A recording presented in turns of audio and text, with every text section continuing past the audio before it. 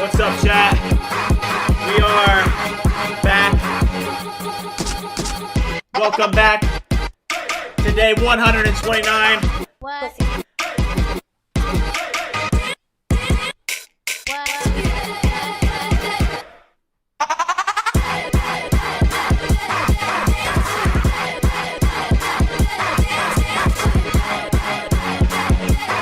What's up, chat? How's it going? All right. Look at that. Let's turn the music down a little bit. Let's get the chill music on, and let's talk a little bit about what we're going to be doing today. Welcome back, everybody, to day 129. So today is going to be a marathon stream, and I have some news for you guys. Super Combo said, "Is this going to be a 24-hour stream?" Oh man, that would be crazy, wouldn't it? But I want to show this to you guys. So right now, we are working inside of BridgeSpace, and we've just made a ton of progress. So if you guys are just tuning in, or don't know necessarily what we're working on, so we're building a suite of vibe coding tools.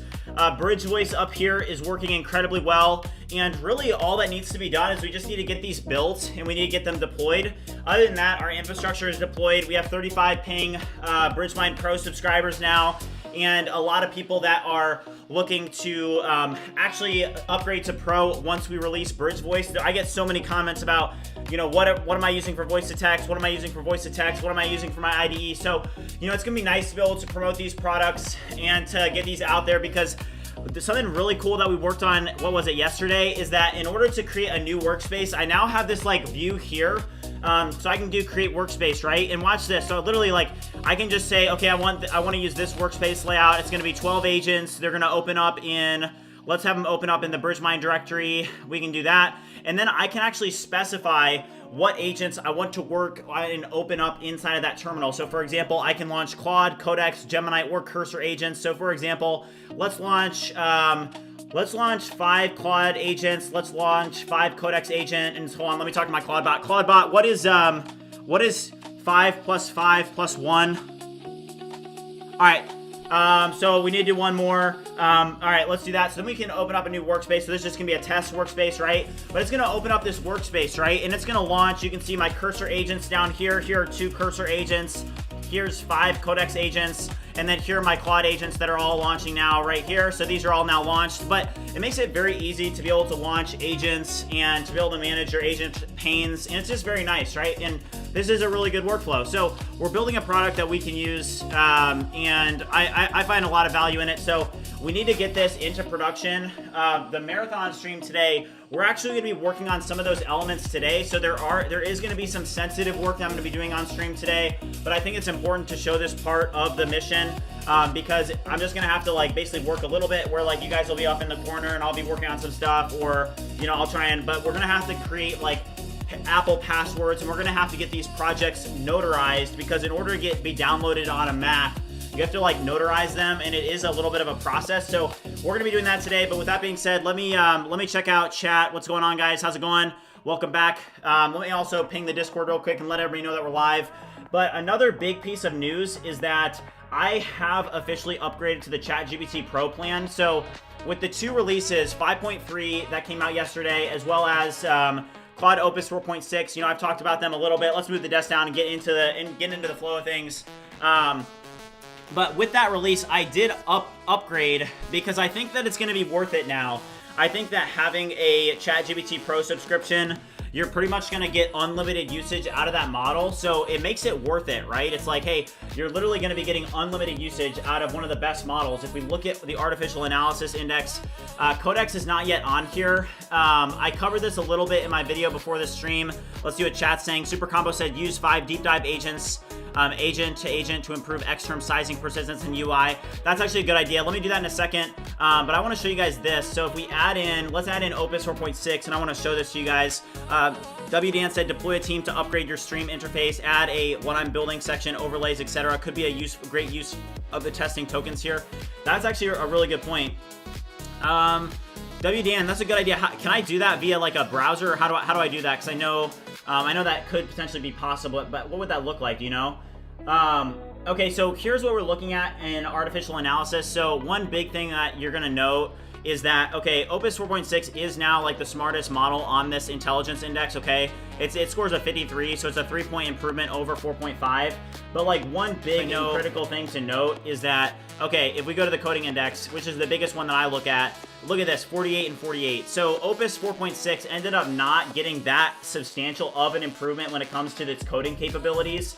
I think that people actually, a couple of people in the community were saying, okay, like I am noticing a big difference in its coding capabilities. So I don't know if that's, I don't know if people are just like, you know, I don't know if it's, I don't know. It could just be people like feeling like that, or I don't know. It's just that when you do look at the coding index, it's the same score, whereas with Opus 4.1, if we add Opus 4.1 to the list, if you remember when that came out, everybody was like, oh my gosh, like this is like magic.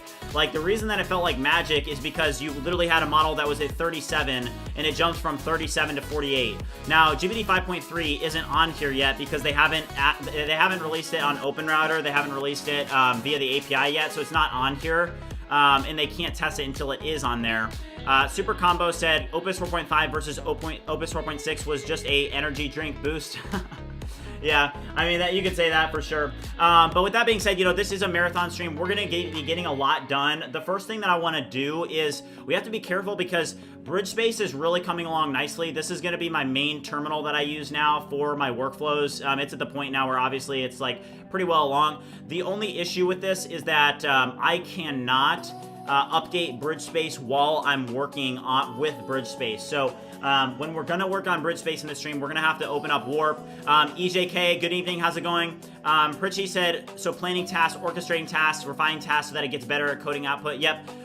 Trep said, look at the suite. Yeah, so the suite isn't very good. I don't think that it improved at all. So let's use Codex down here. I want you to review the logic in Bridge Voice and in the API associated with the Bridge Voice dictionary. Help me understand how this logic works and do a complete breakdown, and then help me add the Bridge Voice dictionary to the Bridge Voice dashboard. So for example, when I open up the Bridge Voice window, I want to be able to manage my dictionary. Is this possible? Review the functionality and integrate this accordingly after an in-depth review. Okay, so we're going to do this. Somebody said, are you going to be building Bridge Voice into BridgeSpace? Well, the thing is, there's not really a need to do that because Bridge Voice is right here, right? Like it's on my computer just like Whisper Flow is. And I think that having kind of like a global text-to-speech or voice-to-text tool is actually better than like integrating it in, like let's say that, you know, with the ChatGPT or the Codex app, you know, it's built in or whatever, right? But it's better to just have one that you can like bring everywhere with you. So the fact that I can bring this everywhere with me is actually really nice. But what I want to do here, and what you guys are about to see, let me pull up, where is Bridge Voice on my computer right now? Let me find it. Hold on, why is it not open? Okay, here it is. So here's Bridge Voice, and you can see this is like some of my prompts, but you can see that there's no dictionary here, right? So I want to add that. Okay, W. Dan said the overlays are just image files. Anything animated could be made via Remotion skill or something similar. I think you could just let a team cook on the general instructions to build overlays for OBS. All right, let's give it a prompt. Why not? But what would that? Okay, hold on. I need you to look into the concept of overlays for OBS. How are they created, and would it be possible for you to help me make some BridgeMind related overlays for my OBS stream? Yash, how's it going, man? Welcome. OG Testy said, when am I getting mod, chat? OG Testy, you're getting mod right now, dude. I appreciate your help. You just got mod. All right, also, guys, I am going to start a poll. We are doing a cold plunge at 350 likes. We haven't done one in a while, so we got to do that. Cold plunge at 350 likes. Let's go, chat. We've got 173 people watching. All right, perfect. Okay, so we have 2 agents working for us. Let's go over here. So the database migration layer. Okay, so this is going to look into OBS overlays for us. I don't necessarily know the best way to get that done yet, but we'll see. I'm not sure yet. Then this one is working on the shortcuts view. Let's kick off another Codex agent. I'm gonna add bridge voice here, and okay. I'm having an issue with the conversation history. Every time that bridge voice reloads, it's not saving my history. Why is this the case? Somebody's asked, no goals on the board yet for today. Not yet. We're gonna write them up on the board as we go along. The only goal on the board today is that we are doing a marathon stream. So today's gonna be a little bit of a longer stream. We're gonna be trying to actually get bridge voice deployed. The only thing I really need to do is get it notarized and shipped. I had done this previously, so I do have like the keys and stuff generated for it. I just didn't have. I don't have the build output that it created. So I'm gonna have to do that again. But we're gonna get into that in a second. Also, shout out to WDan. Thanks to you for dropping that command. I just, hold on. I need to get better with these commands. There's a lot of ways that we can improve the streams. Okay, but this is an issue too. Why does this continue to ask this? I can't stand this. It shouldn't be doing that.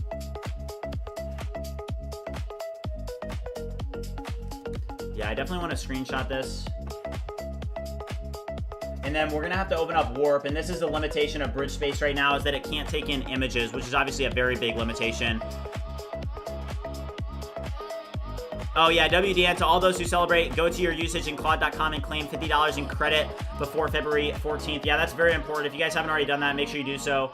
Okay, let's open up Claude Code here in Warp, because I'm still unable to drop in images inside of bridge space, and while we're working on bridge space, we can't drop anything in bridge space. So this is a little bit of a issue with bridge voice right now that I don't like, is that when I open up bridge voice initially on my Mac, it launches this window that you're seeing here.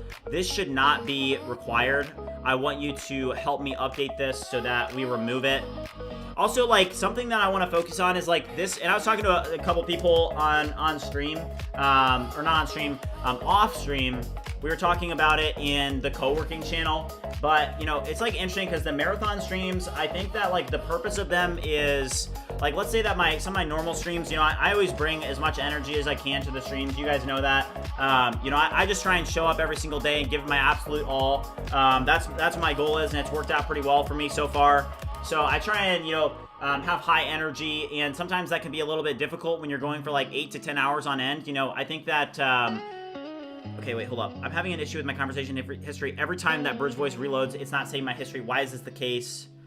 Okay, so one thing that I do have, so I have this Nightbot, right? So this is a good recommendation for Super Combo. So he said, Bridge, just have Nightbot every 10 minutes, do Discord view creator. So I think that is there timers? I think it's timers, right? So a new timer. So name, Discord. So we'll try this. So the message maybe could be Discord, and then every 5 minutes, we'll try this. Hold on, we'll try this. We'll do every 5 minutes. We'll see if this works. So every 5 minutes, keep an eye out for this. We'll see if that works. All right, so here is bridge space. This one here. All right, so it says on the overlays. Let's see what it says. So it says that OBS overlays, how they work. OBS supports overlays as layers stacked on top of your stream content. There are 3 main formats: a PNG, a WebM, and then an HTML and CSS. The standard canvas is 19. Obviously, it's that. Okay, since BridgeMind streams are coding tech focused, here's what makes sense: all as browser source, files with BridgeMind branding, dark theme, brand gradients, high impact overlays, starting soon, be right back screen, your name, title, social handles. Wait, I have no idea how to do this. Oh wait, so there is the Nightbot did just drop this in. It won't pick up on its own commands, somebody just said. Okay, got it. Okay, I do see that. Well, here's what I'll do. Apparently I can't have it pick up on its own commands, but I can do something else. Okay, the integration adds management in the bridge voice substitution to local whisper transcription output. Okay, so this did add dictionary view, so let's open this up. So here's our dictionary, okay? And, okay. I wonder if it would be possible, like,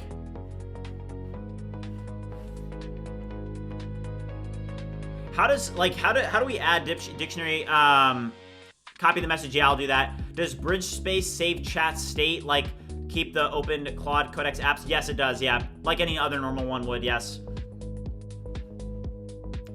Okay, I mean, we can try a couple overlays. I may want to do this one off stream. This one here. What is the best approach? What is the best, hold up.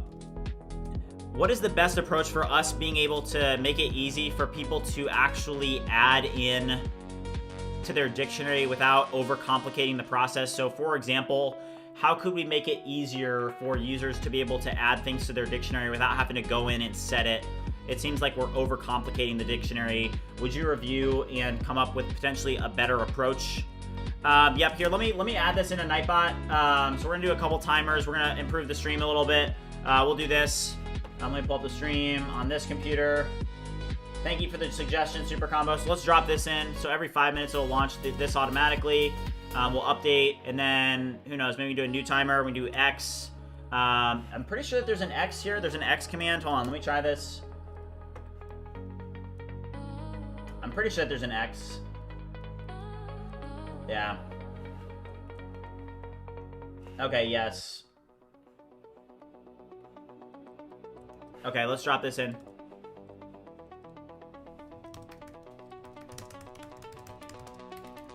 Alright, follow BridgeMind on X. Alright, this one we'll do every 10 minutes. Alright, so we have a Discord, we have an X. We'll just leave it there for now. Actually, let's do a Vibathon one too. Let's try this. Alright, wait. Somebody said Pro and above only, I think. Wait, for what? Oh, for the $50? Yeah, yeah. Alright, so we do have a Vibathon command, right? I thought we did. Hold on, let's go into commands real quick. I do have a Vibathon command. I know that I do. It's right here. Alright, so here's some information about the Vibathon. I'm going to add this into a timer. And we'll just drop this in. And I'll name this Vibathon. And this one will run every... We'll do 15 minutes on this one. Create. Alright, that looks good. Alright. Cool, thank you. Shout out to the Super Combo. We're improving the stream. Appreciate it, man.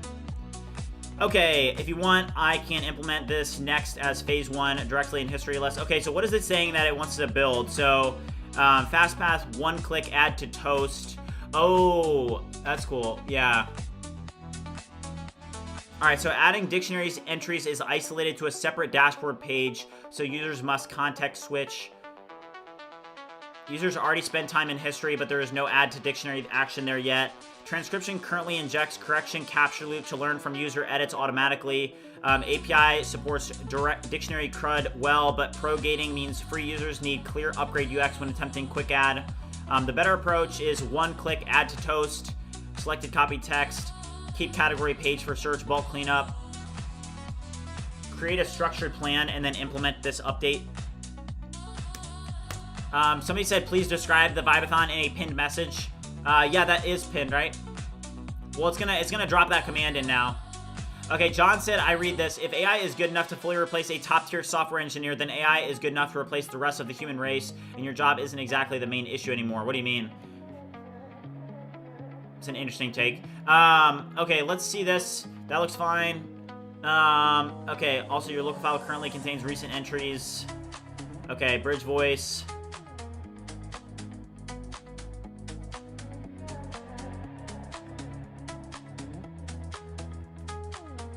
How do we need to update the code so that this is more reliable and that we fix this issue? Okay.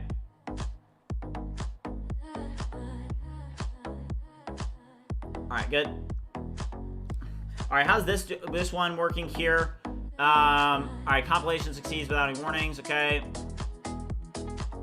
Alright, so this is not gonna throw, when I restart Bridge Voice, it's not gonna ask me for that anymore. I'm curious as to whether or not it's gonna give us a bunch of issues though. So let's where's Bridge Voice? This is Bridge Voice, I'm pretty sure. So let's try this real quick. Let's do oh wait, no, that's Bridge Voice. Oh, that is not good. Oh my gosh, I just screwed up. That's alright. This is why I'm using Warp while I'm updating Bridge Space. Yeah, let's that's probably a little bit of a better approach. Let's use while we're updating bridge space, we should probably use warp, even though at this point I think that bridge space is actually like really good. The ability to do like very fast starts is nice. Okay, so here's this dictionary. So here's this dictionary. We did kill those instances though. That is not good. Okay, can we restart them? Hold on, let's launch Codex real quick and see if I can get back into that instance. So you can do resume, and you're gonna be able to pull up a resume chat. I'm pretty sure it was, okay, 46 seconds ago. It was probably one of these. Okay, nice. So this one got cut off. Also, this one got cut off. So let's launch these two Codex windows and do resume on this one as well. And then we'll do the one 59 seconds ago here. Okay. Okay, continue. Okay, continue. Somebody said, what is your vibe coding environment? Well, right now we're building out a suite of vibe coding tools. So for example, I'm using Bridge Space, I'm using Bridge Voice, I'm using the BridgeMind MCP. I'm using all these different tools that we've been creating over the past couple weeks. And I hope to launch these. The goal behind me, as you can see, the goal is to launch them by March 1st. I think that will beat that goal. But for example, you know, here's what Bridge Space looks like right here. Let's sign in real quick. Why is this all... Okay, that's fine. Oh, hold on here. We need to restart this. Okay. Okay.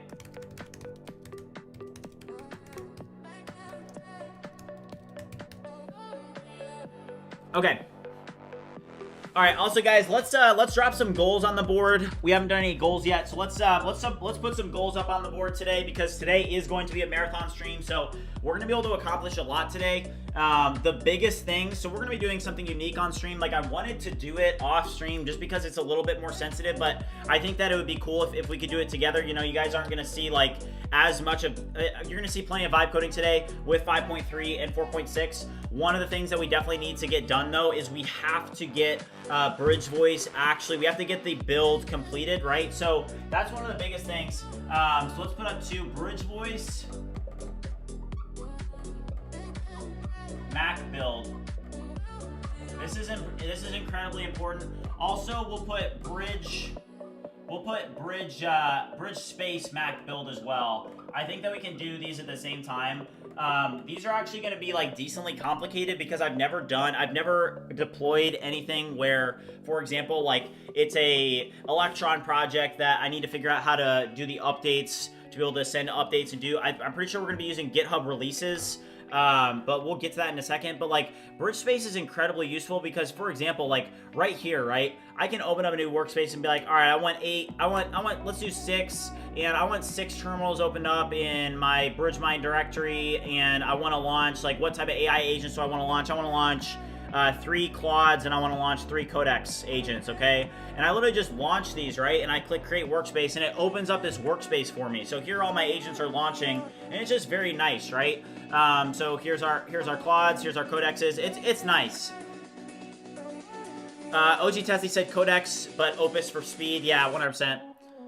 You haven't shared any news about OpenClaw. I'm still working on that. I've got a lot going on, but that definitely is coming along. All right, let's go over here. We're gonna do 750 push-ups today, and we're also gonna do a cold plunge at 350 likes.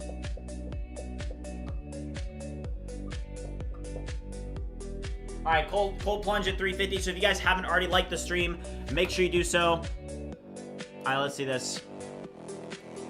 All right, we have 79 likes so far, 250 people watching. So if you guys haven't already liked the stream, make sure you do so. We've done 25 push-ups so far. I did 25 at the start of the stream. All right, but we got the desk moved back up. We got the energy flowing. Let's get to it, guys. DSAT said, Matt, that tool is incredible. Thank you, man. Thank you. Somebody asked, how can I get a girlfriend? Okay, I usually don't answer questions like that, but I will answer it in this case. The best way to get a girlfriend is to... Honestly, my best advice for you would just be to, hey, like, focus on what you're doing. Focus on, like, I think a lot of people, they get in this mindset where they're like, they're like, oh, I want a girlfriend so bad, or I want to be in a relationship so bad. And what I find is that sometimes that can actually like hurt you a little bit. You know, if you're focused on doing your thing and you're locked in on whatever you're doing, a girl will just kind of like come into your life and fall into your life at the right time. I don't think that, like, I feel like sometimes if you go looking for it, it can be hard to find, if that makes sense. And when you're not looking for it, it can be easier to find. That's a weird piece of advice, but it's definitely, there's some truth to it. Okay, let's see this. So this was for the vocab. So I'm interested here. BridgeMind.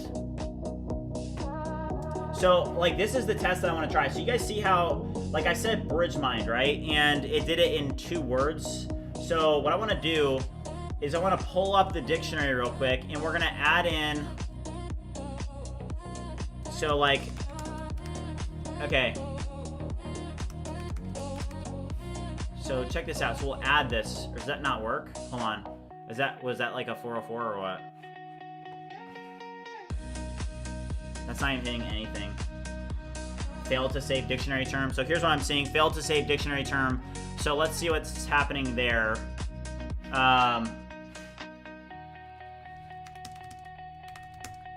Failing to save the dictionary term. Somebody said vibe coding is great, but pretty expensive. Yeah, it depends on your budget. Like, expensive for some people is different than expensive for other people. So, you know, if you're maybe a little bit younger, like you're in college, right? You don't have a job or you don't have an income or anything, like $200 a month can be expensive. But for people that have jobs or like well-paying jobs, $200 a month is like nothing. So it just depends on what. Somebody asked, how many hours do I sleep at night? I try to get 8 hours of sleep. Vibe code a girlfriend. I don't know if you could do that, but Blackwell said, I'm simple, man. I see BridgeMind, I click. Let's go. Let's go. All right, let's knock out some push-ups while this Codex agent's thinking for us. I do think that this did fix that, so we are good on this one. I'll harden this further. I'm applying that lock now. Okay, continue. Okay, we'll launch these 2 Codex instances and let them do their thing. But let's knock out a 50 bomb, guys.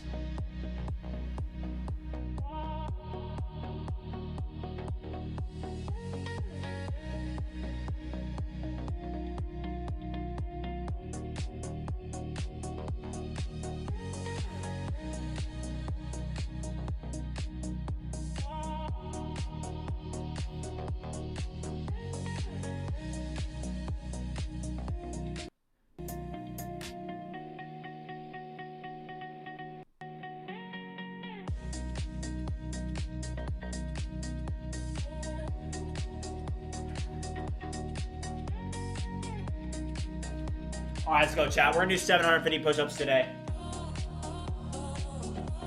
All right, we're up to 75. All right, I just gotta 10x that. Okay, let's move the desk down real quick. And something that I want to do is I want to get us started on this deployment process. And I actually want to use Cursor for this. So I'm gonna pull up Cursor. This is sometimes the benefits of using Cursor is that, oh wow, that's insane. All right, so I will say this. So I do have $10,000 in Cursor credits. These are my Cursor credits here. Just as kind of like a disclaimer. So I do have $10,000 in Cursor credits. So we're gonna use Cursor a little bit today as well. Shout out to the Cursor team though. But yeah, I mean, Cursor is great. The reason I use Cursor, and I'm not sponsored by them, they did give me some credits to use, which is great. But you know, one thing I will say is that Opus 4.6 on max mode, this in Cursor, like this is gonna have 1 million in context, okay? This is gonna be 1 million in context. And what this is like via Claude Code right now, I don't think that you have like the 1 million context window, correct? I think that it's actually like right now inside of Claude Code, it's only to 200,000 context window. So, you know, because of those credits that we have, I mean, that's kind of huge. I didn't even know we had that much money in Cursor. Let's go, chat. 10 racks. All right, that's cool. That's cool. All right, so let's have Opus do a review here. So we'll do Bridge Voice real quick. I want you to note that right now I am live streaming and everyone can see the output. So you need to make sure that during this conversation, you do not expose any sensitive information. But what I need you to do is I need you to be able to help me in the deployment process of Bridge Voice. You need to do an in-depth review of Bridge Voice right now and help me understand what steps are left, if any, for deployment. Right now, it works locally on my Mac, and I need to make sure that we get this ready for deployment to Mac OS. Somebody asked, how many applications have you completed so far? Do you vibe code all day? Yeah, so a lot of people know this already that watch, but like this is my perspective. You know, I started doing the streaming just because I was already doing it, right? Like I've had a passion. I've been vibe coding for 3 years. This is my third startup, and I knew like, oh, if I do this, I probably can be pretty successful at it, and it'll be a marketing stream, and it'll be fun, you know, whatnot. I do not like want to be a content creator in any way, shape, or form. You know, I think that content creators, like, here's the difference between, like, when I say content creator, like, obviously I'm creating content, right? What I would say for, you know, like, when I say content creator, what I don't want to become, I don't want to become somebody that's just, like, view hungry and, like, trying to make my living off of, like, views, if that makes sense. That is not my goal or my intention. I think that BridgeMind is probably going to get pretty big. I mean, if you go on Social Blade right now, this is actually pretty cool. If you go on Social Blade right now and check BridgeMind, right? I'll show it to you guys right now because I think this is cool. While this cursor agent works, I'm going to show this to you guys. So let's look up BridgeMind, right, on Social Blade. And basically what this is this is a analytics platform for YouTube, right? So let's go here. They give me a C+ for my grade. So in the last 30 days, we've gained 18,000 subscribers, 813,000 views. And if we go to future projections, this is actually what I wanted to show you guys because this is pretty cool. And this is the perspective I have on this. And I think that this will just kind of help you guys understand like the way that I'm thinking. Whenever you're doing something, right? Like whenever you're in the arena, you have to think about the big picture, okay? And from my perspective, I don't want to be a content creator. It's not my goal to be like, oh, I'm gonna become a YouTuber, right? The streaming, though, is a very, very powerful platform. The community that we're building is incredibly valuable, right? And I think for us to be able to look at some of these statistics and to say, okay, literally, you can look at this and you can say, okay, so by May, we're projected to have 100,000. I guess by June is when it projects us to have 100,000 subscribers. So by June, we're projected to have 100,000. By the end of the year, we're projected to have about 200,000, okay? So you have to look at that and say, okay, here are the projections. Let's work backwards into that, right? Like, what do we want to accomplish, right? And that's definitely been an important factor during this time period where I'm figuring out, okay, this is obviously exploding. I don't want to become a content creator, but this definitely is different than when I only had, you know, let's say 1,000 subscribers or 2,000 subscribers. Okay, OG Tessie said the only fear of streaming with this is when you leak your keys, 100%. W Dan said maybe take a moment to use the create skill and create agent commands to really set up cursor after the last update. Yeah, so W Dan, thank you for that. So W Dan, so there are a couple skills that are important. What is it? Is it the... I remember you showed me yesterday. I already forgot it though. Oh, it's /create skill. Okay, so /create skill, /create rule, /create subagent. So these are skills, rules, and subagents that you can set up in Cursor. You know, we do have $10,000 in Cursor credits, and right now, technically, the best way to get to use Opus 4.6 is through the API. So Cursor is going to get us some better results than Claude Code would right now.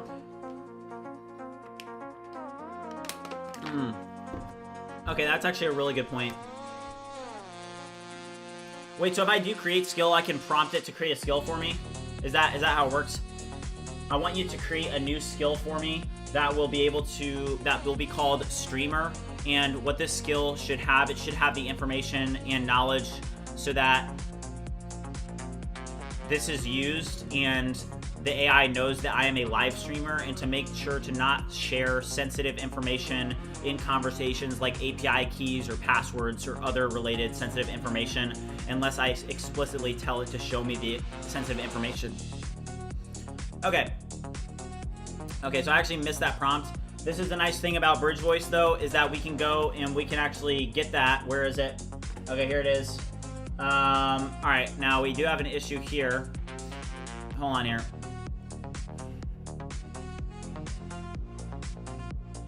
Oh, whoa.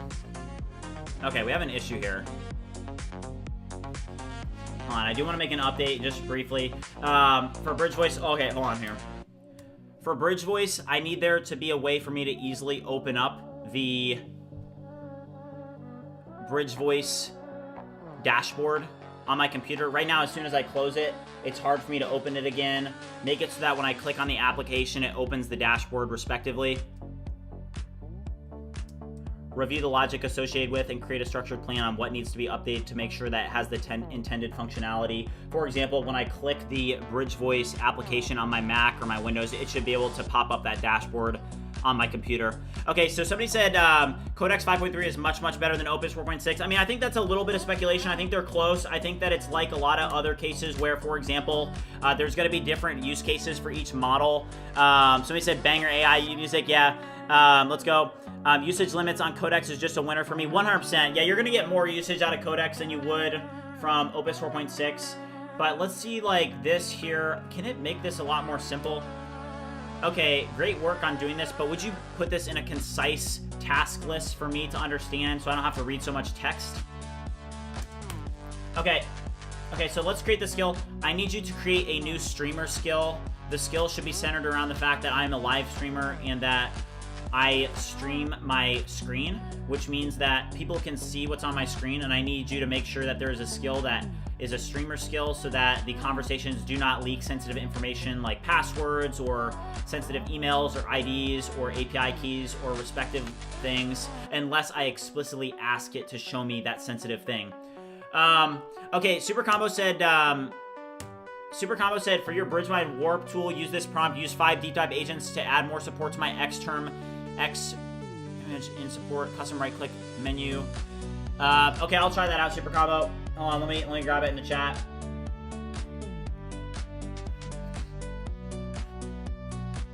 Also, Super Combo, are you using Claude Code or are you using Codex or are you using both? All right, so for that, and that's one reason where it's like, hey, a lot of people, they talk about Codex or they talk about Warp or they talk about Claude Code or they talk about using Cursor, and it's like, hey, one thing that you can't do with Cursor is you can't launch all these deep dive agents, right? So that's like one thing for sure. We can drop in Bridge Space here and enter that. I think that we already did like do this somewhat. Somebody asked, are we using Opus 4.6 or Codex 3 extra high? So yeah, we're using both. We're using Codex here and here, and then I don't think that Codex is available in the API yet, so Cursor doesn't have it yet, unfortunately. All right, here's Cursor. Okay, so this is what's left for us to be able to launch. Wait, hold on here. Okay, so we just did create streamer mode. Okay. Okay, then here's the task list that we need to complete. Okay, fix GitHub remote repo is bridge chat desktop updater.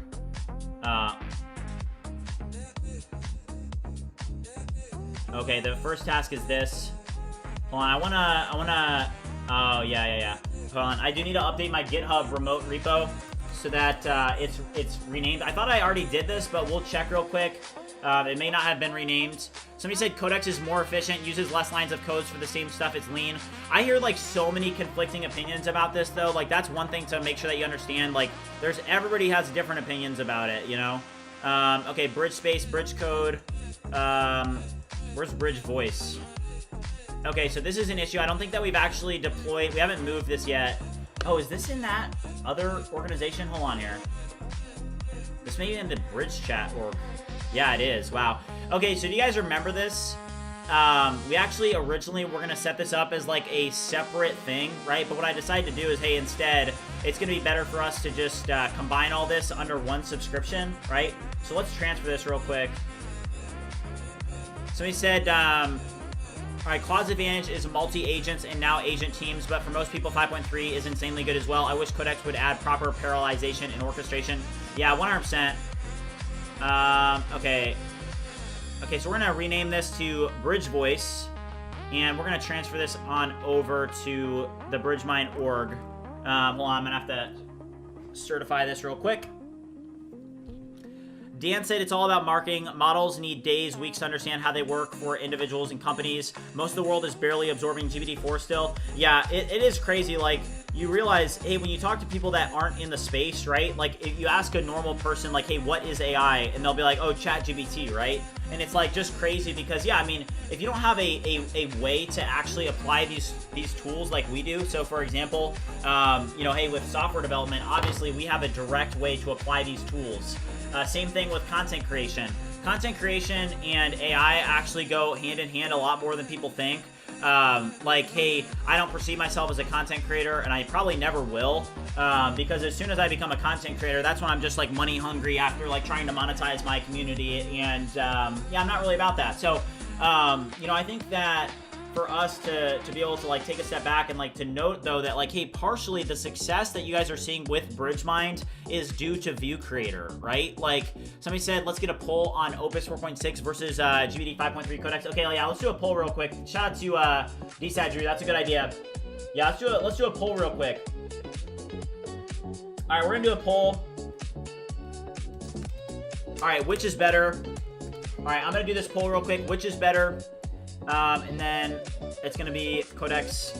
All right, hold on, GPT.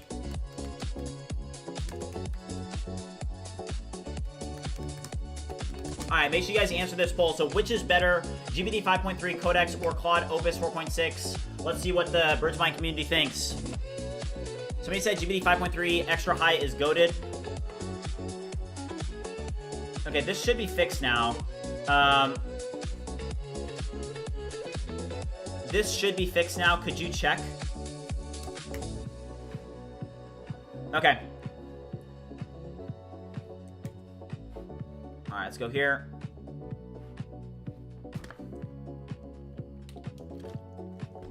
Somebody said, where's the Gemini 3 option? Is Gemini 3 even an option?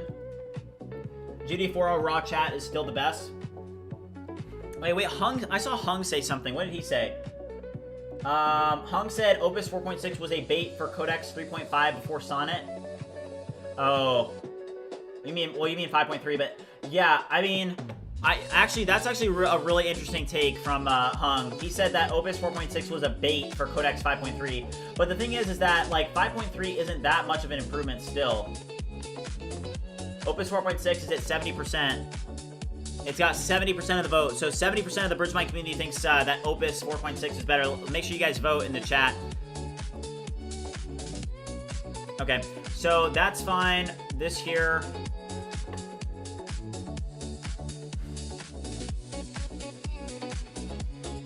Alright, there's still not a good way for me to open the Bridge Voice chat, which I do not like. Like, once I close it, it's hard to reopen it. Why is that even the case? Alright, what was I working on? It was this one here, right? I'm still having issues where once I close that dashboard, I'm unable to reopen it. Like when I click on Bridge Voice in the application menu, it doesn't open the dashboard. Why is this the case? Do another in-depth review. Oh wait, hold on. Yes, implement these changes. It didn't even implement the code. Somebody said 70% are wrong. Super Combo said that Sonnet 5 was renamed to Opus 4.6 and Opus 5 is cooking for a release in 2 months. There's no way they just renamed it, right? Because they literally repriced it. That would be crazy if that was actually the case. If they just took the model, renamed it, repriced it, and set it out there. I mean, you could say it because they did have it as, what was it? $1 million in context. That was unexpected.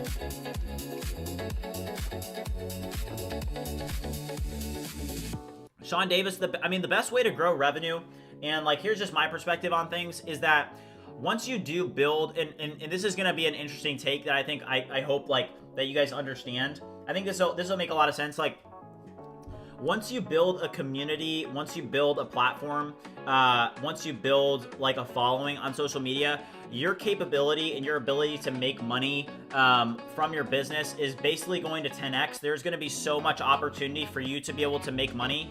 I think that what we've done here for Build in Public has been a little bit of a pioneering element in the industry. Like, I've seen a lot of people that have started streaming or started doing similar things, right? And it's just cool that this community has been able to pioneer a lot of that. Like, I know that there's a lot of people from the BridgeMind community that have even started streaming themselves. And I'm just like happy that you guys are doing that, because I will say that, like, hey, from my perspective, like when I started working on Goalposts and I started sharing that part of my journey, right, I never thought, oh, I'm gonna be at 40,000 subscribers in 6 months, right? I knew that, oh, I could probably be decently successful at it, but I didn't expect it to get to this point so quickly, right? Like, it's okay, we did get that working. So what was wrong before is that I could close this, right? But then I wouldn't be able to reopen it, but now it's that actually one-shotted it. So Opus 4.6 just one-shotted that issue. The issue was when I close out of this, I wasn't able to reopen it, but now it does do that. So let's see if we can add anything now to our dictionary. So there was a term, BridgeMind, that I want to replace with BridgeMind there. That doesn't work though, load failed. So when I'm trying to add this here, it doesn't work. Let's see if we can fix this now as well. Let's drop this in. I now need your help in fixing this error. I'm unable to add new words to my dictionary. Would you review this in complete depth and help me fix this?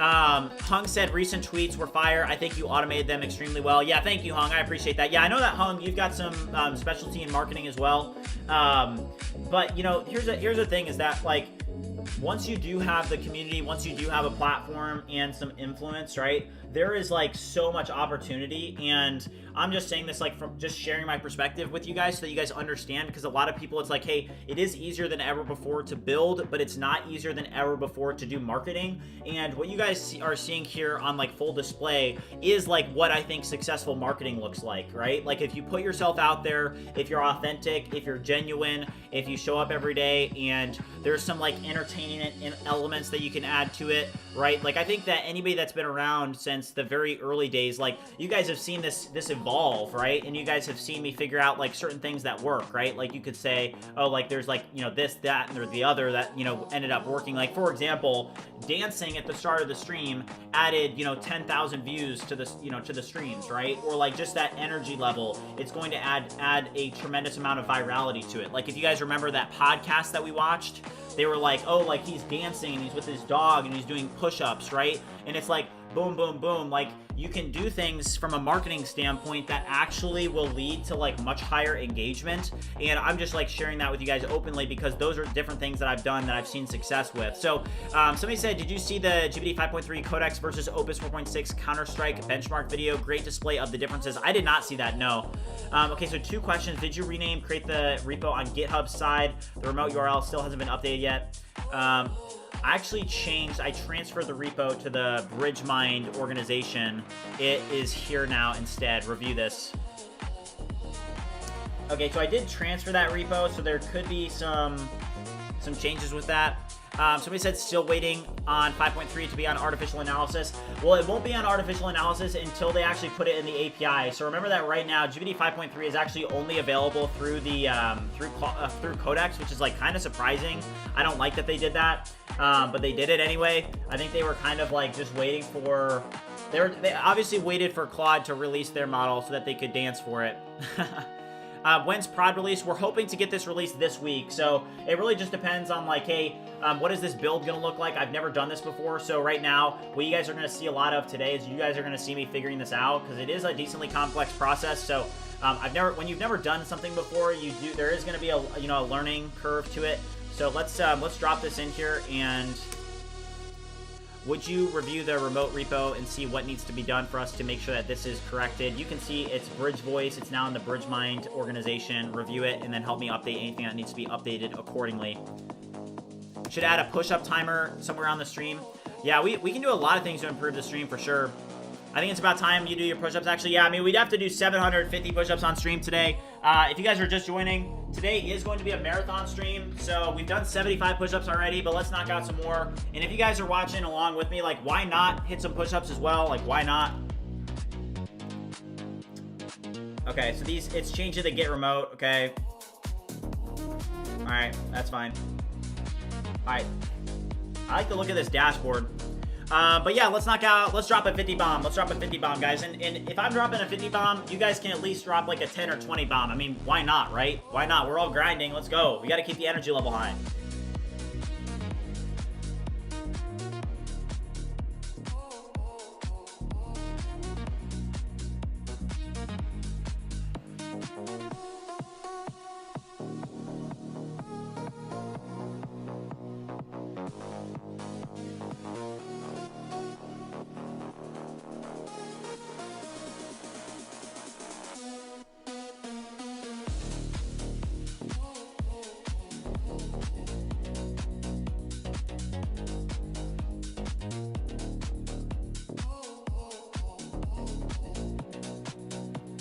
All right, 50 bomb. Let's go, chat. 50 bomb. All right, we're up to 125. We got to do 750 today. Okay. All's clean. Okay, step 1 is done. What is step 2? Let's go. Somebody asked, so, I mean, I think a lot of people know this about me, but I'm, like, very disciplined. Okay, whoa. Okay, hold on here. Use the streamer mode skill, please, and output that again.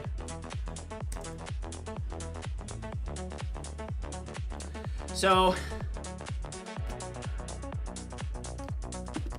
okay, hold on, let's check chat. Okay, here we go. All right, export your developer ID certificate as P12 and basic. Okay. So this is what I'm a little bit frustrated about, is that we did do this previously, like last week, but I don't think that we did it correctly. Or we did it correctly, but then... Okay, also it looks like 70% of the BridgeMind community, here's the final votes, 200 votes, 70% of people thought that Opus 4.6 is better. Okay, so we have to open the keychain access. We did this a couple weeks ago, right? I think hooks are just really powerful.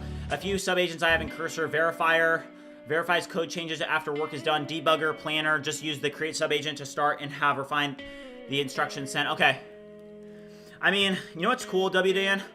Is that Cursor. I mean, the Cursor $10,000 is nice. I'm not going to lie.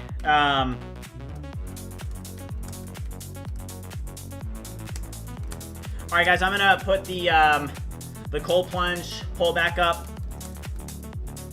We're going to be doing a cold plunge at 350 likes today. If you guys have not already liked the stream, make sure you do so. This is the issue, is that I don't know how I necessarily feel about this one. Did you try Swarm mode in Tmux? I had a good experience with Swarm, but Tmux UX was horrible. I don't know why. By Swarm mode, what do you mean? Okay, so it says... Export your developer ID certificate as P12 and base encode it. We definitely already did this, which is why it was frustrating.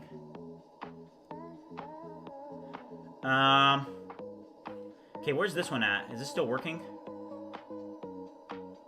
Okay. Now update API client to use the Tori HTTP plugin to fetch instead of the browser's native fetch. This is the key change. It routes all HTTP requests through the Rust layer, bypassing cores entirely. Well...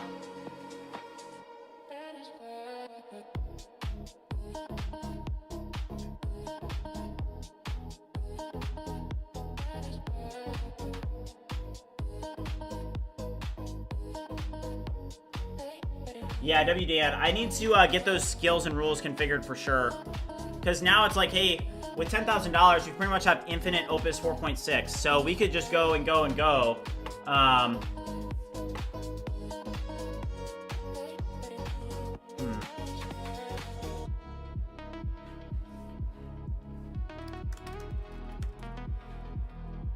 right, we did have that one agent that was working on the X term, right? So...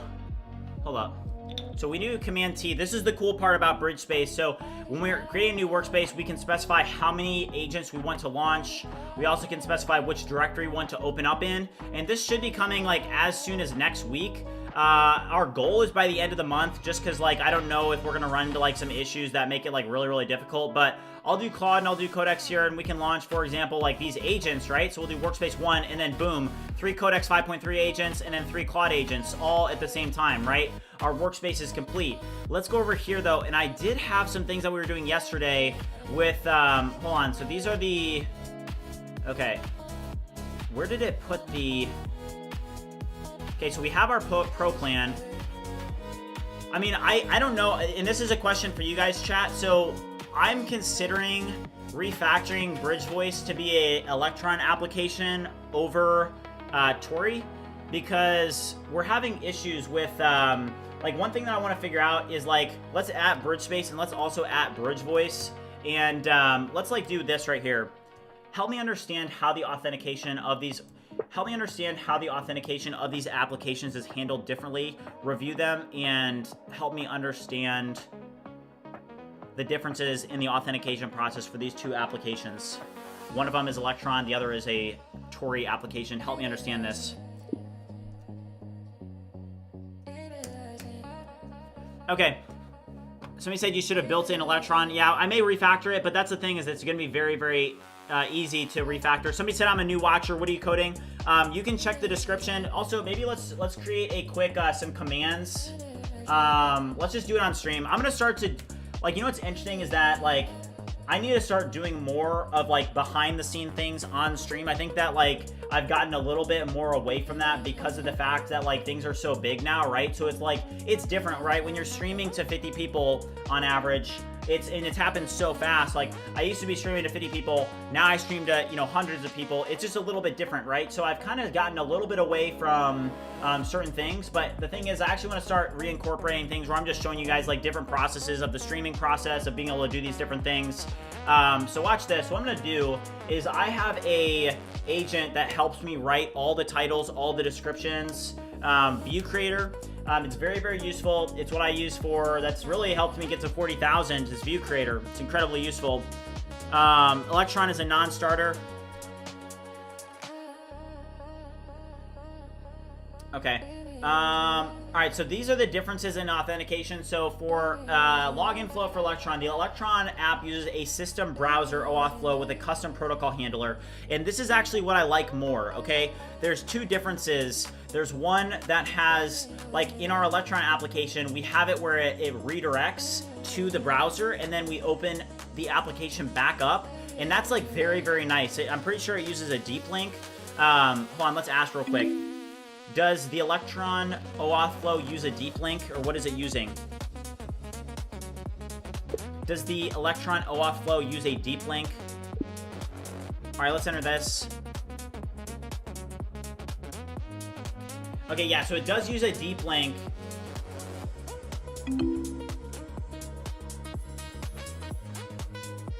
Yeah, so I just like that flow better. So verbose. Oh my gosh, chill.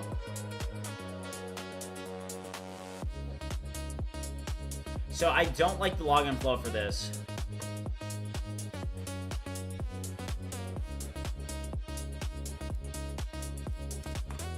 I'm actually not a big fan of the login flow for this application because of the fact that it doesn't handle the authentication process in the browser. I want you to do a deep dive on the authentication process in the BridgeSpace application. And would it be possible for us to set up a similar flow for the Bridge Voice, or since the Bridge Voice is made in Tori, is it not possible? Oh, I was trying to use Bridge Voice, but Bridge Voice, oh, that stinks. Hold on. I want you to do a review. Would it be possible for us to set up a similar OAuth flow in this application versus what we currently have? I really like the authentication flow in the BridgeSpace application because of the fact that it redirects to the web and does the OAuth flow and then has a deep link back to the Electron app. Is that even possible in the Bridge Voice application, or is it not possible? Yeah, I don't like how it does that. So we'll see. We'll see here. The vibe coding setup you have, can I use it on Windows? Yes, you can. All right, so... All right, let's move the desk down a little bit. Do you think AI can be a threat to UX, UI designer? How do you do your UI currently? I use AI for my UI. And I don't think that any of this stuff is a threat. It's like, if you perceive it as a threat and you're like, oh, this is like gonna come for my job, and you see it as like a bad thing, what you should be doing is you should just be implementing it into your normal workflow and using the tools, because obviously these tools are going to take over. Like, if you're not using them already, you need to be using them. All right, good question. Let me look at exactly how Bridge Voice's current OAuth flow works compared to BridgeSpace's so I can give you a precise answer. It's absolutely possible. Bridge Voice already has all the infrastructure needed. The only difference is where it sends the user when starting the OAuth flow. So the critical distinction is that this one's going to open up the browser and go to this page, right, which handles Cognito internally, which is actually what we want, right? That's what we want. But then with Bridge Voice, it doesn't do that, right? So that's the issue that we have.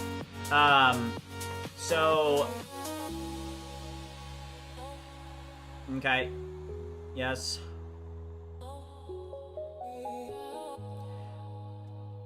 I want you to create a structured plan for us to implement this new authentication flow into Bridge Voice, review in complete depth, and generate a structured plan of the code that needs to be written and the things that need to be updated across the code base to make sure that we build this correctly in one shot.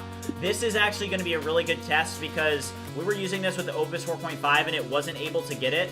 So this is going to be a really good test because this is something that I really struggled with to build in Opus 4.5. And if this gets it in one shot, I would be very, very impressed. Now we are going to build it. We're going to do a plan first, but if it's able to get it, I'm very, very impressed. Somebody said, where can we get your agent skills and rules files? I actually don't have those. There are skills on BridgeMind though, if you want to use those. Somebody, yeah, I need a, let's create a what am I making command real quick. Hold on. Okay, so I'm just gonna launch an agent. I need you to review what is being built with BridgeMind. Highlight and take close note of bridge space, bridge voice, bridge MCP, and bridge code. Remember that I am a live streamer and I get questions all the time that people are asking what I am building. I need you to create the Nightbot commands for this to be easy. Yeah, Super Combo said, any reason you're using Cursor and not Claude Code Plan? Yeah, so I got 10,000 in Claude Code or Cursor credits, so I'm just kind of using some of those right now. Also, like, I will say that with Cursor, sometimes it can be incredibly nice to have it in a UI, and I kind of just want to, sometimes it's a little bit easier for me to work in the UI. So we're using that a little bit, but we also have Warp pulled up behind, and we're going to be working with that. Speaking of which, don't we have one of these packages installed?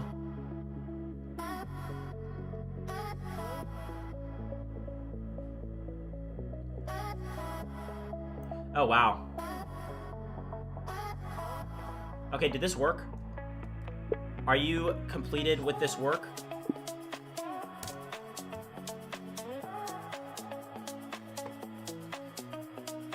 Super Combo said Cursor plan seems busted sometimes.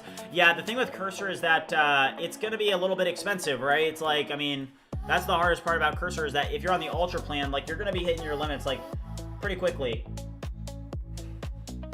Okay, hold up here. Let's use Codex for this one. This is going to be a quick GPT 5.3 Codex test for UI. So we're going to launch Codex here. I'm going to drop in this screenshot. And I'm going to add bridge space. I want you to review the styling of this settings. The settings is not on theme at all. It uses all these weird colored gradients. It is not very professional. It doesn't follow the theme of the application. Review the icons. They're very unprofessional. The buttons are also very unprofessional. They don't follow the theme. Remove all the gradients and the weird colors and make sure that this actually follows the BridgeMind theme and marketing style. Update this all to be more compact, more professional, not use as many lightly colored gradients and unprofessional colors or icons. Make it incredibly professional across the entirety of the settings interface. Review the screenshot to note what I don't like and then update accordingly. Okay, so that's going to be 5.3. It's going to update this settings page, and we'll just kind of give it a test, like intuitively, of like, okay, we want to update that, right? But what you guys are going to see in this stream is like we're just kind of opening up a little bit more. I'm going to be showing you guys a little bit more of the behind the scenes. We're going to be doing a lot of stuff together today. Let's go over to Nightbot and let's create these commands because these commands are going to be important. So everybody is constantly asking like a couple questions. So I just want to set up a command here for like, what am I building? So we're going to do new command. So I'm just going to screenshot commands and let's just copy this, paste it in, create the command for this.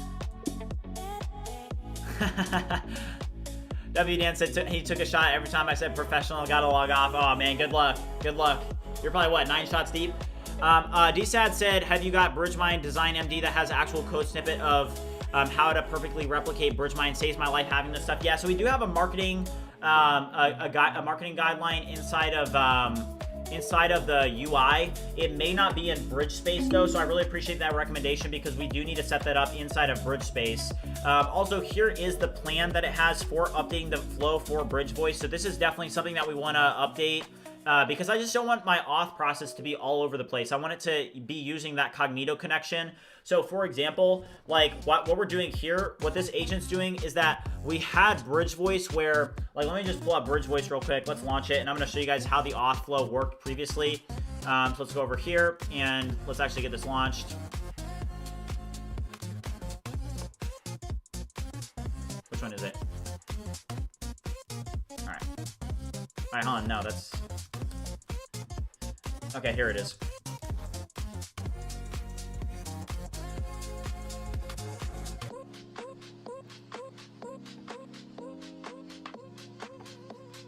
Okay, there's some errors in Bridge Voice that we need to fix. Okay, wait, hold on. We're gonna have to let that finish, though. Okay, wait, did Codex just break this?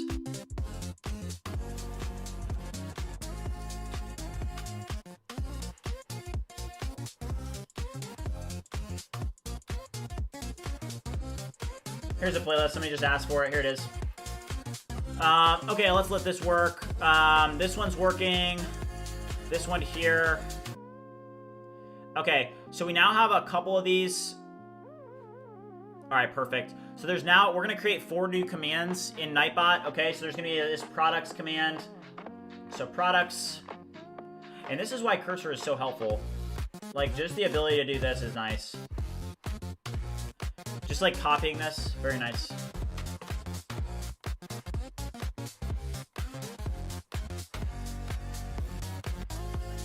Okay, so try these commands out as I make them, guys. All right, so Bridge Voice.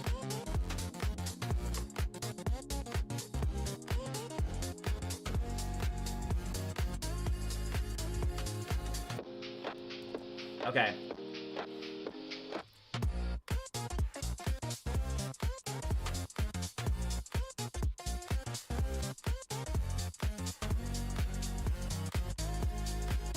All right, these are all created. Also says to update stack.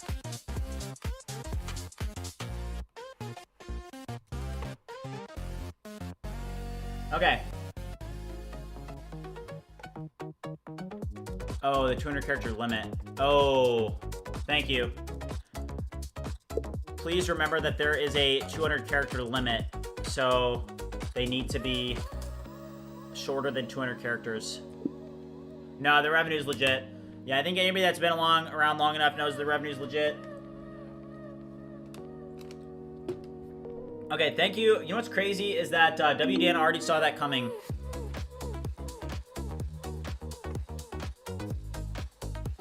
All right, let me see this. Products. All right, let me fix this real quick. All right, this one. All right, what is this one? This one's bridge code.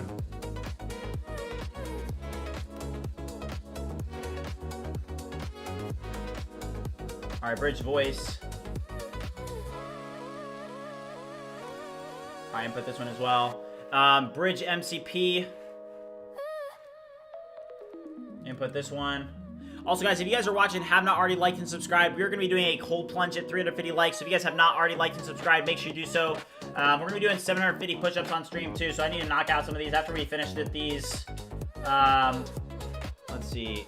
All right, so this should be good. All right, try the commands again now, guys. So that should work now.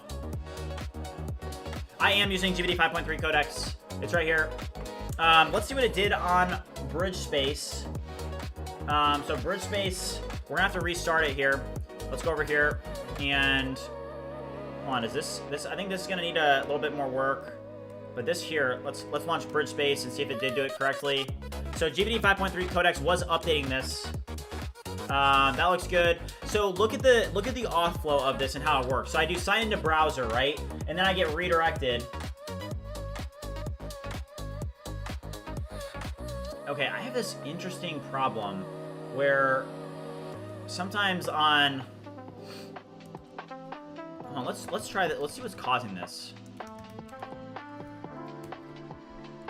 in the BridgeMind UI, I have this unique problem where sometimes when I'm navigating to this page, it takes a really long time to load, and I want you to figure out and pinpoint exactly what is causing this. Review and identify what causes this. Yeah, so Super Combo just asked, like, that's actually one of the reasons that we're using Cursor right now too, is that inside of Cursor, this Opus 4.6 does have the 1 million context enabled. It's not enabled yet in Claude Code, so that's one thing to note.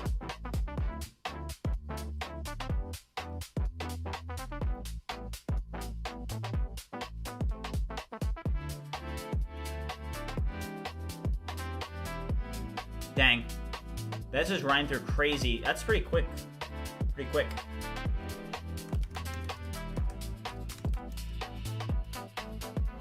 Alright, we're gonna have to do some push-ups here in a second. We can do 750. That's a lot. Yeah, this screen's like frozen.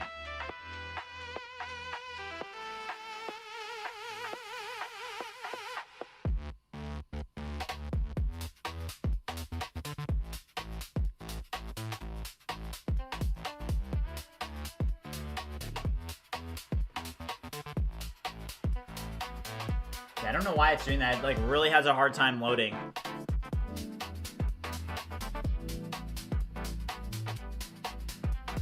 Alright, how's this one doing? Alright, this is updating a lot.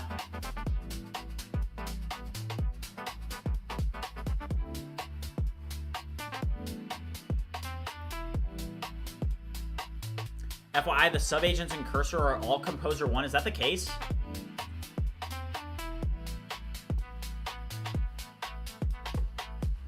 Alright, well, we need to get into BridgeSpace so we can see what Codex, GPT 5.3 Codex did. Alright, this looks good. Alright, let's knock out some. Let's drop a 50 bomb real quick. Ryder, let's go, man. You know it. Alright, let's knock out a, let's do 50 bomb real quick.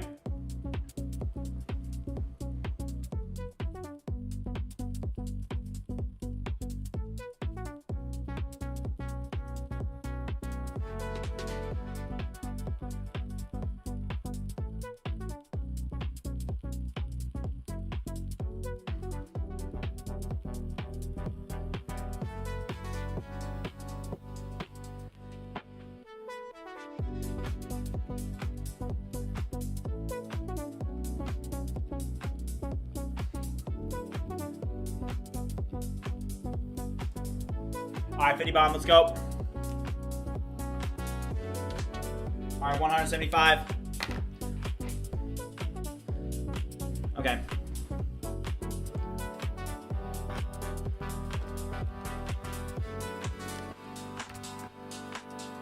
Yeah, that's what I thought too. WDN said, my understanding is that subagents in Cursor 1 inherit the model you're using, not default to Composer 1. Otherwise, people wouldn't use it. Yeah, that was my understanding as well.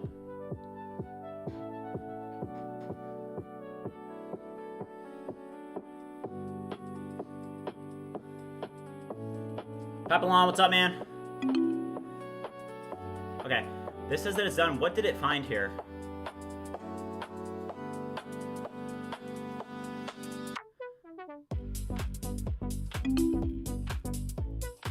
Okay, it says that it fixed it. Let me try it.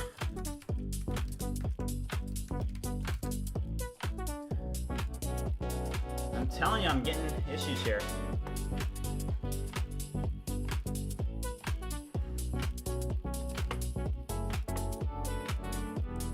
Yes, fix this. Yeah, agent teams are insanely expensive. Somebody asked, how did I get started in live streaming? I mean, you can go back to day one of the journey. You know, I talk about this a lot, but it's like, hey, if you want to be successful in anything that you're doing, you just have to be consistent, and you have to have the staying power to navigate through the ups and downs. Like, you know, if you're doing something and you just expect it to all be great, right? Like, you know, I can even go back to journal entries, right, that I wrote when I first started out on this journey, right? And it was like, I was just like so excited, and it was like so enjoyable and fun at the time, right? And it still is. It's just that, like, hey, I've gone through some really, really challenging circumstances throughout this journey, right? And there were a lot of moments where I could have just, you know, given up because I was like, oh, this is like really hard. It's not as fun or enjoyable as it was. But I think that, hold on, I'm going to change up the music a little bit. I'm not really rocking with this. Just change it up a little bit. But yeah, I mean, it's like, with anything, you just have to be insanely driven and determined and continue forward, like, through those difficult times, right? So that's like the approach that I've taken, is that, hey, as it comes to streaming is an incredible thing that you can do, especially in this space, if you are trying to get your product out there and build a community, build an audience, whatever you want to call it. You know, I think it's a great way to do that. Why is this not loading? So this is the issue that I'm having, is that whenever I'm redirected to this bridge space here, it like never really loads. Somebody said thoughts on Opus 4.6 compared to 4.5. I mean, it's definitely better. The context window is huge.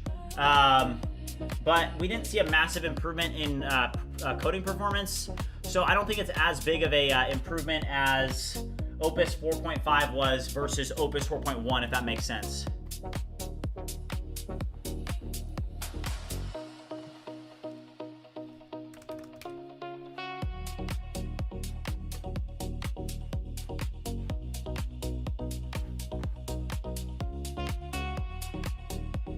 All right, so this is gonna fix these things, and then we'll test it again.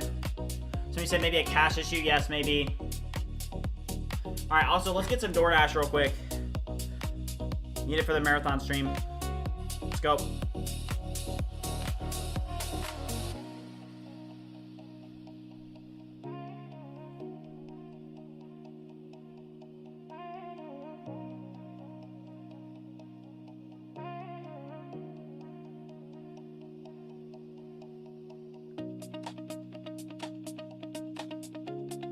All right, let's go.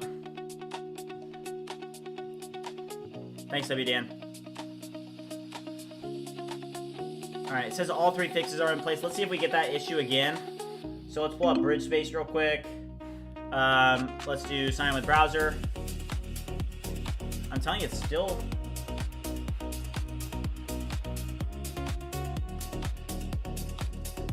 I'm gonna screenshot this.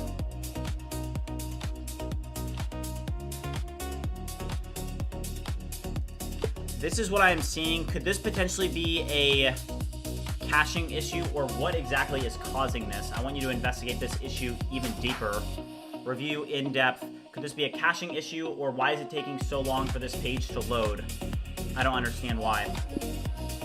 Is it, let's see if it's the page specific or if it's on the site in general. Yeah, it's on the site in general. This issue is related to the site in general. Even when I go to this URL, same thing happens.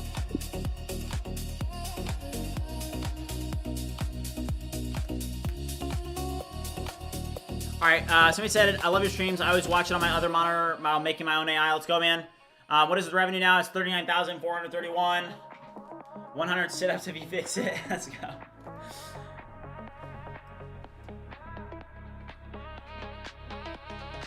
Okay.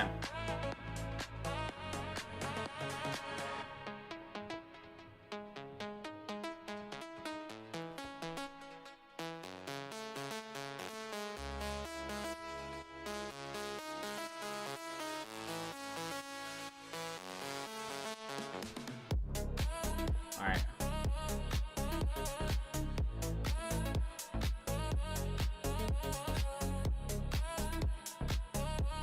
Okay, wow. So it literally figured out, it said the TCP connection is instant, but the server takes 14 to 16 seconds to generate the first byte of the response. This is a server-side compilation, rendering bottleneck, not a browser caching issue. That's actually crazy that it figured that out. That's impressive from Opus 4.6.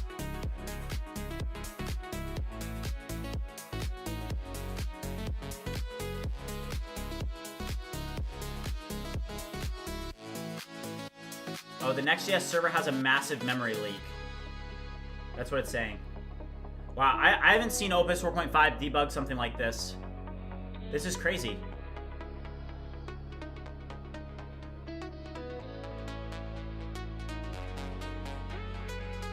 So it just debugged this, wow. Oh, am I using 88 gigabytes of RAM right now? Oh, wow. So it literally debugged on my machine what was happening. How is Opus performance in your workspace? Has it been better than 4.5? I mean, even this example right here, this is something different. I've never seen Opus 4.5 do something like that. It just intuitively like that. W Dan said, I'm telling you, debug mode plus 4.6 feels like magic.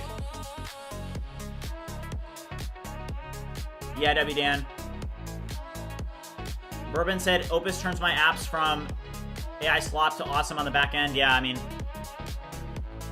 let's check up on Bridge Voice and see if it was able to fix that in one shot. Also, once we do fix this issue, it's going to be able to launch. We're going to be able to launch and test what Codex was able to do on that front end part that we were doing. All right, 600. Okay, let's see if there are errors here. Looks like there are some errors.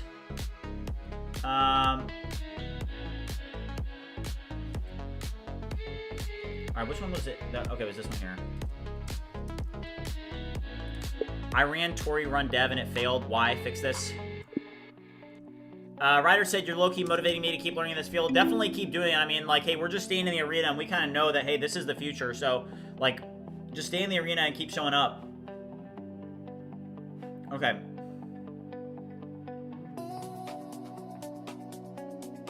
Okay, so now it says that it's fresh. Let's test it now. Open browser again. Oh, wow, yeah. Okay, so that did fix our issue. Wow. So, okay, Opus 4.6 was able to fix that issue, and it was literally able to debug it on my machine. That was pretty crazy. And now we're able to open this up. Let's go. Okay, now we can see how did Codex update this. That is so much better. Oh my gosh. Okay, so this looks so much better. Codex 5.3 did an amazing job here. That is really, really good. Wow. Okay, do you guys remember what that looked like before? It looked terrible before. It had like all these horrible looking icons and it had these weird gradients. And I asked GPT 5.3, I told it, remember I said professional, professional, professional, and it made it pretty professional, you know? It's like, wow, okay, that looks good. That's pretty impressive. Okay, so here's our Kanban board. This integrates with the BridgeMind MCP, remember that. Okay, so somebody said, which IDEs are you into right now? Well, we're working on BridgeSpace, which is not an IDE, it's an ADE, an agentic development environment, and that's what you just saw right there. Okay, let's see here. So it's able to get that knocked out really well. This is actually, I mean, I'm starting to notice a little bit of a difference, to be honest with you guys, with both these models. That was pretty good. That was pretty good. That's funny. Chad, that's hilarious. Okay, so Ariel said, how can I motivate myself to quit drinking to be full focused in my project? Okay, so that's a good question. Okay, Opus 4.6 was not able to complete this, unfortunately. What is causing this? Hold on, let's do a fresh one, and let's cd into, okay, I want all the logs from this. Okay. So is this up here? So I'm going to answer that here. So, yeah, I mean, with drinking, I think that a lot of you guys know that I've stated it a lot. So with drinking or anything related to drinking, drugs, like, just my perspective on it is like, hey, if you want to take life serious, the best thing that you can do is to cut out all that from your life, especially like when you're younger. A lot of people my age, right? Like I even saw it with a lot of my friends, right? Like a lot of my friends, they got into gambling, they got into like being in frats, which again, there's nothing like if you do anything, like I'm not judging you, I'm just like stating a fact of like I had a lot of friends that they got into like gambling early on with like DraftKings or like, you know, FanDuel or whatever. I had some friends that got really heavily into like frat parties and drinking and all that, and you know, doing drugs and whatnot. And you know, I when I was a freshman in college, I like went to some frat parties and I drank and whatnot. But when I started taking life serious, which was my sophomore year of college, and I started to really turn it up a notch, I cut out all that stuff completely, right? And I started doing things I knew were good for me, right? Like reading books, doing journaling, meditating. If you're religious, I think that that's definitely an important part of your life. You know, being able to like kind of take a little bit of a step back from negative influences in your life, and just to say like, okay, like if you have a friend that's like a terrible influence on you, you know, you're not going to be able to like solve his issue, right? Like you can't, like you are who you hang out with, and if you are hanging out with people that are just like terrible influences on you, then you probably need to like kind of phase them out of your life a little bit, right? It's like, you can't change other people. So if somebody is like having a terrible influence on you, you probably just need to start to like take a little bit of a step back from that person, because most of the time it's just not good to be surrounding yourself with people that are like toxic influences on you. So once I started like, let's say, taking a little bit of a step back, trying to further what I was doing in my life, getting into software development, getting into entrepreneurship and startups, that's when I started to see like so much fruit in my life. It's just like, yeah, like taking a break, like, and you don't miss that stuff, right? Like I don't miss like going to frat parties and drinking, right? Like my freshman year of college, like I don't miss any of that stuff. It's like kind of just like debauchery, right? So you kind of want to just distance yourself away from that stuff. It has no real fruit in your life. Like it's just not good for you. I think that once you start making decisions that are going to, have value and add value, it just helps your life a lot. Let's see here. Mark said, I like vibe coding, not fully sober. That's funny. Okay, so the app launched successfully. Okay, so it did launch successfully, so it's back up and running. Let's try logging out real quick and seeing what it looks like when we log back in. Let's try this again. So let's go over here and let's run this.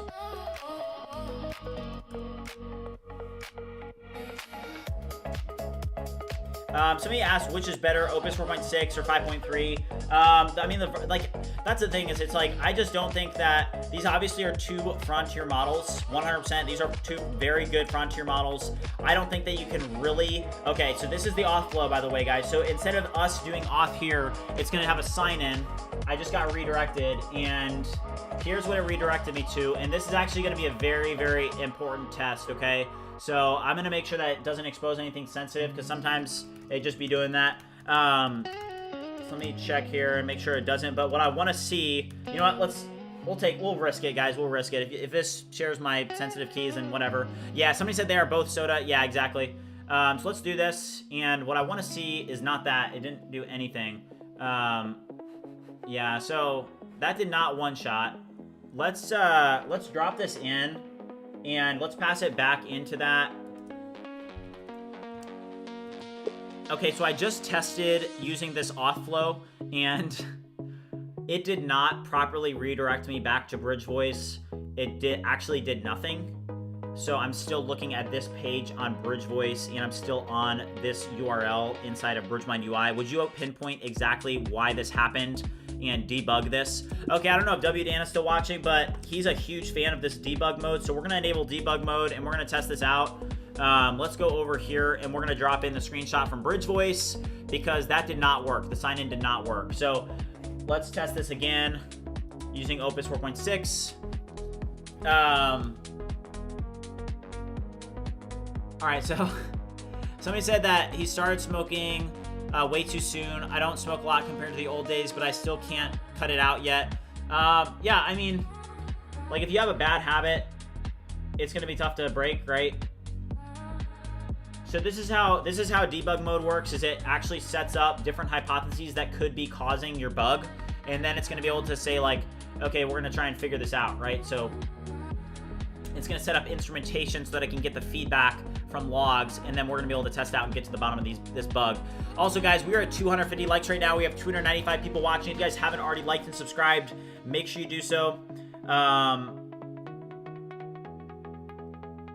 right.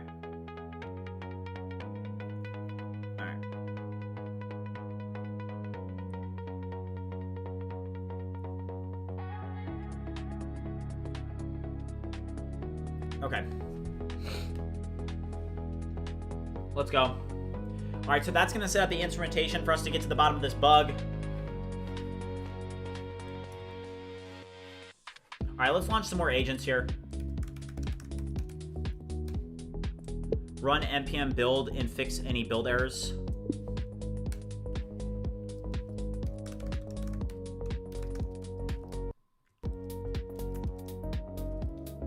Probably should just create a command for this.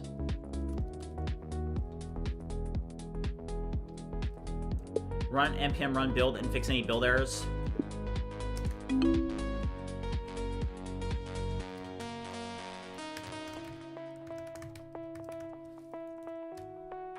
Run npm run build and fix any build errors.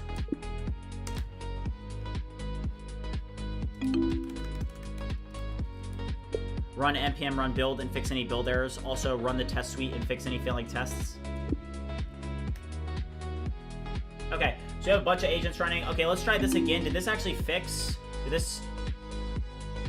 Okay, so this is what it does. It actually sets up the instrumentation, so you can see that here. It's setting up all of the, like, look at this. Now instrument the bridge voice deep link listener, okay? So it's listening to all this, right? And it'll be able to debug it. So we said, are the speech to text run online? Not yet. Bridge voice is probably gonna go live next week. We'll see. It's functioning perfectly. It's working really well.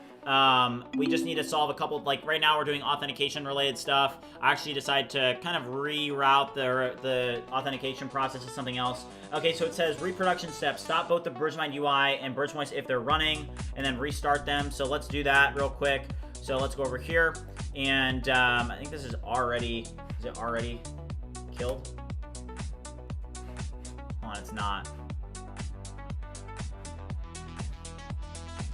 Kill the task running on port 3000.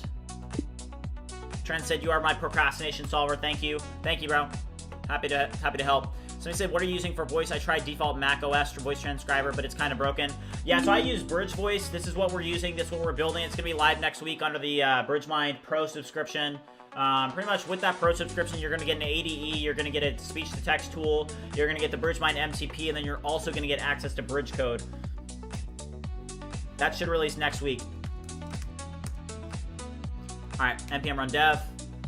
All right, and now we need to go over here. We're gonna kill Bridge Voice real quick, and we're gonna run the dev server there as well, because that's what cursor 1 does to do. And now we actually need to reproduce this error. Ooh, I think we're getting, okay, no, we're good. Okay, so this is Bridge Voice. So let's try signing in again. We're reproducing an error that we had in Bridge Voice so that we can actually debug it. So let's go over here, and let's actually sign in. Okay, so it did nothing. And now we're gonna go over here, and we're gonna go here. Hold on here. Okay, so we just reproduced it. And now we're gonna do proceed, because we reproduced the issue, right? Yeah, Opus for killing a task. You are crazy. What do you mean? Okay, so let's see if it solved this.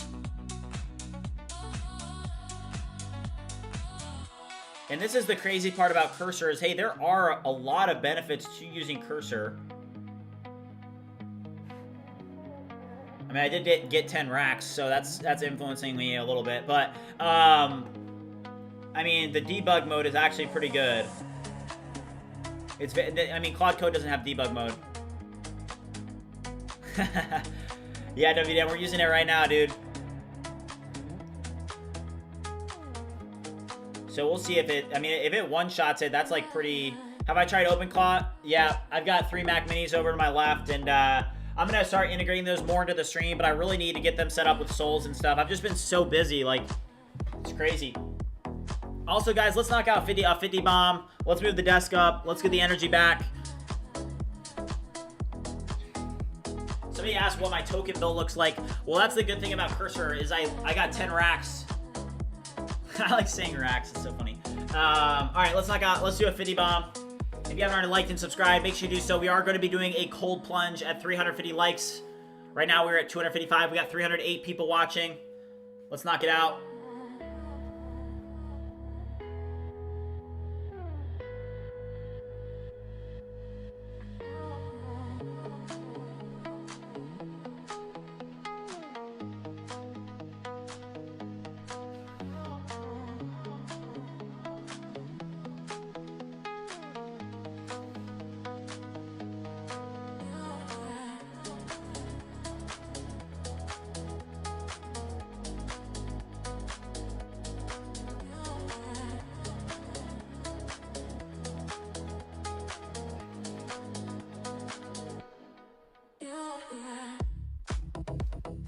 All right, let's go, chat.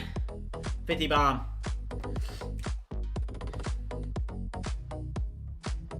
We're up to 225. We're gonna do 750 push-ups today. How do I have so much energy? I was gifted with this. Yeah, I don't know. I've always had high energy. Try Codex to fix the issue. Well, we will. If this doesn't get it, we'll try it, but Oh, it's changing the... That's interesting. All right, keep an eye on this, guys, and if it leaks any API keys, have at it. I'm gonna use the restroom real quick. I'll be right back.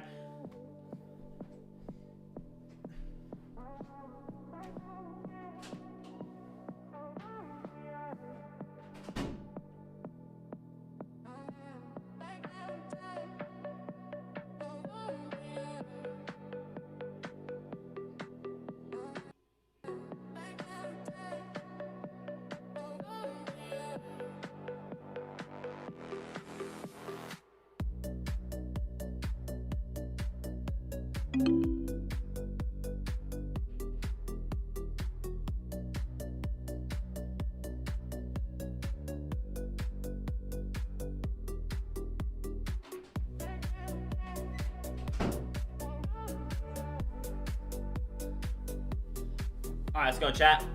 I'm back.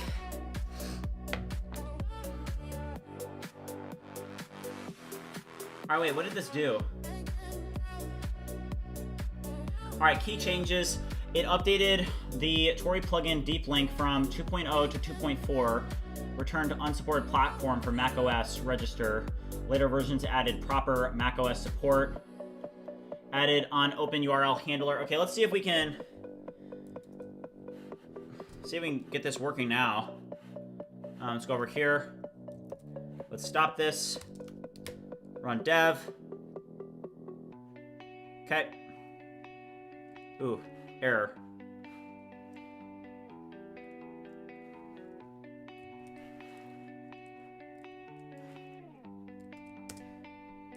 I restarted Bridge Voice and got these errors.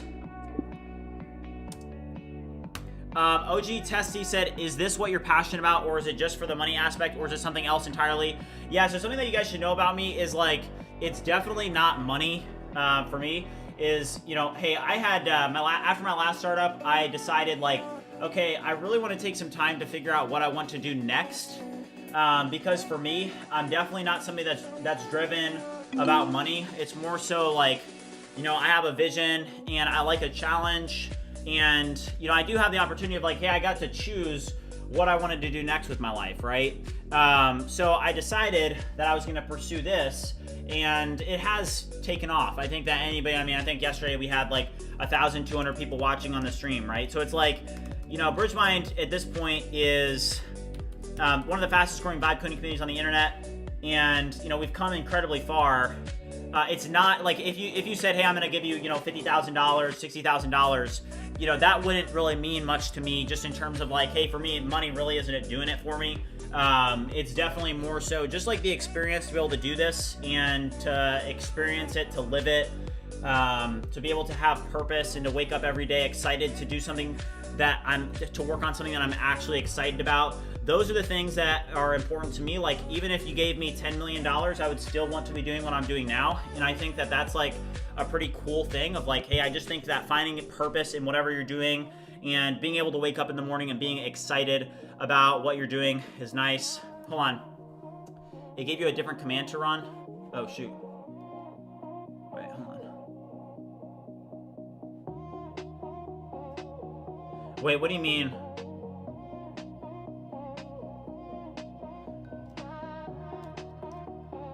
Also, Bitcoin is at 71,000. I know a lot of people are into crypto. It's back up to 70,000. That's crazy that Bitcoin tanked. I even heard like people that have no interest in Bitcoin, like in my family, they were talking about it.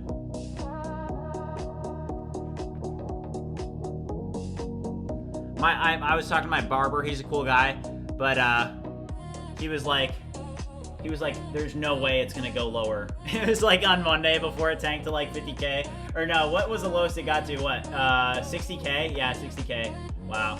It was like at 74K. He's like, there's no way it can go lower.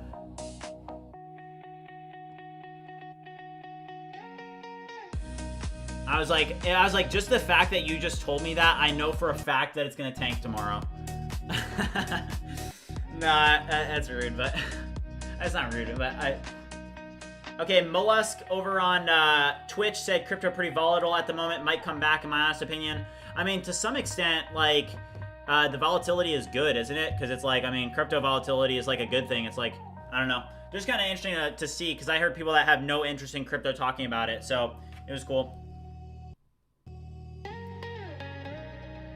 But yeah, it is back at 71K. Oh my gosh, it was so funny.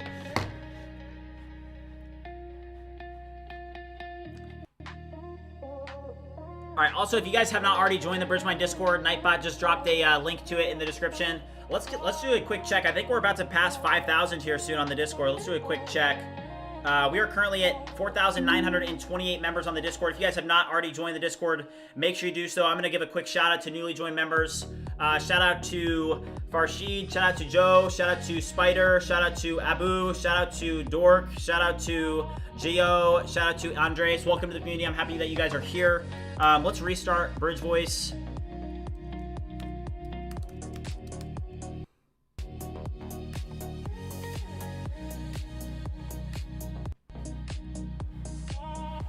All right. Somebody said Opus or Codex. I have both. I think there's a use case for both. Like, I don't think that there's, I mean, there's just different parts about each, right? It's like, hey, with Codex, it's going to be thinking for longer. You may get a better response. Oh, wow. Got it. Let's go. Let's go. Let's go. All right. So that is insane. Okay. So literally authentication was successful. That's insane. So that was actually something that we've been struggling with for a while now, and it finally got it. Oh my gosh, finally. So that's great, because that's exactly what we needed to do. Also, let me check to see if my DoorDash is here. I did order DoorDash. Today is a marathon stream. We're kind of just going to be... Okay, apparently he's arriving now, so he's nearby. Come on, Sheila. W Sheila in the chat. Yeah, that's nice, because that's just that's much better. All right, so this work. Does this work now? Let's test this. I will say I am noticing some improvements today, because that was, for example, that was an issue that why is it failing to save this? Let's give Codex a shot at this. Let's give Codex a shot.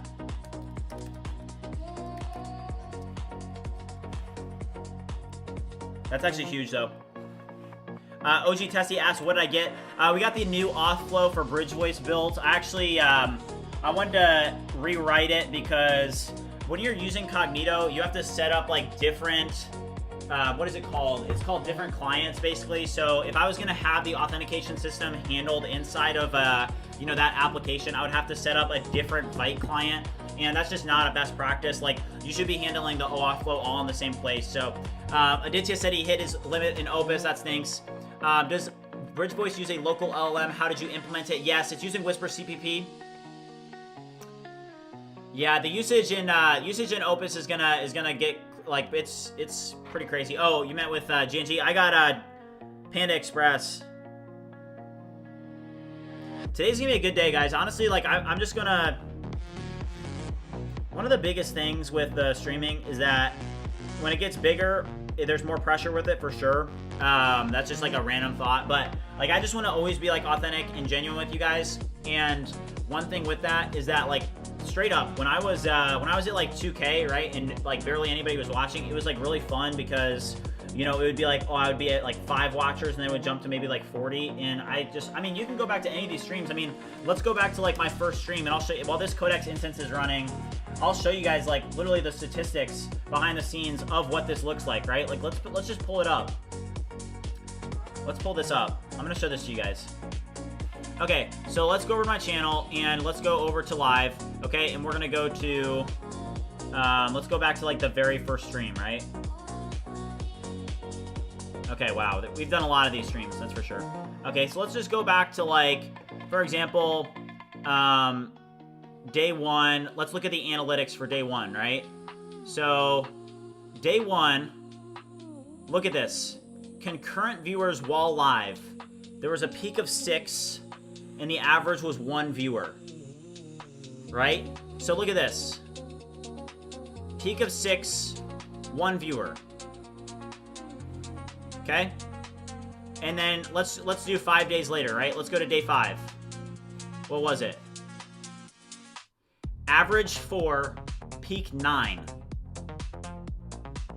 Okay, do you guys see that? Average 4, peak 9. Let's go to another one. Let's do day 10.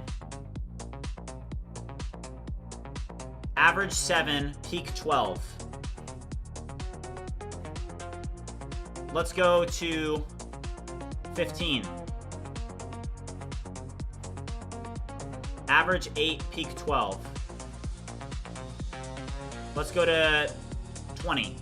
Just 5 days. Every 5 days. We'll do every 5 days. Average 6, peak 12. So it literally went down. Let's do 23. This one was a little bit better. Average 21, peak 36. Right? So you start to gain some traction. And the reason that I'm showing this to you guys is because I want you guys to understand just the whole staying power of this entire process is that, yeah, if you stick with something, you're going to just like slowly tick up. The averages are going to go up because now if you look at one of my streams, the average is like 300, right? Like the average in yesterday's stream was like 900, right? And the peak was 1,200. So it's like, just keep doing, like just keep going. Whatever you guys are doing, keep going. I'm gonna grab my DoorDash real quick. This Codex agent is working for us. We'll let it finish. And then I'll be right back. I just gotta grab my food. I'll be back.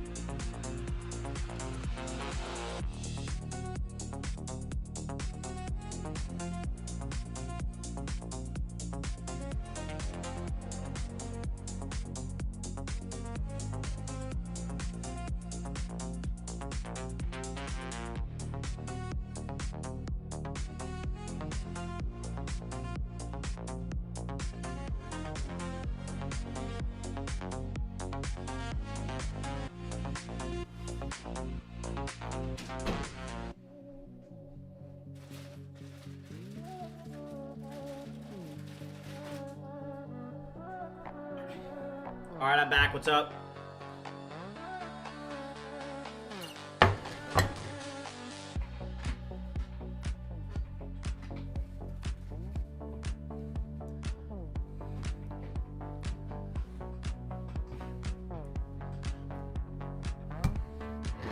All right, I'm gonna keep you guys in the FBI cam because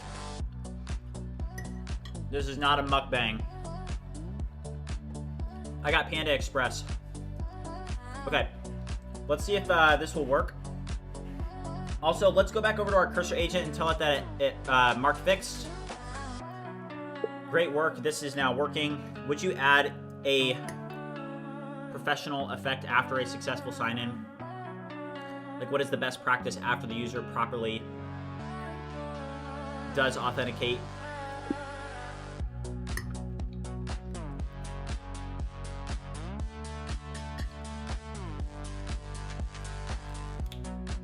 Do I pay for Warp Premium? I do not, no.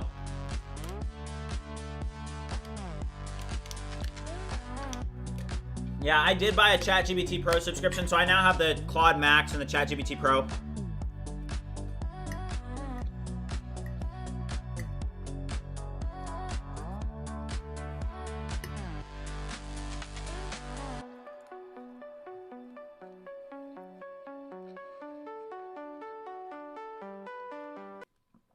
Daniel said he's using the new Codex right now. It's also pretty good. Yeah, Codex is good.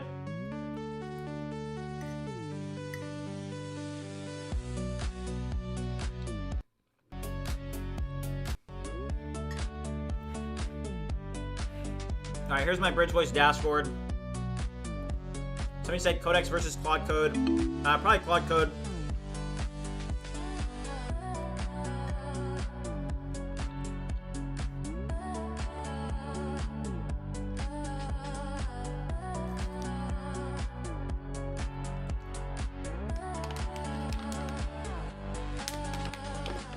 Trident software, I just have the max plan, so for $200 a month, you can pretty much get infinite usage. Unless you're launching like a bunch of sub-agents.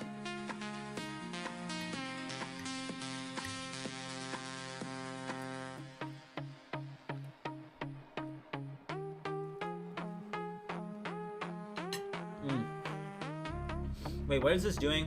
Where is this? Great, but I also mean on this front end page, the Bridge Voice login page, show a user-friendly animation success there. Oh, I'm in debug mode still. Oops.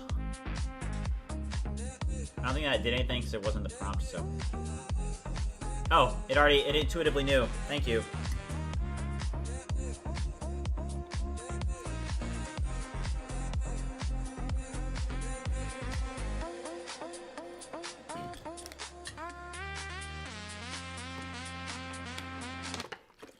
That's actually a good recommendation that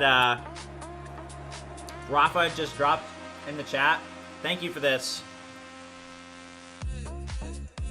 Shout out to you, man.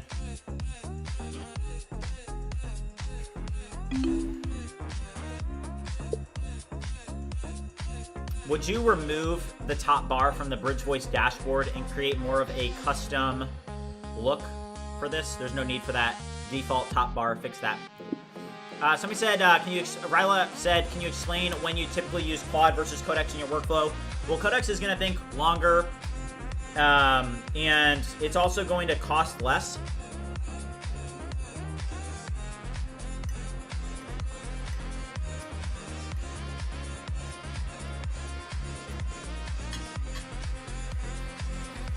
But at this point, like, these are pretty close, right? So definitely. Like, I'm at the point where, like, there's not going to be one that's necessarily better than the other, but, like, hey, there's stuff that Claude Code has, like Teams. Like, come on. Teams is insane.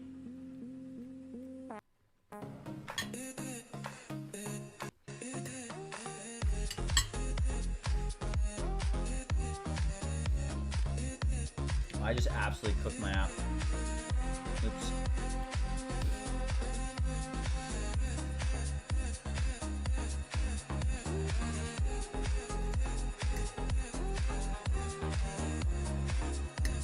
I think I may need that. The top bar.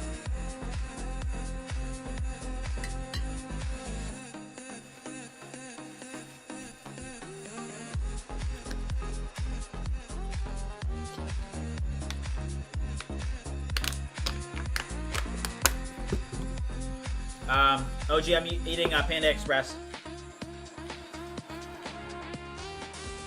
All right. Somebody asked, what am I building? This is a perfect opportunity for us to use the new commands, guys. Products.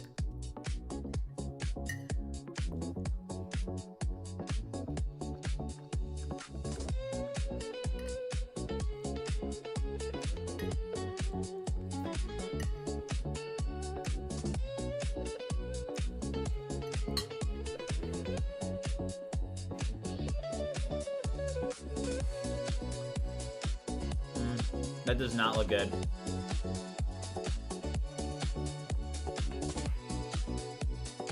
Oops.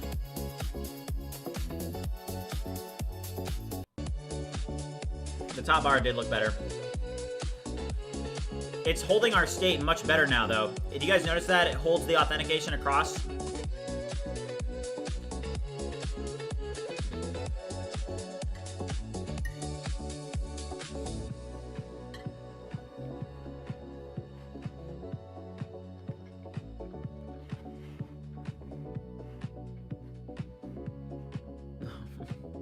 You guys are cracking me up. Okay, well, I need to finish eating, but... Alright, let's see if this dictionary works now. It wasn't working. It literally just says network request failed. Now it's just saying network request failed. Why is this the case? Do an in-depth review and pinpoint exactly what is causing this and fix it. I mean...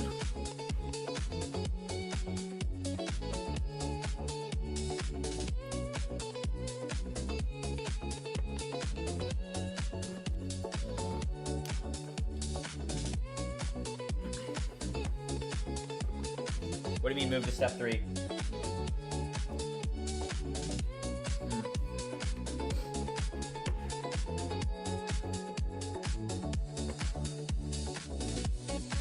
Okay, hold up.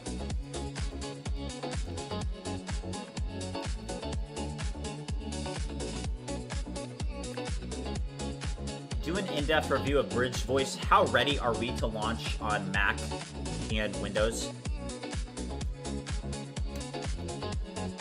Alright, which one was working on that list that we had? We had a really good list in one of these. I think it's this one, right? Yeah. So I think I'm gonna have to do this off stream, unfortunately, because there's so much sensitive passwords and stuff that I have to use.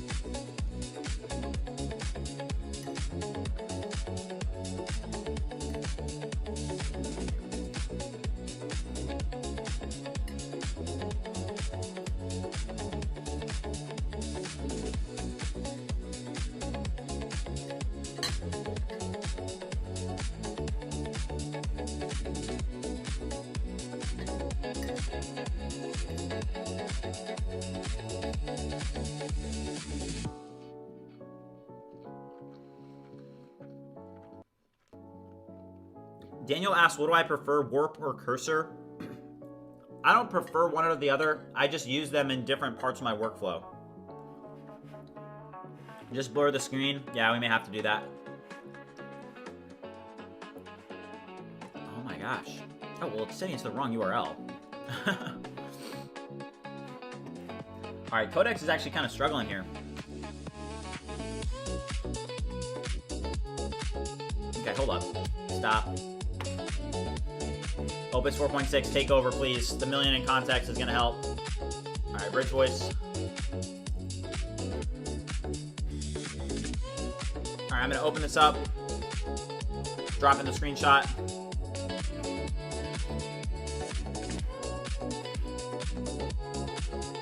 Make the dictionary functionality work. Okay, Opus 4.6 is actually pretty good. Yeah. Opus 4.6 is really good. The more I use it, especially in cursor because of the million in context, I do notice the difference. It was able to get that auth feature working. That was actually a hard one that Opus 4.5 couldn't get.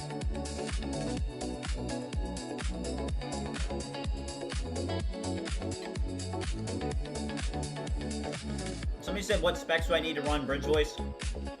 Nothing crazy. You have the option to download different sized models, so...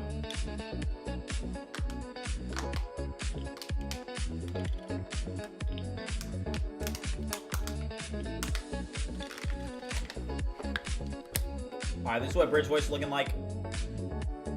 I do have a top bar that I reverted that because it didn't look good. I mean, we can just one-shot this stuff at this point. Watch this. Bridge Voice. Just do screenshots, right? For context.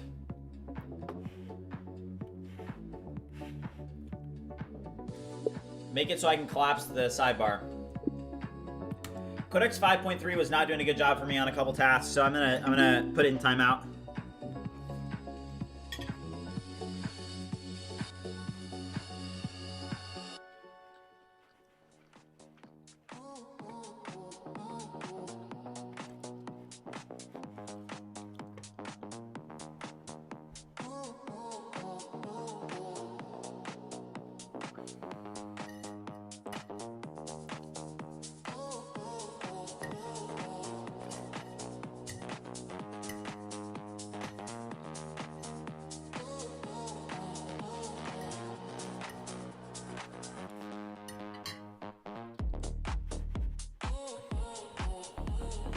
Okay, I'm done eating, guys.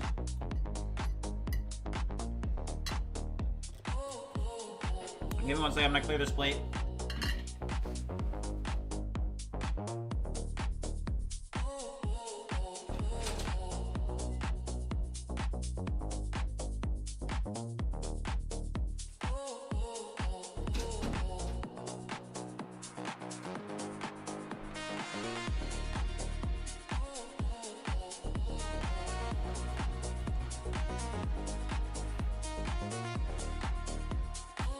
Collapse. Somebody asked, am I reading any books? Yes, I am. Right now I'm reading The Power of Positive Thinking by Norman Vincent Peale. That's probably my favorite book of all time. I've read it this is my 7th time reading it. I'll show you guys a quick picture of it.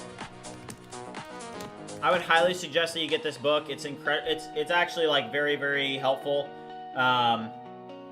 This is what it is, The Power of Positive Thinking. This is what it looks like. The Power of Positive Thinking by Norman Vincent Peale. It's an absolutely amazing book.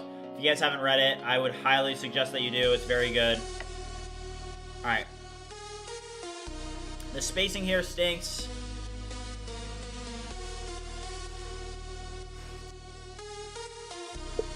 Make a subtle improvement. The spacing on that button doesn't look great. Improve that, make it better. Somebody just asked any developers here. I think everybody is developers that's in the chat. Is Cursor good? Yeah, Cursor is pretty good. Yeah, I did get some credits from them, which is nice. What I would say about Cursor is, you know, I used to be like, Cursor's the #1 vibe coding tool through and through. Cursor's #1. That has changed with the rise of the CLI tools, 100%. But the one thing to note is that with the rise of the CLI tools, you are losing out on quite a bit of the user experience, the UI that you have with something like Cursor. Where Cursor, I will say that, like, this interface where it updates this and you can see it, and it has, like, for example, it'll update a file and it'll show me this, even this here. Like, being able to follow this thinking is very helpful, whereas in the CLI tools, it's a little bit more hands-off. So Cursor is nice that I'm able to see this. Right now, update the component to remove auth subscription. So sometimes it's just nice because I'm able to see this as it's updating. So now that I have all these Cursor credits, 10 racks. I love to say that. What do you mean? I pasted in the wrong chat? Oh, yeah. Avinav is like the GOAT. What the heck?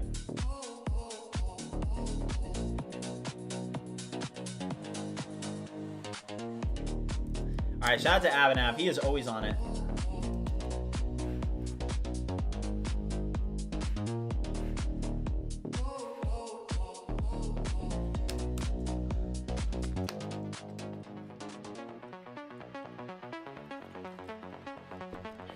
So somebody asked, is Bridge Voice available for Linux and Windows? So it's going to roll out to Mac OS probably within the next week. And then we're going to do Windows, and then we could potentially do Linux. But Linux is definitely obviously a smaller market. So going to go Mac, Windows, potentially Linux. We'll see, though. All right. That is much, much, much better. Does it automatically collapse? It should auto-collapse. Would you make it so that it auto collapses when I'm like shrinking it to certain sizes? Trev said I want 10K credits. What kind of help do you want from designers? I'm making a tool asking devs what they want so their design skills can improve or they can easily without thinking. Yeah, I mean, like, I think that the biggest issue is that like a lot of AI design isn't unique, right? So, or it isn't creative enough, so that would definitely be a thing. Do you feel the improvement using Opus 4.6? Yes. Today, I will say I noticed the improvement using 4.6 in Cursor because I think that in Cursor, that's where it has the 1M. I did do some really difficult tasks for us today, so I'm pretty impressed by Opus 4.6. I would say that it did a really good job. Okay, it's not...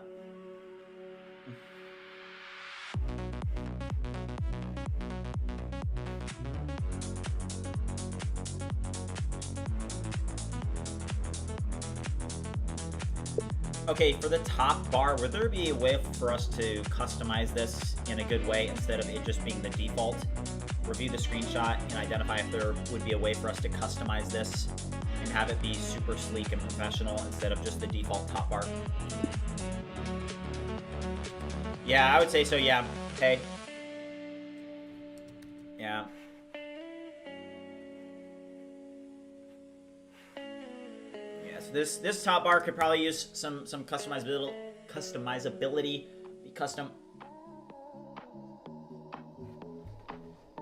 Somebody said call Dario to ask when Sonnet 5 is coming. I mean, I called him yesterday. I told him to launch Opus 4.6. He launched it pretty quickly after that. But yeah, I mean, I don't think I'm not super happy with the sweet benchmark with Opus 4.6. That would be definitely like the biggest thing that I would say is that I wish that we could have gotten a little bit of more of a coding improvement. But just like statistically, you can look at the benchmarks, and the benchmarks are accurate, right? It's like, hey, here's the benchmark. Like, that's the best place to look for knowing how much the improvement is actually going to be. So I already showed this in like a video this morning, as well as hold on, like let's just look at this again, right? So let's go to artificial analysis, right? And this is what we were looking at, okay? So for the coding index, if we add, I want to add 2 models in here, okay? I'm going to add 4.6. And I'm going to also add in 4.1. And what this is going to give you a clear view of is this is going to show, I want to draw your guys' attention to 3 models, okay? Look at Opus 4.1 right here. It was at 37 on this benchmark, right? And the reason that everybody went crazy for Opus 4.5 is because it did a jump of 11 on this benchmark, okay? A significant improvement, a significant jump. Opus 4.6 is not that, okay? It literally just stayed the same. So, you know, we'll have some more time. But, you know, it's not a jump. Not a jump. I'm looking forward to see what 5.3 is. But honestly, the updates here with these models felt like an iteration rather than a significant improvement. I don't know if anybody else feels the same. Okay, that does look a lot better. So look what we did here.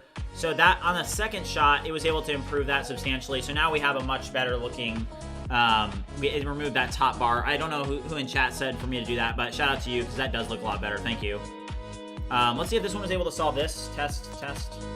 Finally. Okay, guys. Okay, so Opus 4.6 was able to solve this. Codex 5.3 was trying to solve it. I gave it 3 attempts, and it couldn't solve it. Opus 4.6 one-shots. So I think that like as we work with some more difficult tasks and work with the models more, that's where you can really start to decide, okay, which one of these is actually better, right? And for example, in this one here,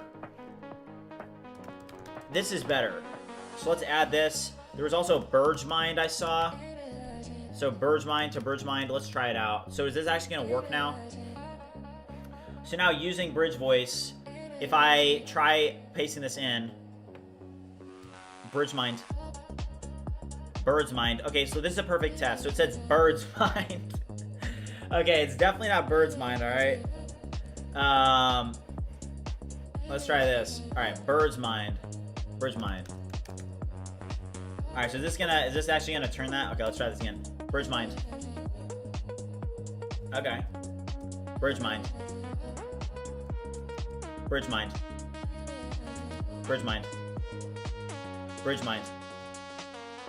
It's getting it.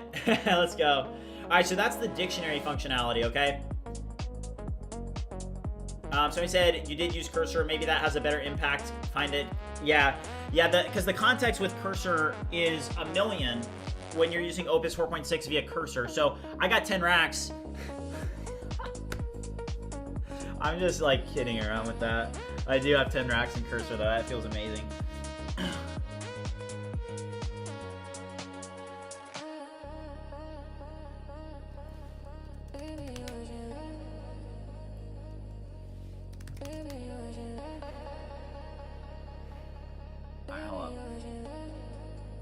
So here's my cursor dashboard,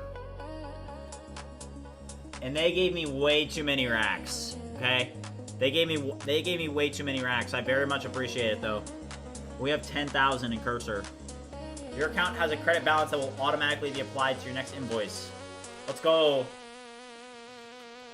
Yeah, 350 likes equals 5-minute cold plunge. Oh, 5-minute cold plunge. Oh, I don't know if I'd be able to survive that.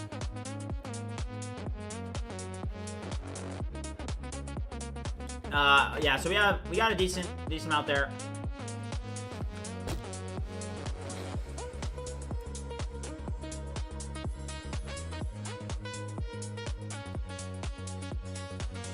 Yeah, I'll check it out, Abhinav. I usually don't check my my DMs during streams.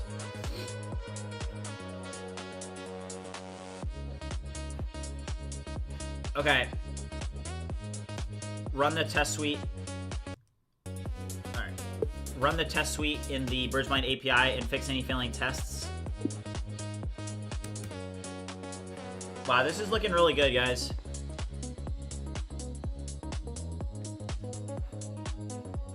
One question that I do have, though, is does this update automatically now, though? Let's see. This is a test. Okay, so one thing I want to do, for some reason, this doesn't update until I, like, refresh. So, like, if I was to close this, right, and then reopen it, I'm pretty sure it would, literally, I may have to, like, shut down the entire... Okay, this is what I don't understand.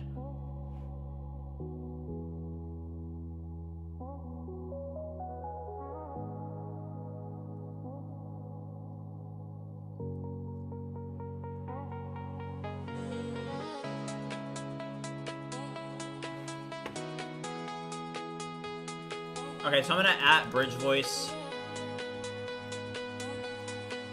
There are some issues with the history and the recent activity functionality. So if you do an in-depth review of the project, you will take note of the history as well as recent activity. And the issue that I have is that this is not working correctly or as intended. I have to restart the application to see the recent activity. Hold on, let's actually understand exactly what is going on here. So obviously it's not working as intended.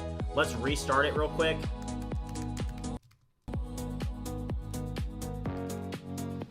So we're gonna restart it. All right, and then it loads. The authentication is working great. So yeah, do you see what it does? So it doesn't,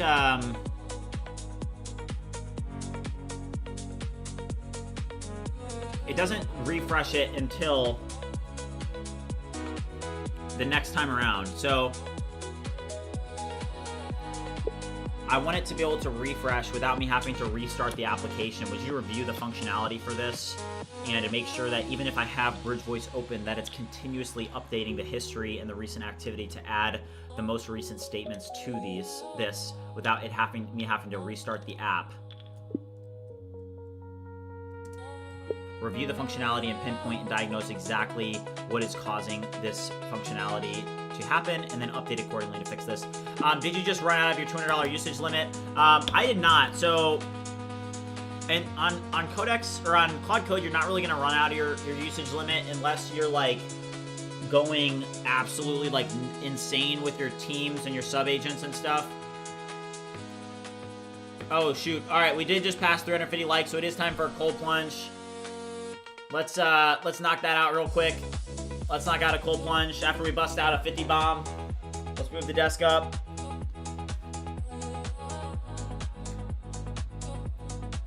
Somebody said, do I believe that vibe coding can do a complex thing like from app to functionality to app? Yeah, 100%. Also, somebody asked a really good question. It was Alum. So Alum just asked, he said, how do you keep your system architecture clean? How is your maintainability process so you don't create massive files in separate components? I feel that every prompt my AI creates a new file. Yeah, I mean, you definitely have to put a lot of time into that, right? Like, you have to be able to maintain your architecture. As a vibe coder, that's actually one of your most important tasks. So you have to understand the key concepts and how you're organizing your code base, and you have to make sure that your AI is going to be able to follow those guidelines, that when you're doing your prompting, that you're prompting it in the way that it's going to maintain the guidelines. Like, if your code base is a mess, it's on you, right? Because you're the one that's prompting the AI, so.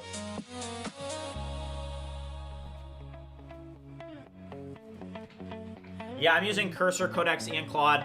All right, we're gonna do a cold plunge. Let's bust out a 50 bomb real quick.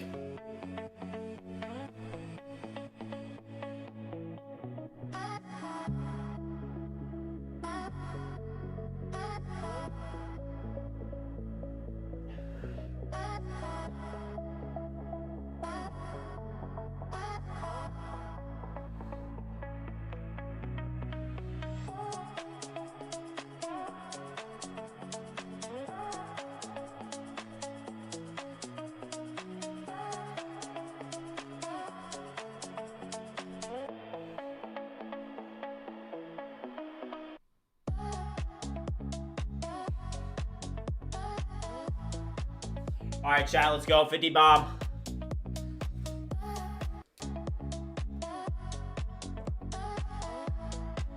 All right, I'm gonna go throw my swim trunks on, and we're gonna hit this cold plunge. Let's go. I'll be back.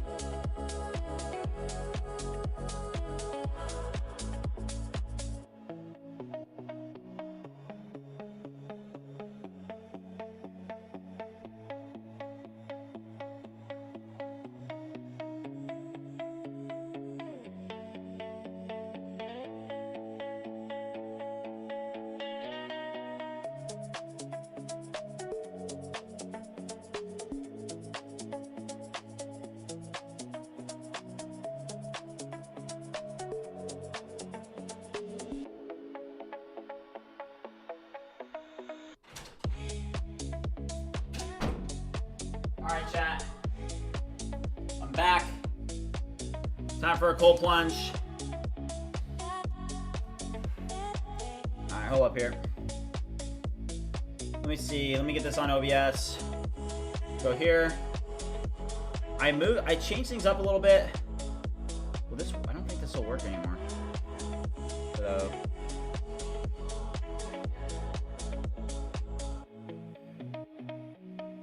okay.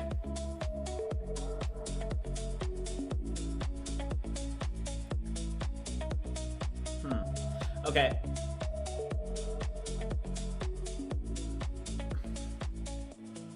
Okay, give me one more second, guys. I'm gonna see if I can figure something out. I'll be right back.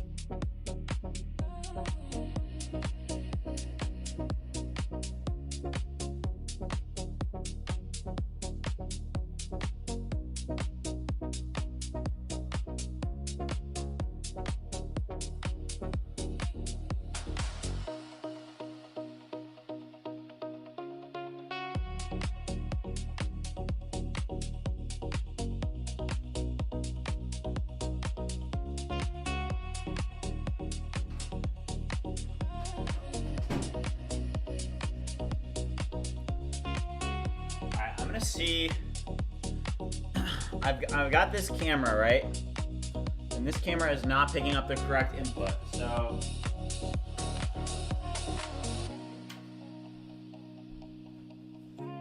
I think this other camera will. Also, here are our Mac Mini setups. If you guys didn't know, it's the Mac Mini setup. It's cool. All right, let me see if I can figure this out. I'm gonna disconnect this one, and we'll see if this works. I'm gonna disconnect this, and then I'm gonna see, can I connect this one? Uh-oh.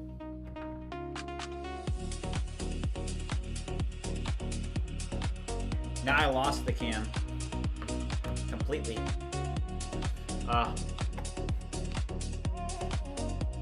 Hold up here.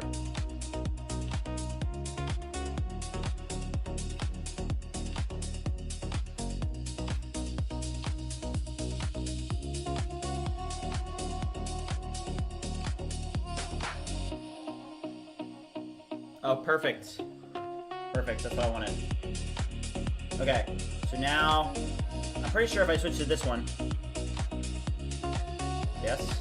No?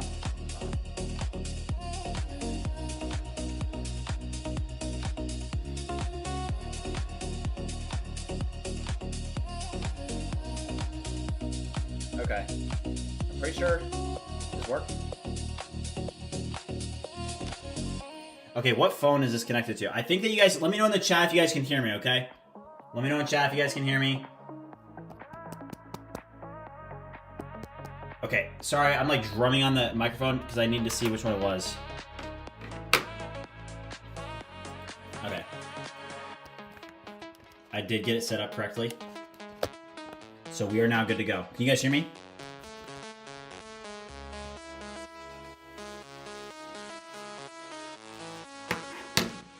Okay, you guys hear me? Let's go.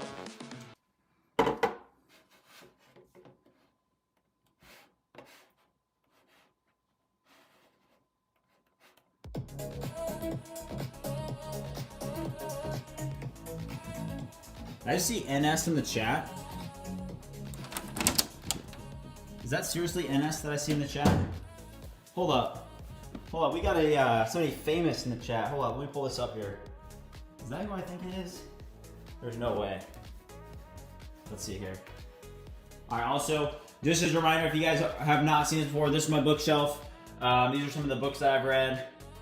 And some of my favorite ones are from Ryan Holiday. Those are pretty good. But yeah, I think we have NS in the chat. NS in the chat. It's crazy. All right, so let's go to the cold plunge. Here's the cold plunge, guys. It's set to 48 degrees. Here it is. All right. I do need to grab my towel real quick, but I'll be right back and we'll do a cold plunge. We're gonna do a 2 minute. We're gonna do 2 minutes in the cold plunge. I gotta grab my towel. I'll be right back.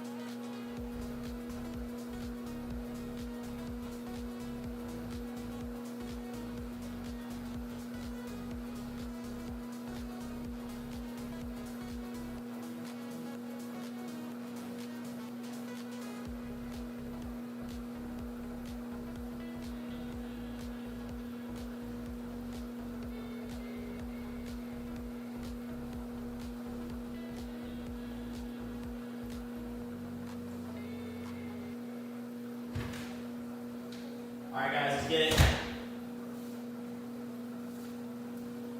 All right, let's go.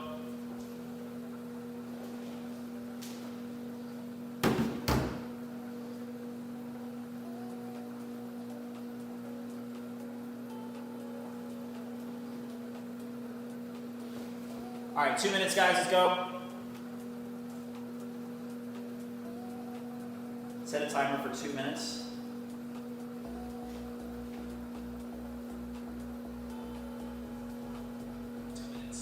Go. Woo!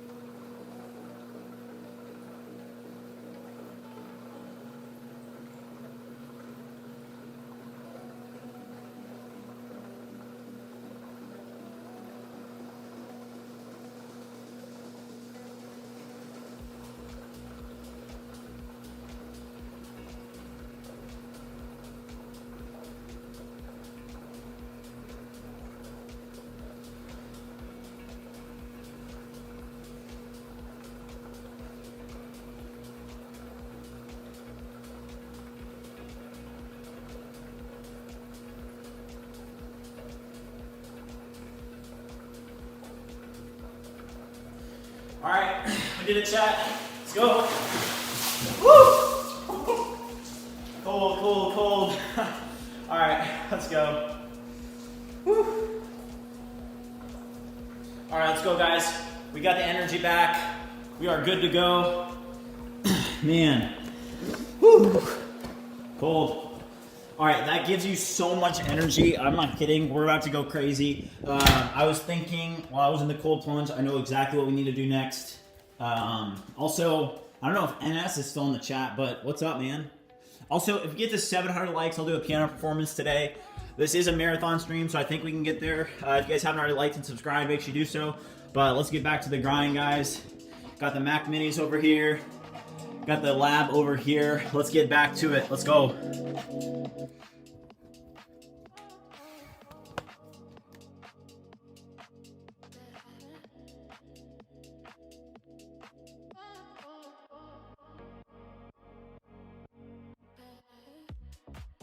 All right, guys, I'm gonna go dry off real quick.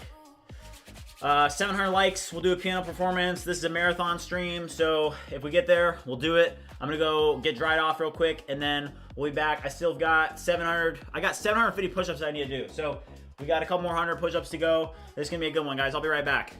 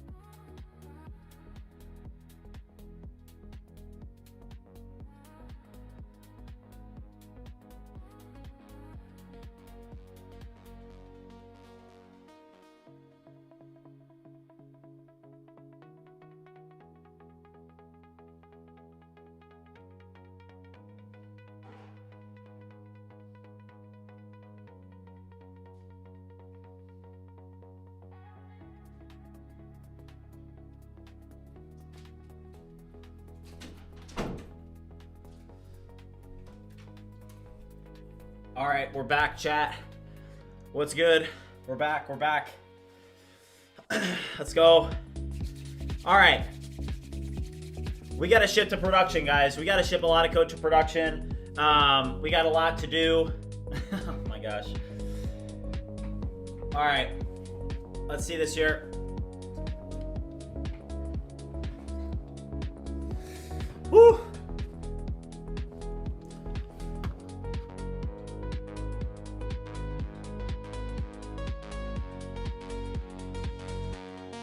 All right, what's good, guys? Somebody said enable super chats. Maybe one day. Maybe one day. All right. Okay. All right, we can get the FBI cam set up in a minute, but let's, there's a couple things I want to show you guys that we're gonna have to build. So the biggest things are, like, let's see if did that feature get built? Let's see. So the feature here was that it was not updating in real time. Was this able to fix that? Let's see. Both listeners are properly cleaned up in their effect to prevent memory leaks. Okay, so let's try Bridge Voice real quick and see if it's now updating the recent activity like in real time. So let's go over here. This is a quick test. Wow. Wow, check this out, guys. This is awesome. All right, so now, hold on, let's move this a little bit. Let's move this over here so you guys can check this out. It's cool. So I move this over here. My name is Matthew. Boom, my name is Matthew. My name is Matthew, and I am the founder of BridgeMind. That's actually pretty good. And the cool thing is that when you set up the dictionary, so this is the recent activity, and you guys can see that it's populating like very quickly, right? So when you set up that dictionary, like you could see that there was all these like things that were being misspelled, right? So BridgeMind, BridgeMind, and it's now actually compiling it all into BridgeMind correctly. So before, you know, that's a complicated word, but I'm able to add this to my dictionary and manage my dictionary here. So that's actually very nice. Somebody said, I'd suggest to move the bluish background and icons with background as well as some gradients glow at screams made by AI. I don't know. I don't think that, like, I actually kind of like how this looks. I don't think that there's a problem with it being looking like it was made by AI. It works. It looks good. It's all that you really need, at least for now, right? Like maybe design can be a focus later on. But something that I want to say before we dive too deep, like literally the cold plunges, guys, they help you focus so much. I am like totally locked in now. We're about to grind like insanely hard for the next couple of hours. We've got 750 push-ups up on the board today. We just did our cold plunge. We're gonna do a piano performance later on in the stream. Somebody just botted us with likes, but we're gonna do that at some point. Maybe at 2,000 likes, we'll do a piano performance. We'll see what we get into, but we need to like lock in and grind for the next couple hours. But I will say, Bridge Voice has come along like very, very well. I feel very, very good about this. So let me make an update to our poll here. Let's update this real quick.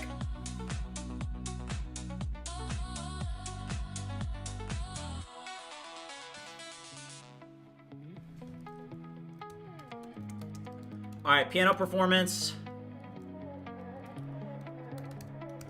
at, I don't know, we'll do 2,000 likes. Or no. We'll do 2.1 thousand likes because somebody just bought it. So, so 2,100 likes.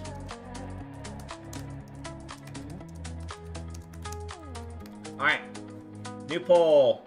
Okay, let's get into this. Let me do this real quick. All right.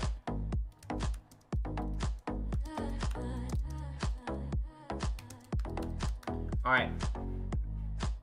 All right, 2.1K equals piano. All right, so let's get into this. All right, so Cursor, I will say, guys, this Opus 4.6 in Cursor is like one-shotting everything that I've given to it. I'm like super, super impressed by this so far. The history was able to update live now. Shortcuts are working great. You know, I even wonder, could we make it so that it can hook up to the FN key? What songs do you know on the piano? I've been playing piano since I was 5 years old. My first piano lesson, my piano teacher, she said, do you know what your right, like the difference between right and left is? And I was like, no. Maybe I was just a stupid kid, but my point with that is I didn't know what my right and left was. That was my first piano lesson. Okay, so what I want to do next is we were building some functionality on stream yesterday, and I want to actually go back to it and see if we can get it working. So it was this here. If we go to products now, the Bridge MCP is now launched, okay? And what we want to do is we want to go to Bridge code, right? And there's some waiting lists that we now have, okay? So you can see this waiting list, and you can put your waiting list here, okay? So get notified when Bridge Space launches. So this is going to be our chance to be able to see how many people are actually interested in doing this, right? So let's go here, and what I want to do is I want to drop in the BridgeMind UI, and I want to then drop in the BridgeMind API, and I want to make sure that this is protected, like with a turnstile key, right? I want you to review the application, and hold on. I'm too used to using Whisperflow when you use Bridge Voice. I need you to review these two applications, BridgeMind UI and BridgeMind API, and there is waiting lists for Bridge Code, Bridge Space, and Bridge Voice. And what I need you to do is make sure that turnstile is properly integrated so that users, that it's protected from people just botting these endpoints. It needs to be protected and human verified. Review the code in complete depth and make sure that turnstile is properly integrated to protect these endpoints. Trey, I'm like very careful with mods these days. Yeah, I would say that in terms of mods, yeah, I don't know. Ask another time. I feel good about the mods that we have right now. Mostly for the mods, like my approach to mods for BridgeMind now is that like people that reflect the BridgeMind community, I give those people mods. So people that I've talked to personally and are kind of like members of the BridgeMind community for a while are going to get that position. And it's not even really a position. It's just like, hey, if you guys are a part of the community, if you guys enjoy the community, hang out, like you can get mod and like, you know, if you're around already and part of the community rather than it being like, I don't know if that makes sense, but all right, guys. Let's see here. So this is gonna run through the waiting list, because one of the biggest things, like, hey, whenever you're building any public endpoint, especially when you're building in public, like if I push this, these would get spammed like pretty much immediately. So that's definitely one thing to take note of, is like, hey, you got to be careful with that. Also, let's go to events real quick. So project sharing sessions. So these are events that we're doing. Events also need to be protected.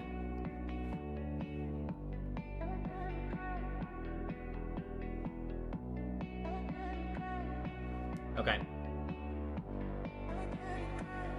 Okay, so somebody said, can you elaborate a little bit on what turnstile is? Yeah, absolutely. So if I actually go to BridgeMind, right?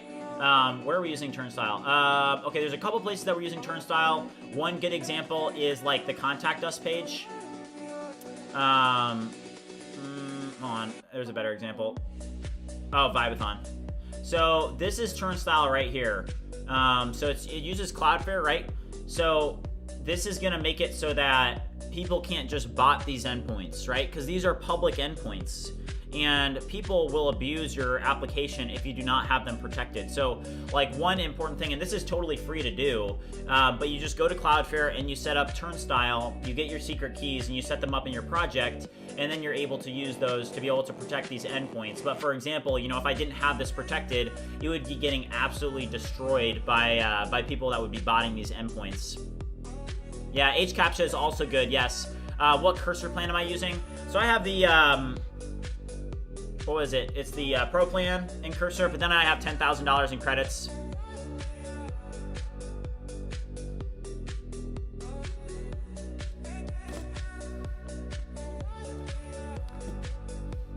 Yeah, so Cursor was kind enough to give me some credits.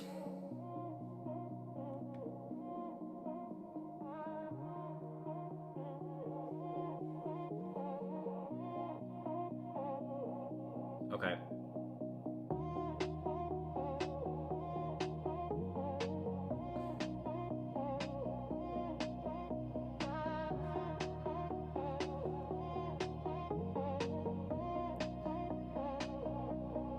Okay, wow. So Opus 4.6 actually just did something very interesting here. So it literally was able to look, and you can see submit Vibathon, create application, and what is it doing? So it said, let me fix all the other GTOs that also have turnstile token as optional and fix the auth controller. Let me also read the auth GTO to fix it properly. So what did this do? So I changed it from is optional to it has to be. Same thing here. Wow, the fact that it even caught that is actually pretty impressive. I mean, this one wasn't. Oh, interesting.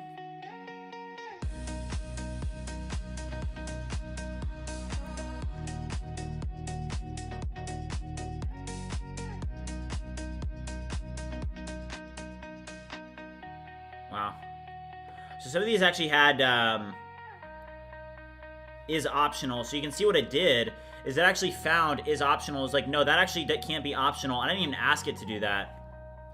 I did it intuitively. That's interesting. That's a difference between Opus 4.6. Why did Cursor give you credits? I mean, got like decent community, so I think they just want to help support. They want to help support me. Appreciate it. Okay, all 3 waiting list pages use the same waiting, so they're all protected identically. Defense layers now active. I now need you to do a more review of this and make sure that the code is correct for the turnstile key across this. Confirm that it is correct and ready to be deployed.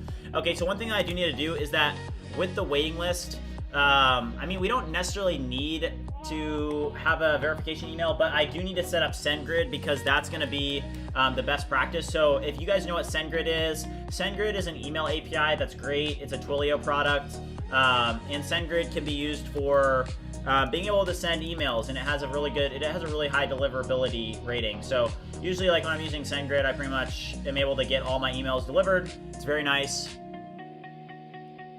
I need to code with really high tokens per second, so what do you recommend? I won't use Cerebrus or Grok.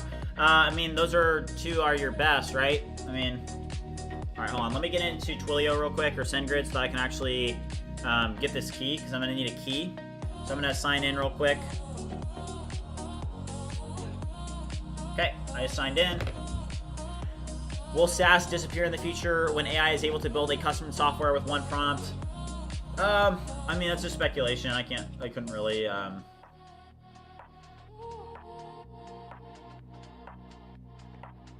Okay, so I'm in SendGrid right now. So we can at least test this locally. Okay, edit.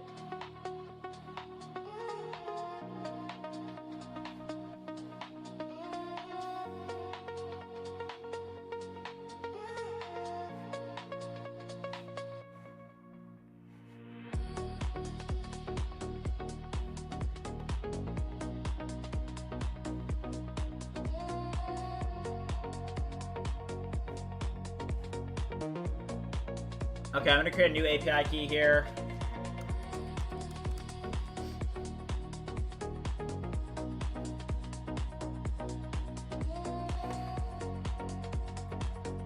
Okay, so this is hooked up to SendGrid, correct, for sending the emails? When I say this, I am referring to the waitlists. Okay, so we're gonna have to configure this. What CM are you using in the businesses? I don't really need a CRM because the streams are pretty much like my marketing, right? So you can improve the bridge voice flow, voice animation. It looks static for now. We can give that, I think I kind of like it. Okay, so let's see, does it work? SendGrid is hooked up for the launch notification, not for confirmation when someone joins the waitlist.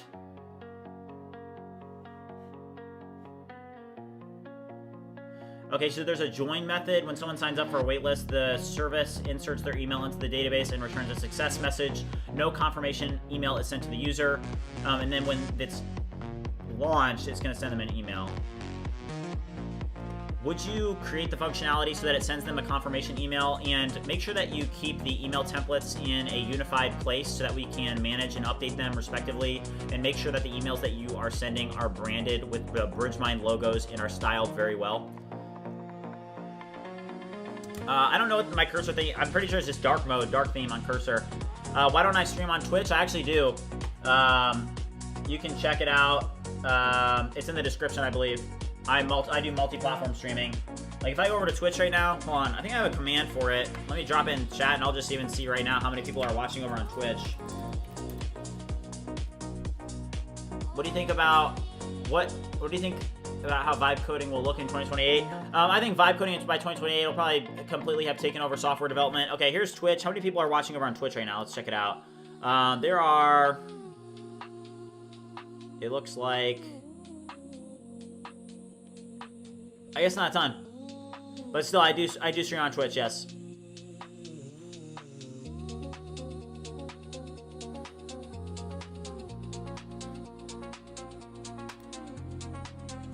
Do I have Discord? Yes. There's a link in the description as well as in the chat. I just dropped it in.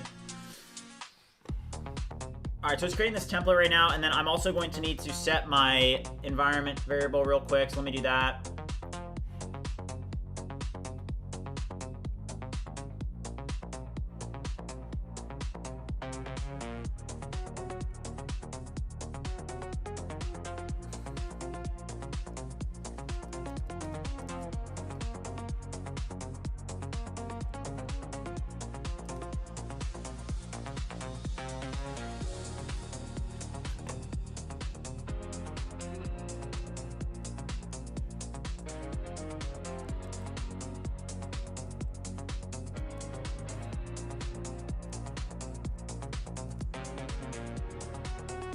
Alright.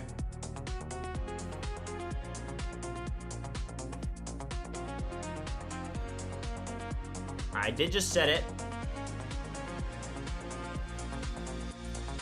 DSAT, it's going good. Yeah, BridgeSpace is coming along well. Look at the settings page that Codex created for us. Really good, look. Yeah, this is BridgeSpace. Looking really nice.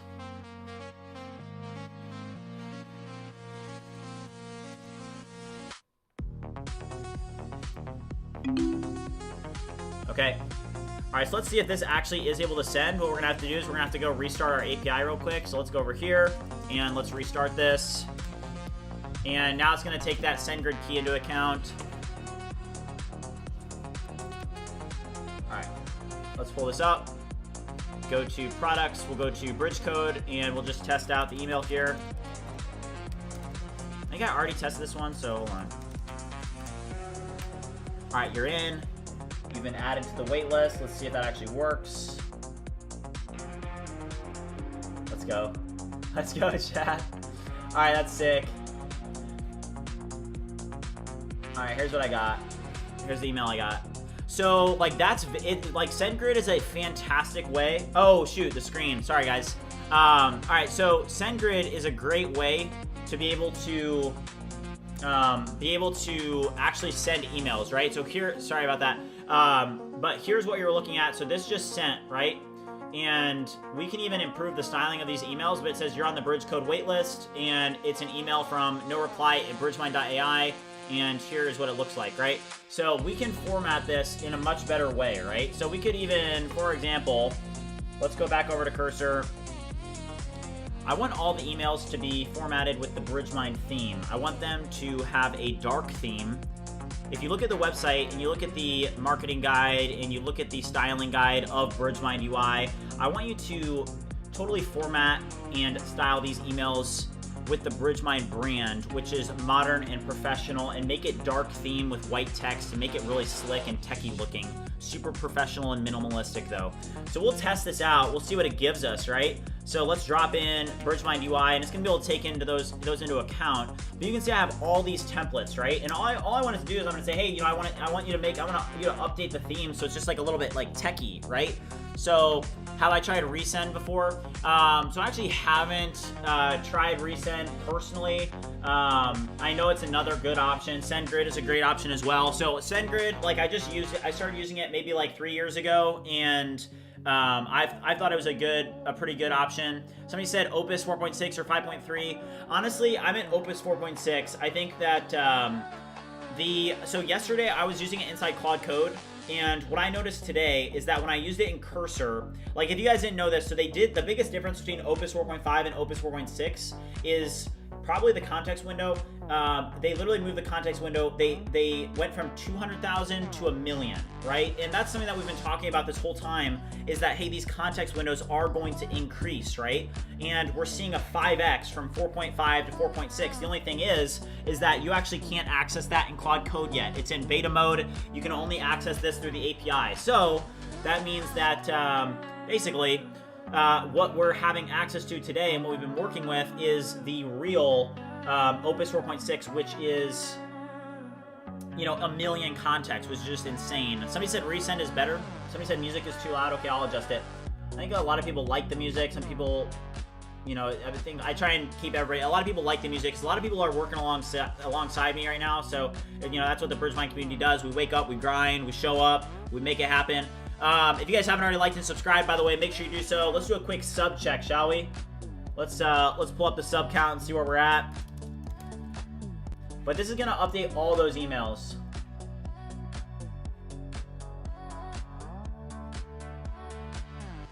All right, let's go over here. All right, we were at 40,861. Let's try to get to 41,000 subscribers today, guys. I think we could hit it.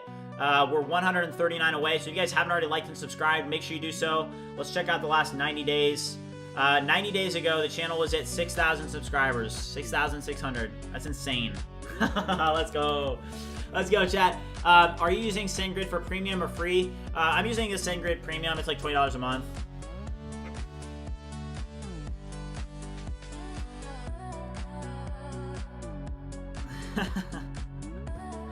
Oh my gosh.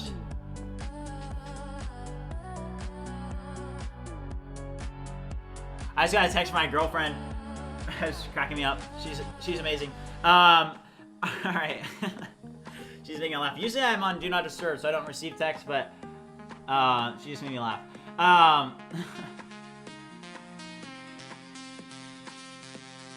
Okay, what's the backend database? I'm using Nest.js for our API. Somebody said that GLM5 is coming, big information, but it won't beat 4.6. Yeah, I mean, GLM5 is probably going to be pretty good.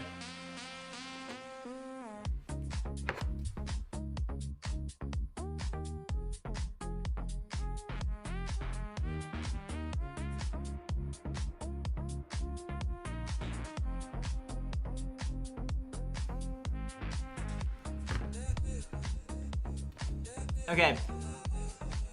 Alright, guys, I think with that being said, I think we gotta drop a 50 bomb right now.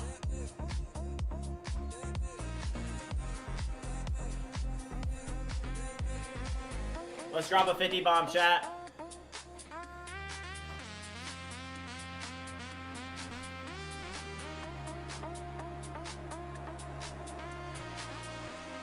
Oh shoot, you guys can't see.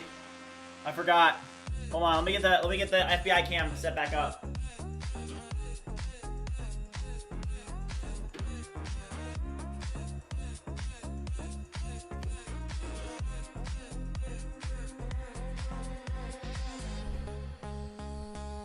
Alright, hold on. Is this good? FBI back?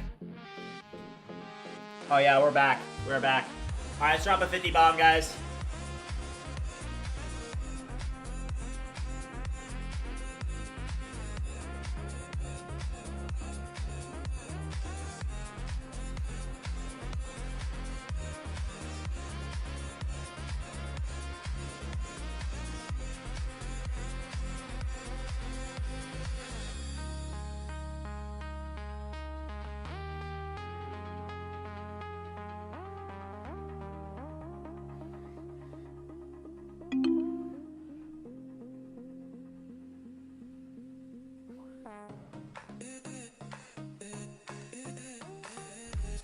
Alright, 50 bomb chat, let's go.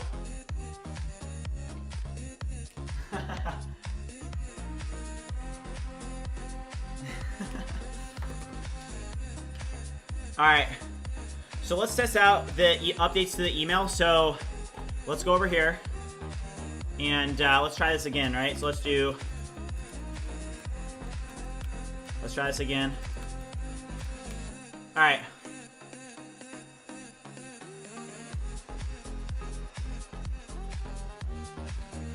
All right, let's check out the email that we got this time. So this was the previous email. Oh, shoot. Oh, that does not look good.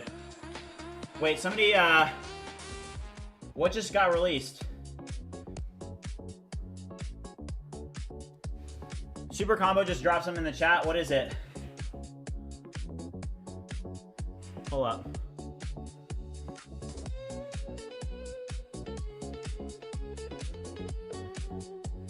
Pony Alpha. All right, hold on. This is a new model on OpenRouter. Pony Alpha. All right, this is new. Hold up. I need to use the restroom real quick, guys. I'll be right back.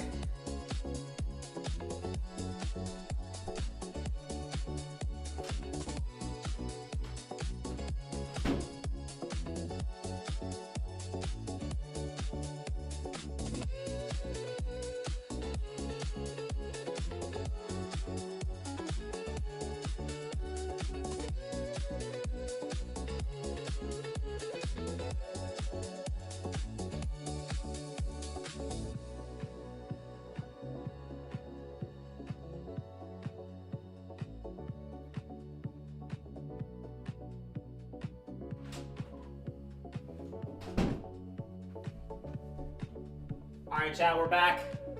Okay, hold up here. OpenRouter Pony Alpha. So, this just released. It delivers strong performance across coding, reasoning, and roleplay.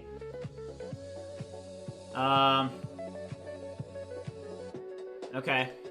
So this is free right now. It's 200,000 context. Pony Alpha. Okay, this just came out.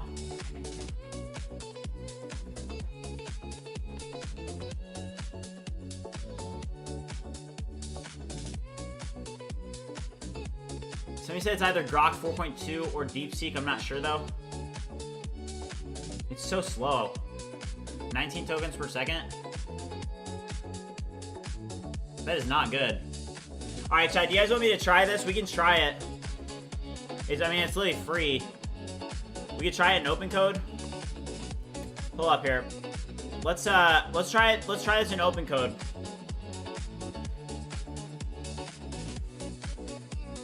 All right, let's open this up in. All right, let's open this up in BridgeMind. All right, and let's do. Oh, we need to do open code here as well. That's actually a good something that we need to add. We need to add open code to this.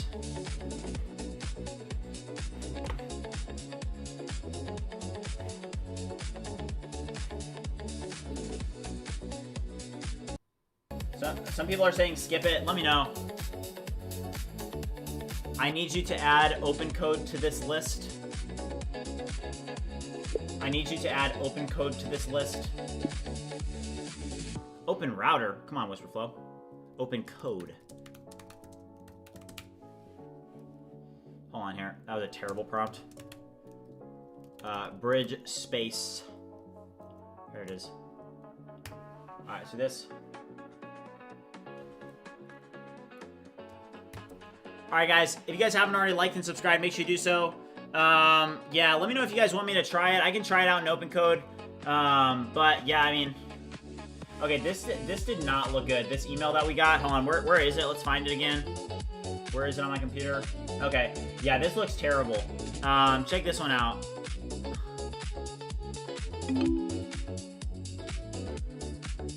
So this is what it looked before. Yeah. It didn't do a very good job. Maybe we can try Gemini 3 Pro for this.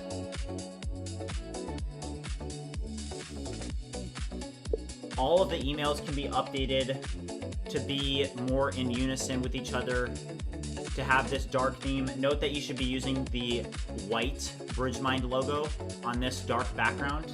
And also do not include emojis in the emails. Make it incredibly professional. And also include our social media links in emails in a nice footer or something like that. Super Combo Gamer said email styles are not easy. I actually think they're pretty easy. I've done them quite a bit before. We're going to drop it in Gemini 3 Pro though, and we are going to revert this I think Gemini 3 Pro will do a better job this time. Try to match the normal background theme of most emails like white. Oh, do you think that dark isn't? I think that dark is kind of like gives it more of the BridgeMind brand though, if that makes sense. Like, dark is kind of cool. Dark is in. All right, let's, did this add this? I think it added open code already. Would you add some smarter features to this selection when being able to select how many agents you want to launch in the specified windows? So for example, you should be able to have a select all, or all of the agents should be launched with a particular agent or something like that just makes it a little bit better, more user-friendly.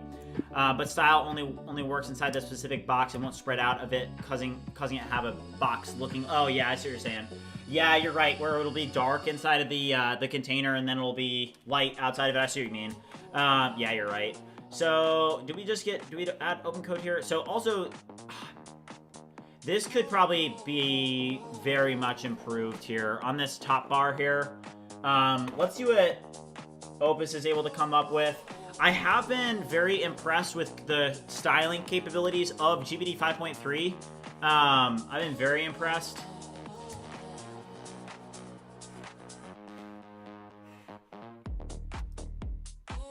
The styling of this top bar in Bridge Space doesn't look that good. Like the icons on the far left there, they just don't look that good.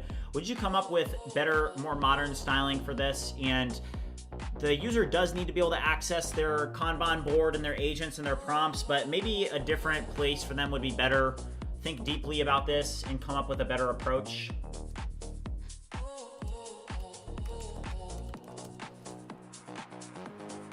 Okay. Oh, nope, no. I want to use Opus 4.6 for that.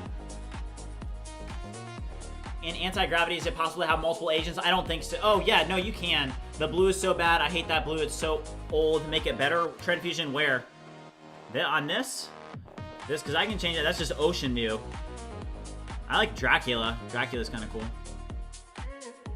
Dracula.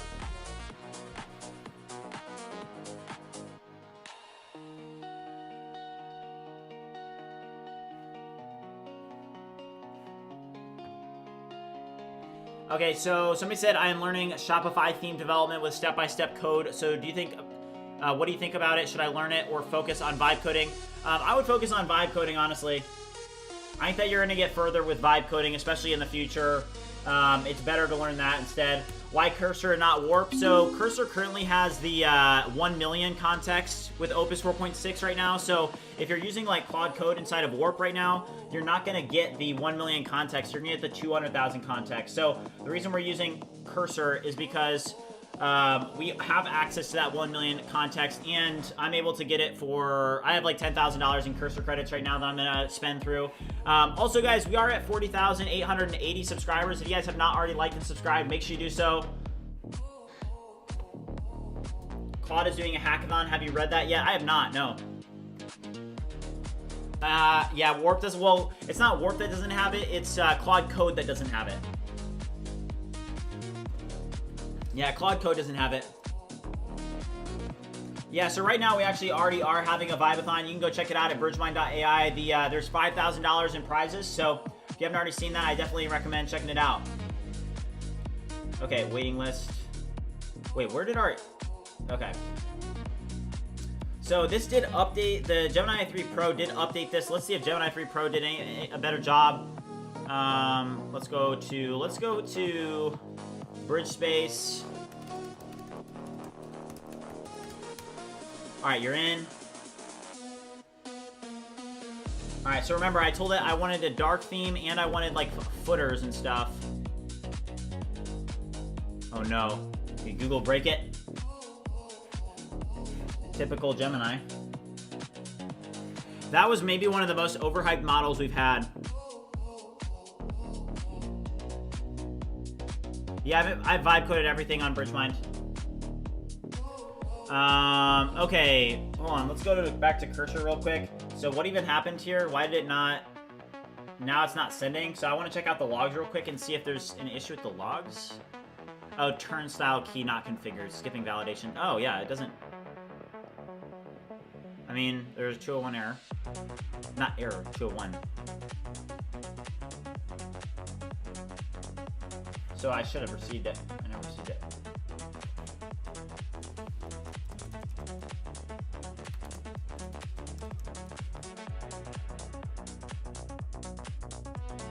So it says that it did create the resource, but I never got the email.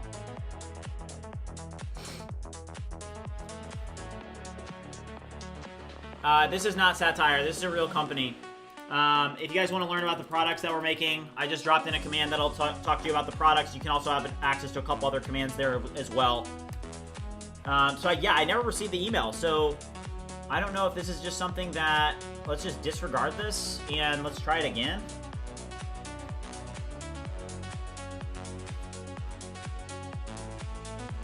If Gemini 3 Pro broke that, I think that's like very revealing to us. So let's go to Bridge Voice.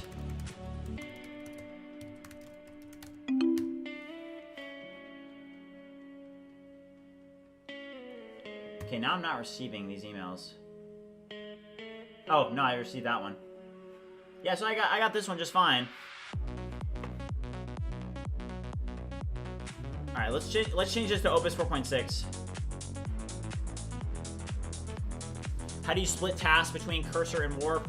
Well, right now I'm using a lot of Cursor because I got the credits for it, and it could be a little bit better, in my opinion, with this new Opus 4.6 model, because you do have access to the 1 million context. What will I do with $1 million?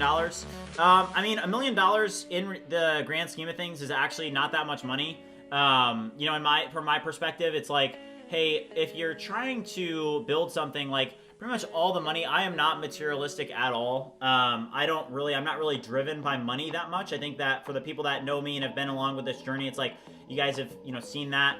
Hold on here. So let's do a 6 terminal window. Select all, fill evenly, one each.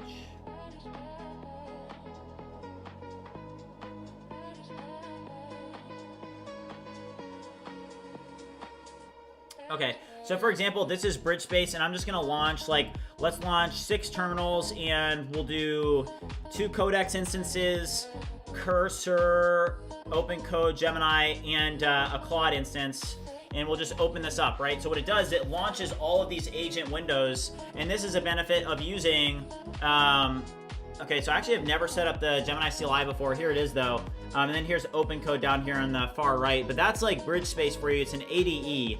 So, all right. So template util is now being updated with that prompt. So we'll see if that works. How did I create my logo? I created it with AI. You know what's crazy? I actually created it, so BridgeMind was a company that I started technically like 2 years ago. And I started it before I got really deep into my second startup. And, you know, it's interesting because BridgeMind, I really wanted to do BridgeMind, and I wanted to create an AI company, but I ended up getting drawn into something else. And the other opportunity I had was just a better opportunity at the time, because it was a little bit more of what you could call like it was a well-financed operation. So whereas with BridgeMind, I'm financing all of this personally and I'm kind of bootstrapping it. The last startup that I was in had like some pretty legit financing. So you know, when I had the opportunity to be the CEO and co-founder of a company that was more legit than what I would be getting with like a self-financed bootstrapped company at that time, I was like, well, obviously like this is a better option for me right now, right? So I took that opportunity. You know, I worked at that company for over a year, and then I was able to take 6 months off to decide what I wanted to do next. And you know, it was great to be able to take that time off, because then I decided, okay, you know, that company that I had originally started when I was a junior in college and was like, you know, around basically my college dorm room, and I had this vision, and you guys have seen the My Vision video. If you haven't seen it, I highly recommend it. You can go check it out. It's on my channel. It's the My Vision video. And with this video, it kind of talks about the original vision for what BridgeMind was meant to be, right? And I think for me to be able to revisit that and to take that idea and that vision that I had when I was just 21 years old, and to be able to create that and to see what has come of it is really just an incredible experience.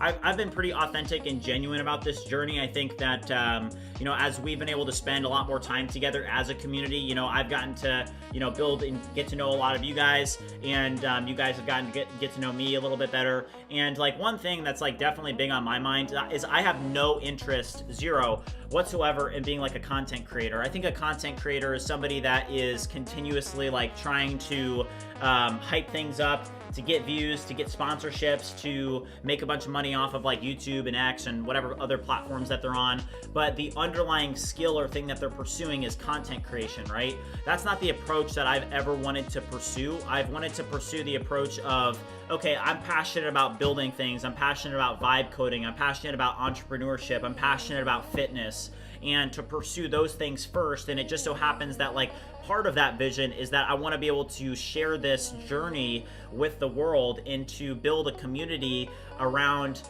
this revolution, and to be able to become a pioneer in the space. I think that that's like a massive thing that's driving me, is that I want to prove to people that you can be successful and what it looks like to become successful, and that all you really have to do if you want to be successful is to show up every single day and give it everything that you have and stay in the arena.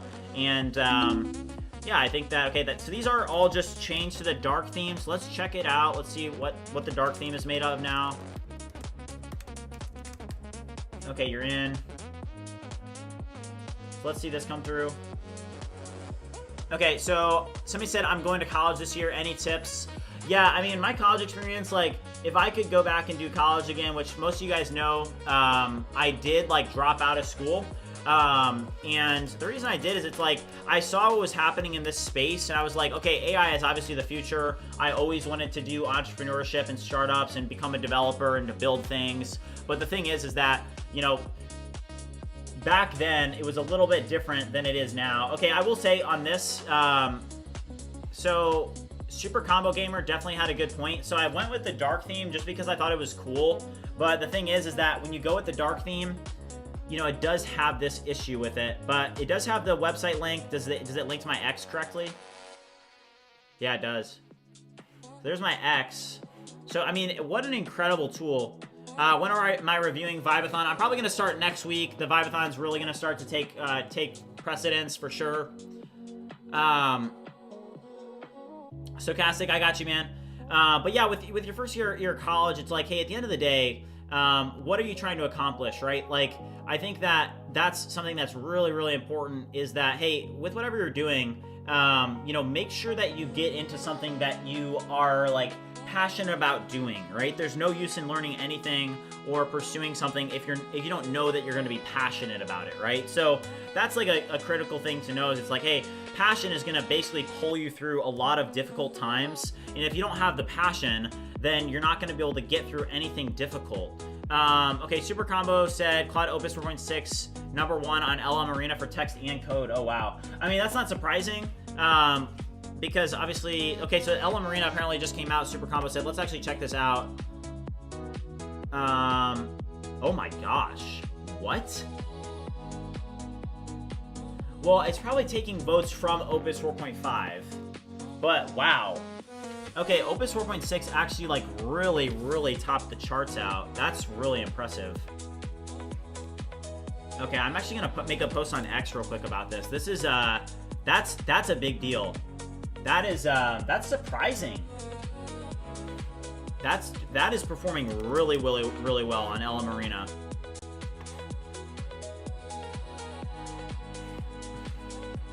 All right, I'm gonna use Bridge Voice to make this post.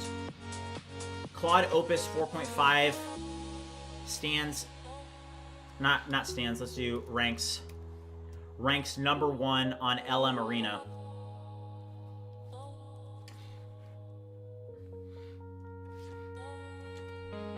Wait, what's the correct, is it this? Yeah, LM Arena.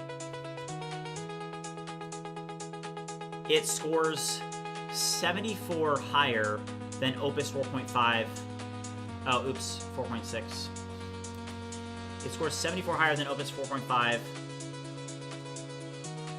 it leaves GPT 5.2 high in the dust by over 104.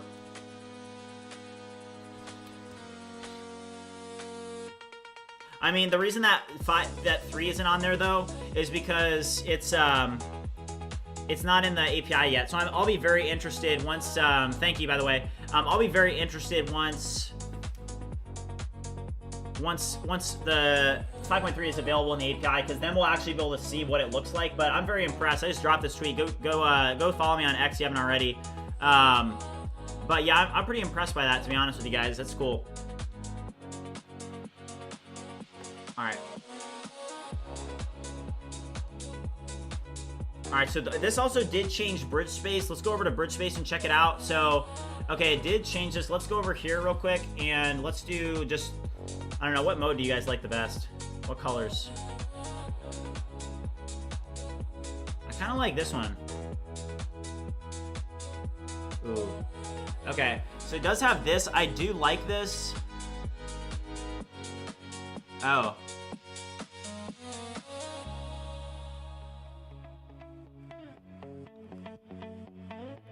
This is just nothing. We need to get this fixed.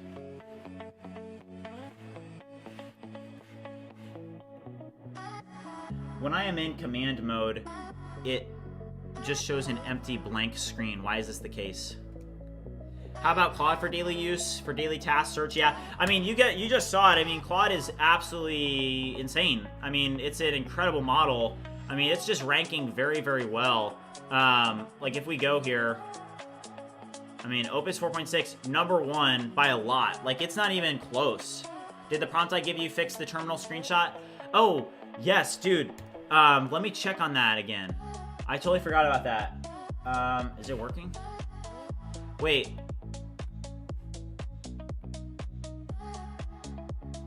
What was the prompt? Wait, what was the prompt trying to fix again, Super Combo? It's been a while since I did that. Also, let's try and one-shot a feature. So one thing I want to show you guys, so this is actually a really critical feature that needs to be built in. So I just took a screenshot, right? And I'm trying to drag and drop it into one of these terminals, and the functionality it doesn't support it yet. So let's see if we can actually one-shot this, because this is not an easy feature. So let's use bridge space here, and we're using Opus 4.6 inside of Cursor.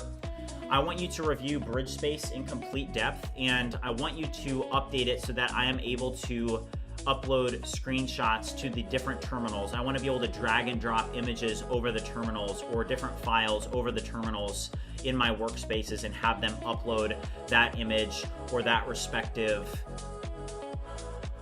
file on my computer that I'm trying to upload. Review how this could potentially work, create a structured plan with best practices on implementing this, and then implement changes without breaking any existing functionality.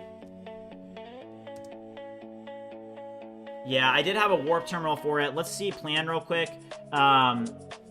So we're gonna put it in plan mode and see if it can one-shot it in plan mode. So we'll try plan mode first. So let me explore the BridgeMind code base in depth to understand its architecture. So this is like one big thing where that context window does play in, is that, hey, when you have that larger context, it's gonna carry you a lot further, especially in larger code bases, right? So that's one very large thing to take note of, is that, hey, one of the biggest things when you're looking at the difference between Opus 4.6 and Opus 4.5 is that that context window will make a significant difference. That is a massive context window. Like, I almost saw that context window and I was thinking, is that legit? Now, I think that people are kind of, the model is expensive.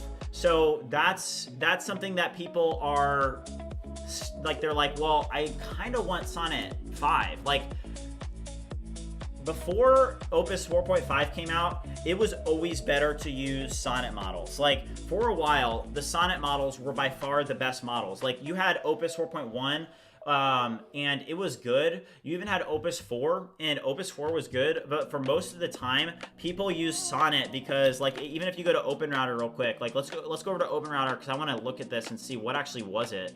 So in OpenRouter, if we go to Opus 4, right? Like, let's go to Opus 4. Opus 4 was, yeah, so this is why, like, before Opus 4.5 came out, people barely ever really used Opus models, and it was because of this price, right? So Opus was $15 per million on the input and $75 per million on the output, which is just like ridiculous, right? But with Opus 4.5, what they did is they actually reduced the price in a third. So I don't know if you guys saw like Sam Altman's recent tweet, but if we go to it, he was like crashing out against Anthropic because Anthropic made those ads that kind of like knocked him down, right? But if we look at this, where was it? It was what tweet was it? I know it. Okay, here it is, right here. So the thing that I didn't like about Sam's tweet is that he basically he said this. He said, Anthropic serves an expensive product to rich people. Like, I thought that that was a little bit ridiculous that he said this. Anthropic serves an expensive product to rich people. Like, all right.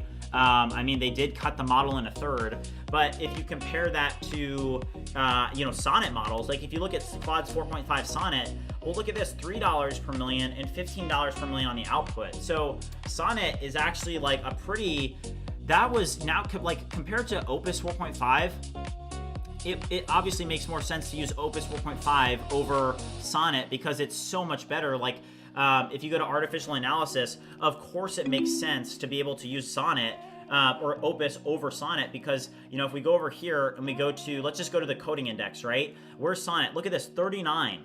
So Sonnet was at 39, Opus 4.5 was at 48 on the coding index. So you saw this massive improvement in performance in coding for only $2 per million on the input and $10 per million on the output more, right? So it made more sense. But if you compare that with, some of the GPT models, like let's just go to GPT 5.2 Codex, like it's cheaper, but somebody in the chat, a respected member of the community, Super Combo Gamer, he's actually shared with me multiple times that it's actually in fact more expensive to run GPT models than running Sonnet models. I think he may have just DM'd it to me. Hold on. There's a DM that I have from him that I'll use as reference. Yeah, it's right here. Check this out, guys. So this is what Super Combo Gamer sent to me. And Super Combo Gamer, this is what he showed me. So he said, hey, this is on the Artificial Intelligence Index, and this is the cost to run Artificial Analysis Intelligence Index, okay? So you have Claude 4.5 Sonnet, right? And this is how much money it takes to actually complete their benchmark, right? So you have $352 or $733 for Sonnet, $1,485 for Opus, and then you look over here for the GPT models and they're way more expensive. So even though it's costs less tokens on the input and output, it actually it performs worse or whatever, so it ends up costing more to be able to complete this index. So that's something that people like really have to understand is like, it's not just about input and output costs, it's also about like looking at indexes like this one and seeing, okay, even though this model costs more for input and output, it's going to end up costing less over time because performance is a thing. Or maybe even Super Combo could elaborate on that if he's in the chat. I don't know. But yeah, definitely something to know. All right, also this plan is done. Let's check out the plan. So it says, BridgeSpace has partial drag and drop support in block terminal, not currently used in workspace flow. Drops non-image files as shellscape paths into the terminal input. No actual file copy uploaded. Yeah, so we're gonna need to fix this. Let's build. Let's give it a shot, and we'll see if it can one-shot it. Okay, it looks like, okay, Super Combo said that he just sent a new one with Opus 4.6 included. So let's check this out. Thank you, man, I appreciate it. So, well, here's one thing to note, though, is that Opus 4.6 got way more expensive. Look at this. So that one jumped from $1,485 to $2,485. So, wow. Sorry, I'm tired. That is expensive. That is really expensive.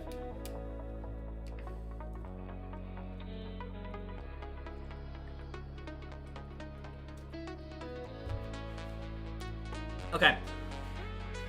Yeah, what do you guys think about that? Because it saw a big, even though the price didn't increase, like why even is that? It just has worse efficiency or what?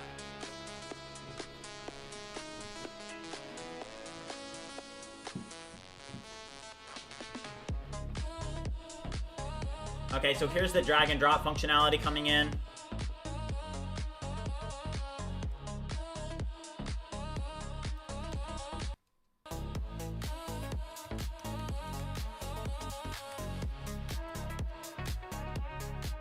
If you are my marketing assistant, You are my marketing assistant, and it is your job to create the content and copy for the marketing about Bridge Voice. What are the benefits of using Bridge Voice? What are the top 10 features, not top 10, best features about it? Who is it for? What is its functionality? Create a README with a bunch of marketing content based on the actual features in Bridge Voice. Okay, so we're gonna basically reverse engineer marketing content here.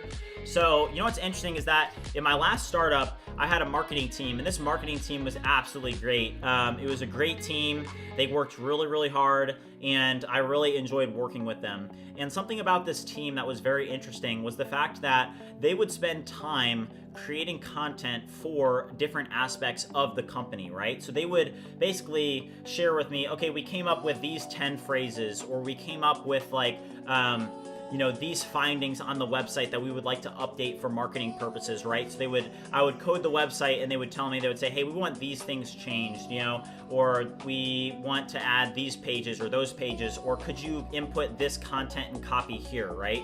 And I got to work with them, and I learned a lot with working with them because they were very, they were very fixated on making sure that the marketing was optimized as much as possible.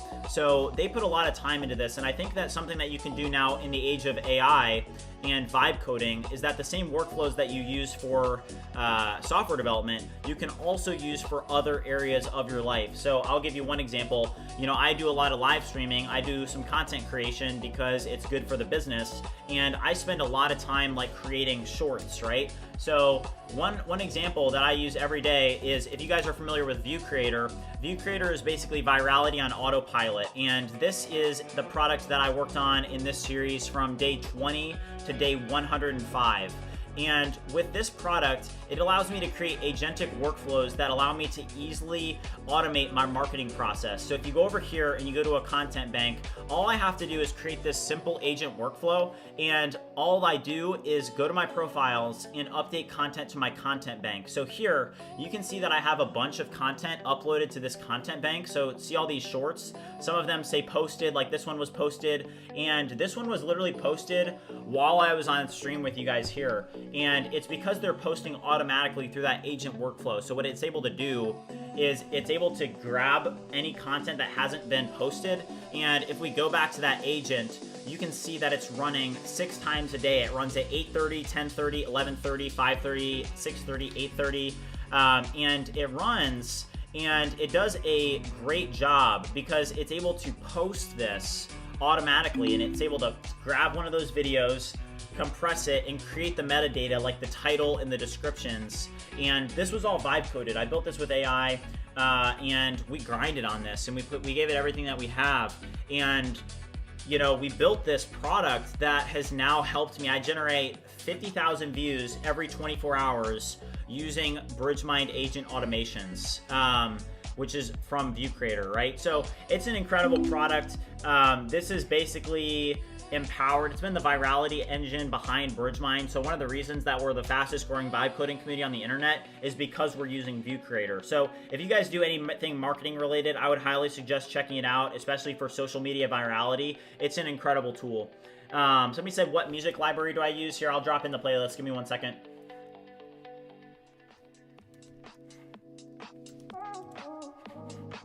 Okay.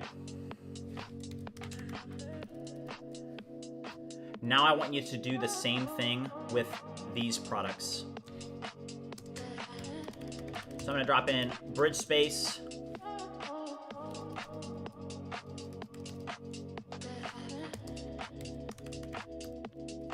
All right, and then the BridgeMind MCP is important as well.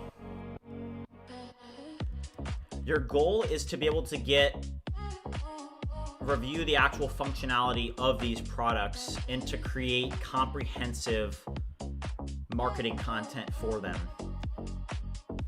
What's my view on Polymarket and prediction markets? I don't know enough about them. They're definitely interesting, like even in the context of I look at them because it's helpful to understand what people are thinking and the probability of like certain events that aren't necessarily like that are like real world events, right? So you have things like people are betting on when GPT-6 is going to drop, right? People are betting on when Claude Sonnet 5 is going to drop. And like, I'll even show you that example. Like, that's what I use Polymarket for, is like, look at this, Claude 5, Sonnet, drop, Polymarket, right? So let's look this up. I know that it's one. Yeah, so you can see I've gone to it before. So look at this. So February 14th has a 4% chance of dropping by that date.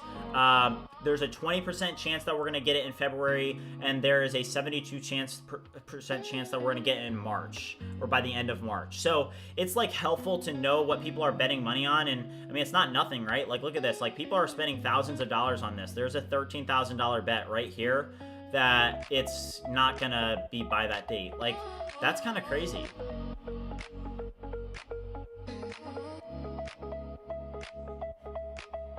Somebody said people are betting on Jesus returning.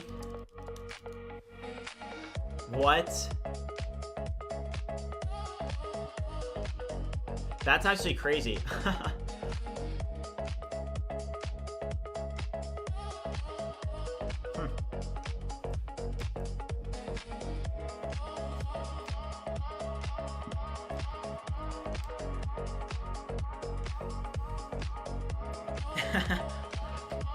Yeah, that is definitely gambling.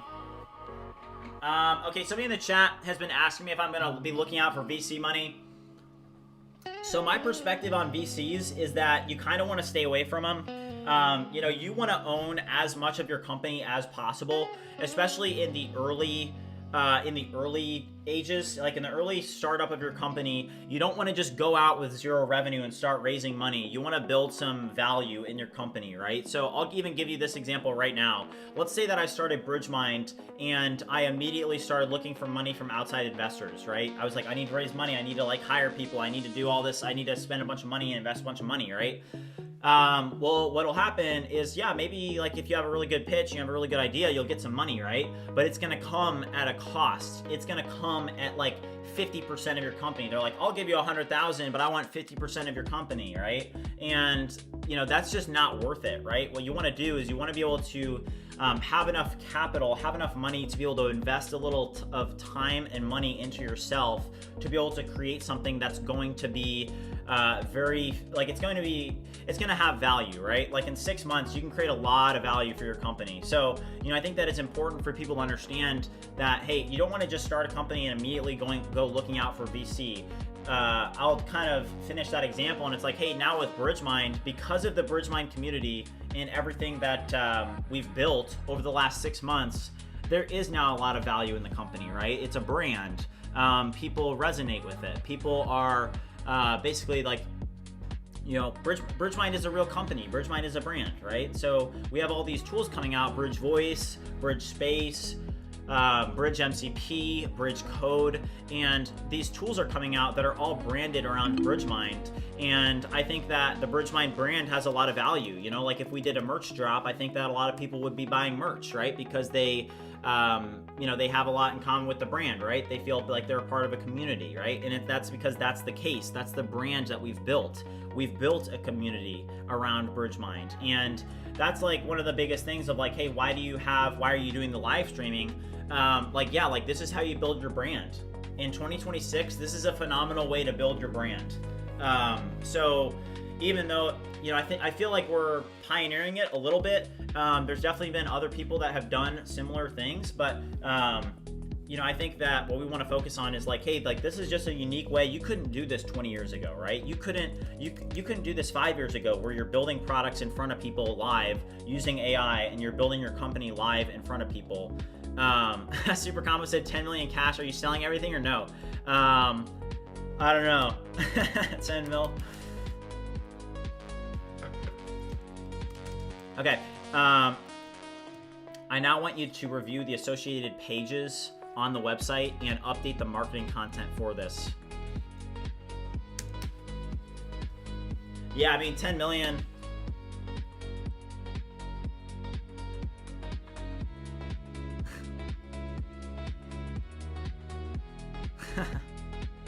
Oh, jeez. That's not good. Oh, gosh. Oh, my gosh. All right.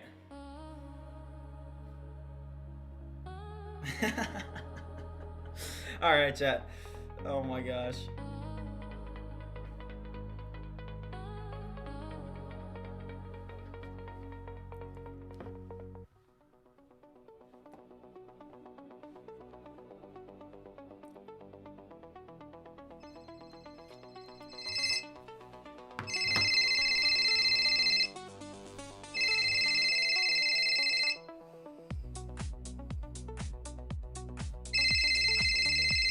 Okay, so we're updating the marketing site right now.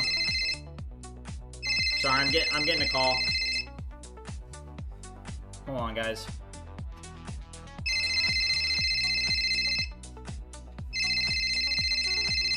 All right, I'm sorry, guys. I'm gonna have to take this. I'm gonna mute my mic. Sorry, the interruption.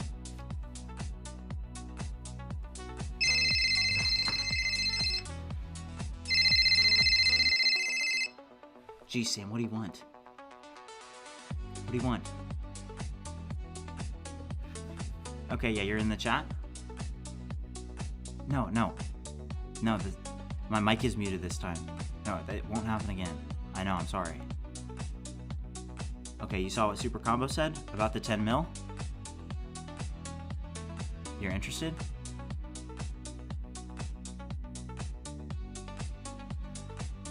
Okay. 10 million?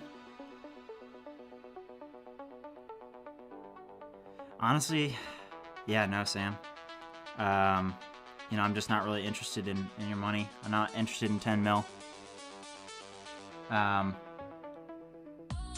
You know, maybe if it was 20, it would be a different conversation, but yeah, I mean, you heard what I said to the stream. I'm not selling, Sam. You can't buy me. Stop calling me. Alright, sorry guys. I've got this crazy ex that keeps calling me. It's not good. Let's lock in.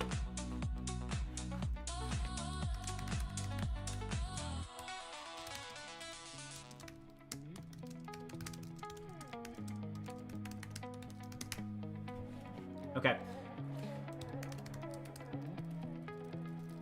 Okay, let's see if this one was able to solve that terminal. So this one was the one that we were working on being able to upload images and stuff. So let's go over here and see if that is... Okay, hold up. My mouse is... Oh, jeez. That is not good. Okay, chat.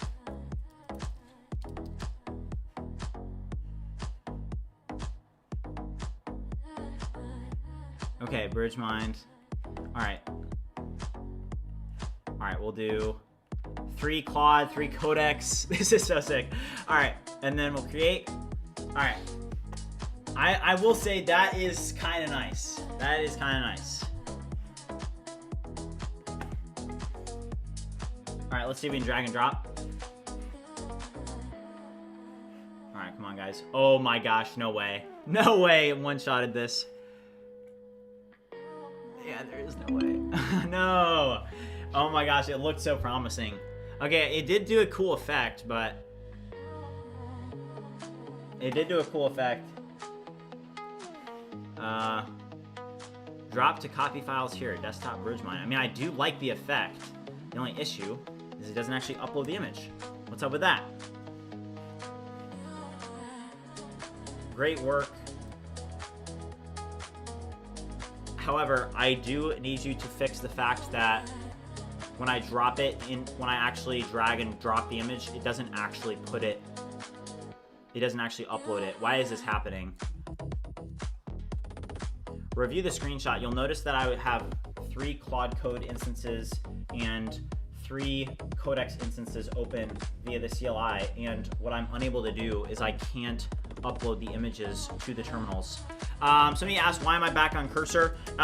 Opus 4.6 is being used through the API there, which means that we have access to the 1 million in context, so we are using that. I also have some credits from them, so I mean, it's a pretty good tool. The CLIs definitely are great, but right now, until Opus 4.6, the 1 million context version actually gets put inside of Claude Code, I want to test it here first. And this is doing a really good job today. So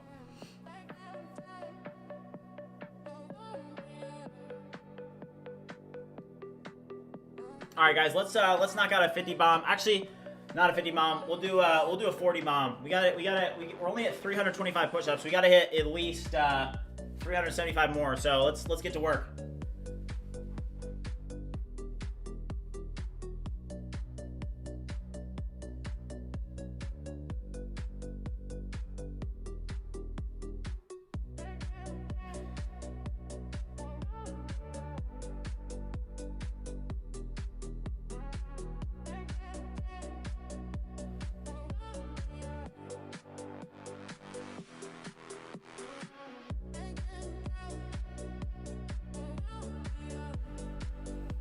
All right, 40 bomb chat, let's go.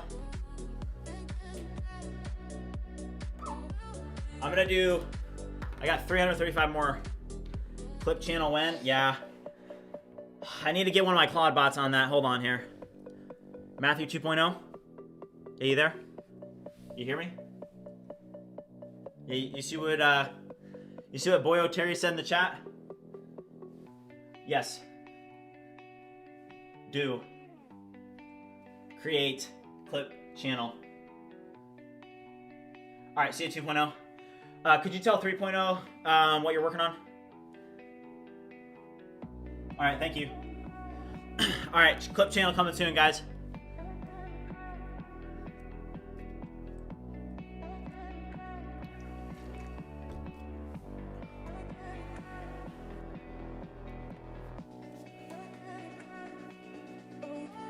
All right.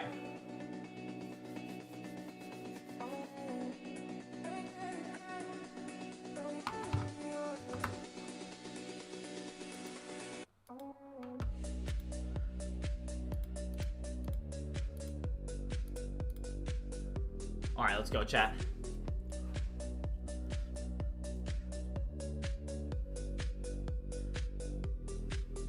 Opus 4.6 is a one-shotter.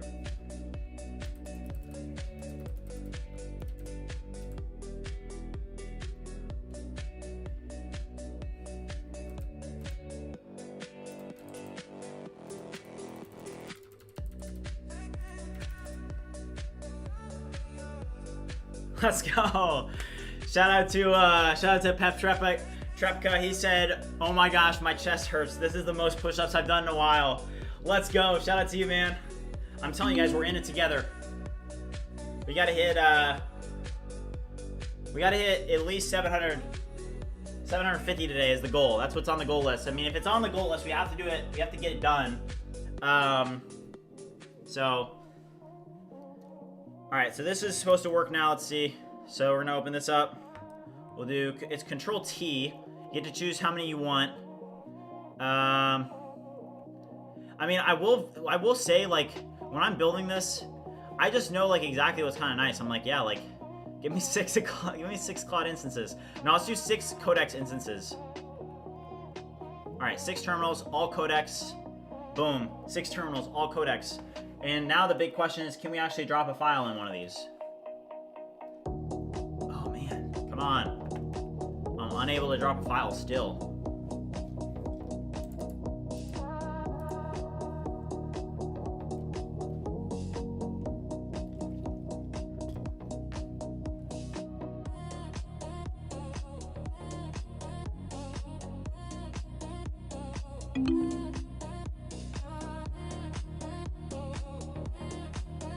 So you said GLM5 is on OpenRouter right now?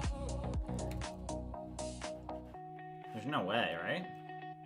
It is 251. It's possible. Are you talking about the Pony Alpha? What's GLM 4.7? Nah, because they do these 202,752 context windows.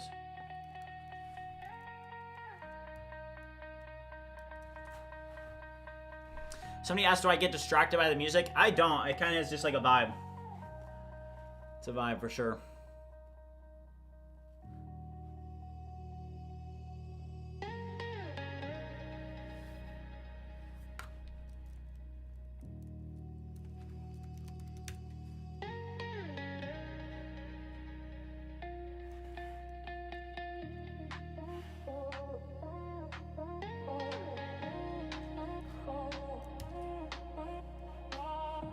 All right.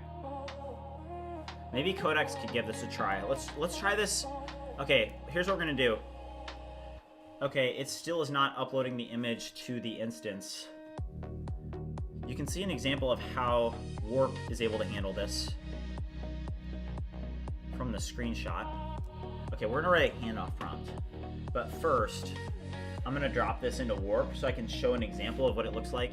So the intended functionality is when I drop it in, see image number 2. I really like that. You know what I'm interested in though? Is that a function? Is that functionality specific to? Is it specific to Warp? Or when I run Claude Code to my just a normal terminal, do I also get that? Right? That's a. I mean, that's a fair thing to ask, right? Let's try this out. So let's just run Claude. Hold on here. Alright, let's just try Claude here. And I'll make sure. Okay. Yeah, so here's Claude.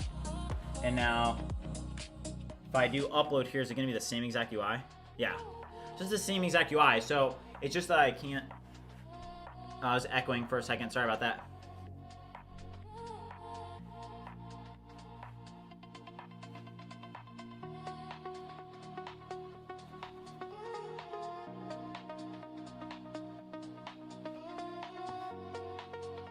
Hey, Chumek, thank you, man. Let's go. That's sick. Chumek said, instead of touching $1 million, I wish that you would become $1 billion because a big community is learning from you about how to progress forward brick by brick. I like that, brick by brick. That's what I like in that. I like that, brick by brick. Okay. So let's upload this screenshot.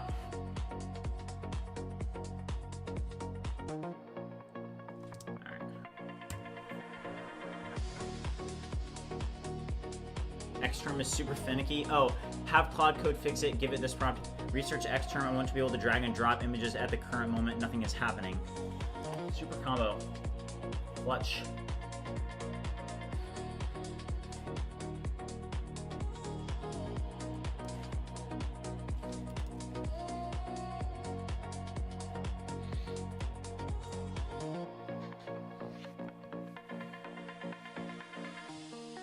Somebody said I dig the music, let's go.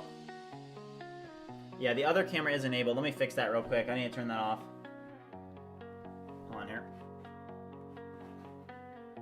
There we go, fixed it. We're back.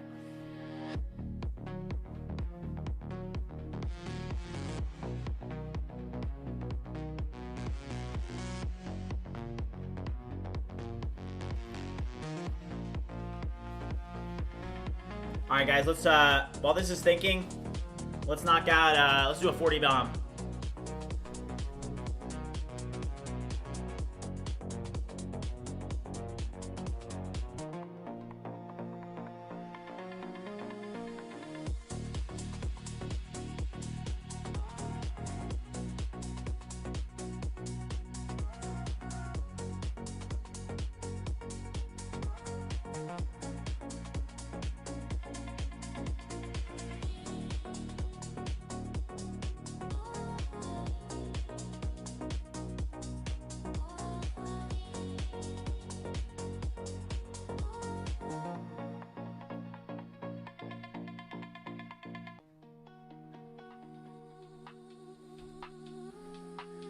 I accidentally did a 60 bomb.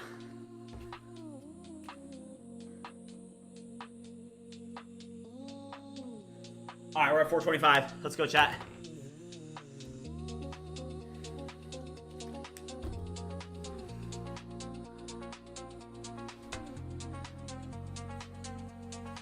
Yeah, the X term's a little bit tricky.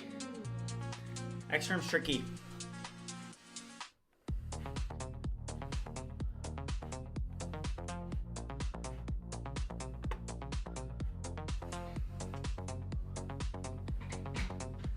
All right, somebody said that, oh. So people are speculating that this Pony Alpha model is GLM5. I don't think it is. It's got 200,000 context.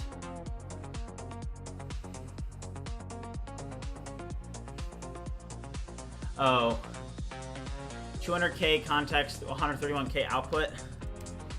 That is their trademark. Wait, hold on here. No, it's not. GLM 4.7, 202,000. Let's look up GLM 4. Is that even a thing? Oh, they don't have those models on OpenRouter anymore.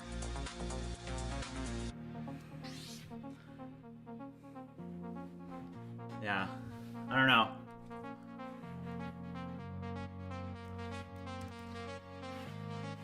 Okay. Let's see if that did anything. Oh, that ain't good.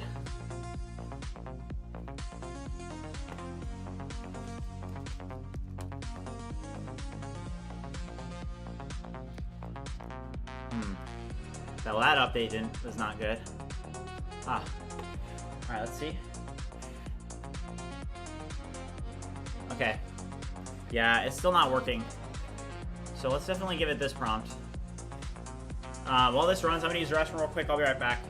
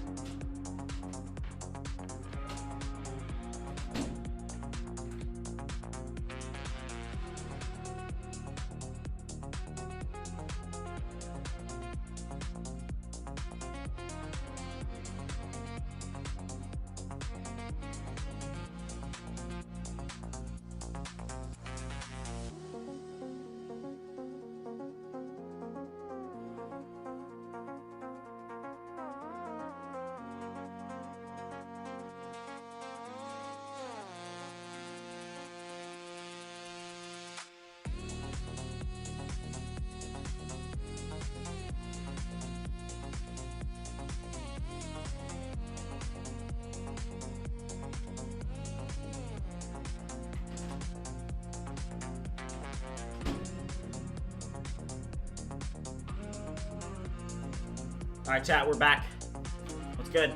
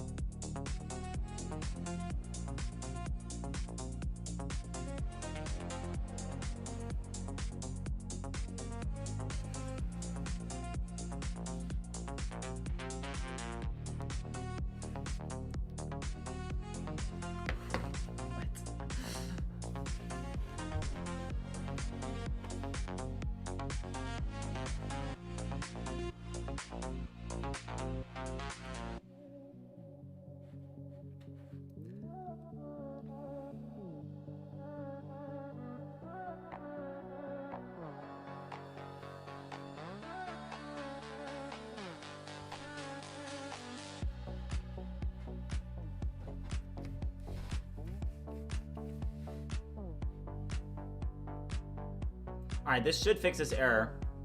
And this is going to be the step towards our goal for macOS production. We can actually cross this goal off the list. Bridge Voice is totally ready. I'm just going to have to go through the process of actually posting that and getting the notarization done by Apple, but that's probably going to get pushed live like Monday or Tuesday next week. So I should be able to get to all this over the weekend. In terms of like sometimes I can focus a lot better when I'm a little bit off stream, right? So some of the work that needs to get done off stream just needs to get done, right? So this is one of those things because I'm just doing so many things. Like I'm literally in my like iCloud keychain generating keys and stuff. It's actually a pretty complex process that I'm gonna probably do this weekend. Not even probably, I am going to do it this weekend. So off stream I'm gonna have to do that. I'd like to make some progress on it today, but it's just a little bit too sensitive to be like showing on stream and stuff. So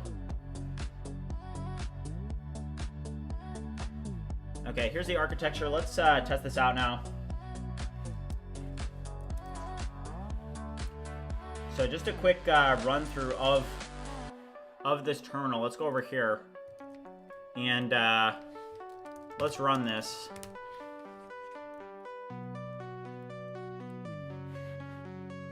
All right, check this out, guys. So sign in with browser.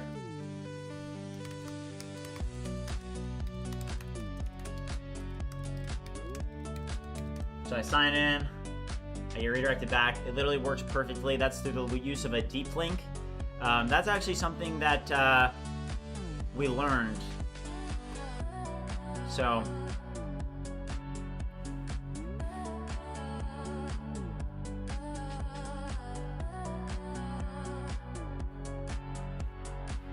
right, so let's open up a new workspace here. So we're gonna launch 6. We're gonna go in, we're gonna our desktop. We're going to choose BridgeMind. We're going to open this directory, and the AI agents, we're going to launch one open code, one cursor, one Codex, one Claude. And now the big thing that we're actually testing is the ability to upload the images to the terminals. So we're using Xterm, and we're still struggling with it, it looks like. So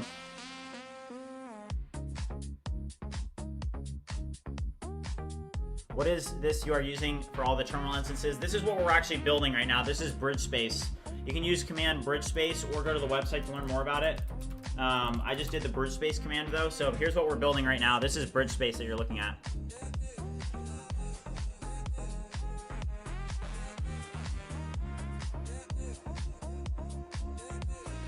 All right.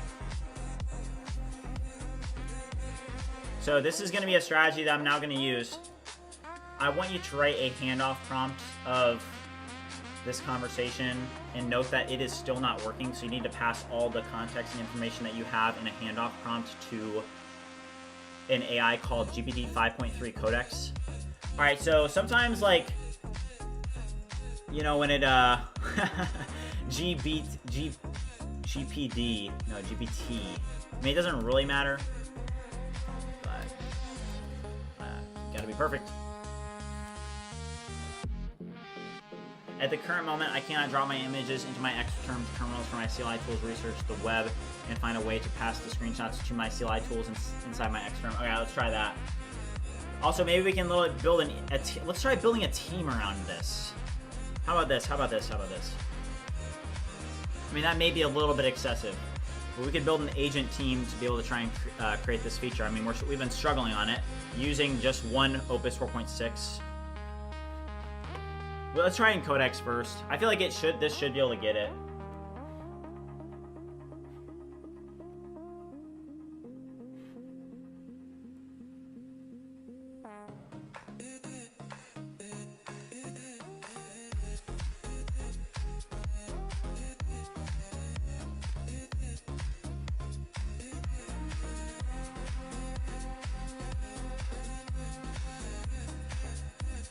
Super Combo said that cursor web searching is not good.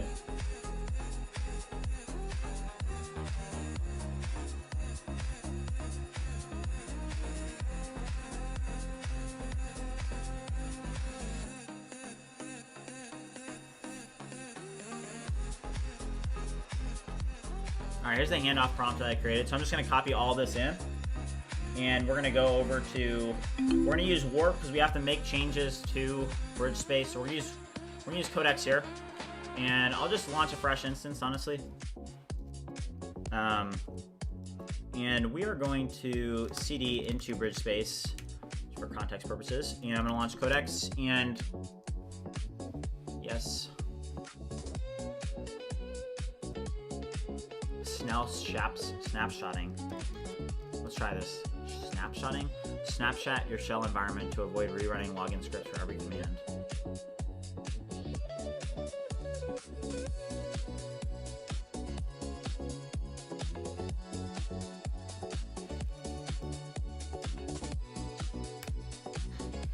Alright, so this is 5.3 Codex. Opus 4.6 struggled with this, and we just want to test it here.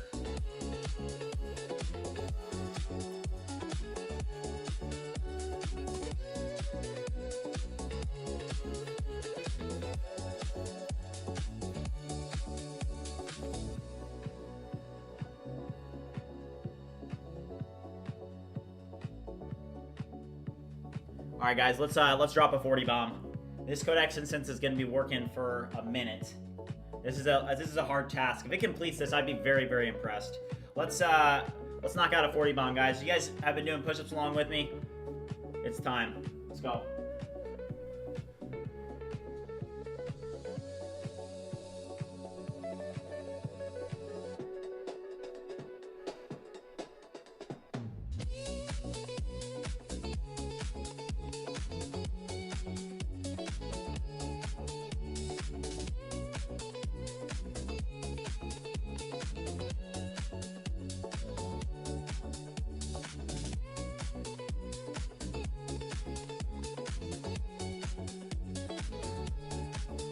Let's go, chat.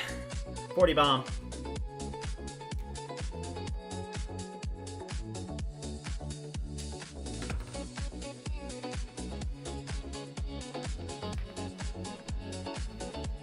All right, hold on. I'm getting DMs from a real one right now. Let me check this. Okay.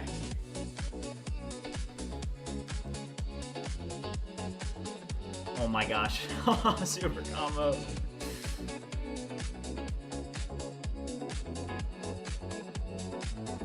Alright, super combo literally just dropped me a prompt that is like super descriptive.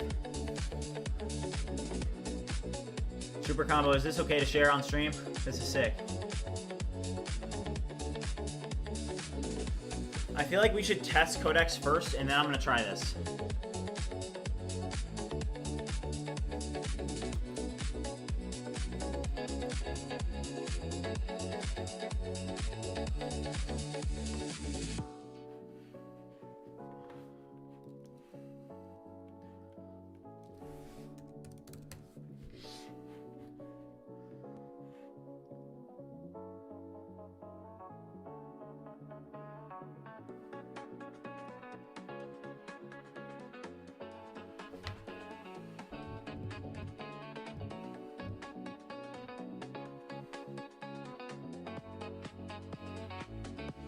You can't see the million contacts. I don't think it's in Claude Code yet. It's in, you can only access it through like cursor.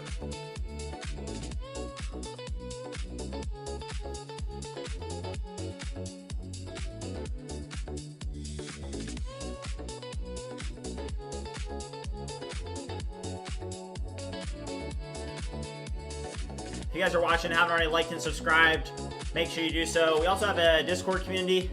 It's the fastest growing vibe coding community on the internet right now. We're about to cross 5,000 members.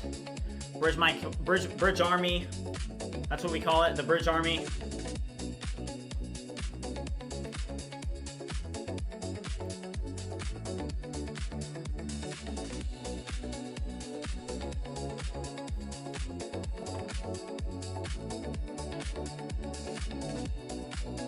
Guys, who would be down for a project sharing event tomorrow? Who in chat?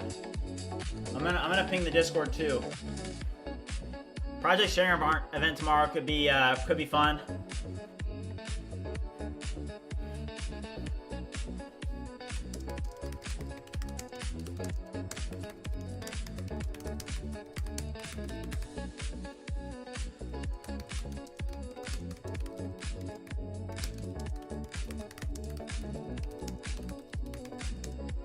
I'm gonna add everyone. Alright, I'm considering doing a project sharing event tomorrow. Let me know if you guys would be interested.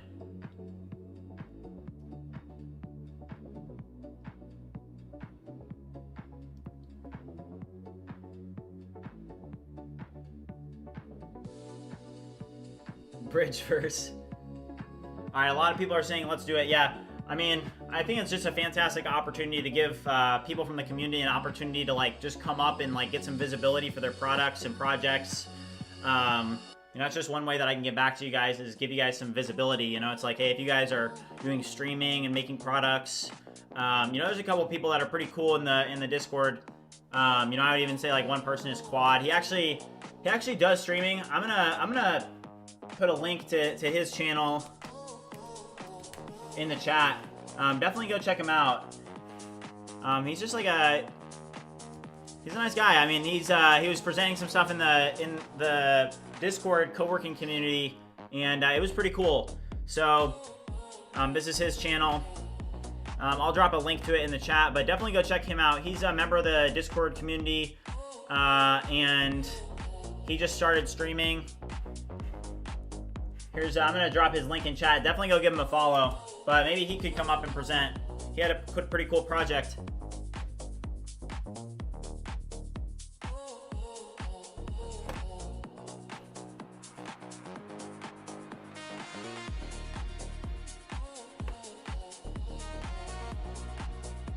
Backstory Bites, what's up?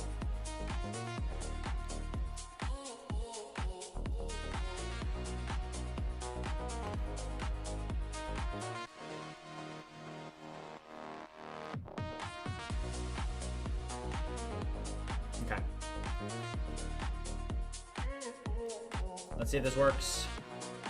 Single, one Claude instance. Let's just open it up in just a random project.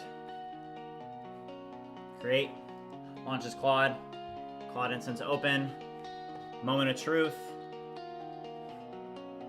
Oh, okay. So it looks like Codex was able to one-shot it. What do you see in the image?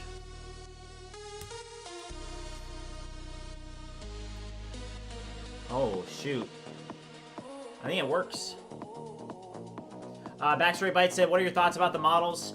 They are definitely an improvement. I do notice a pretty nice improvement.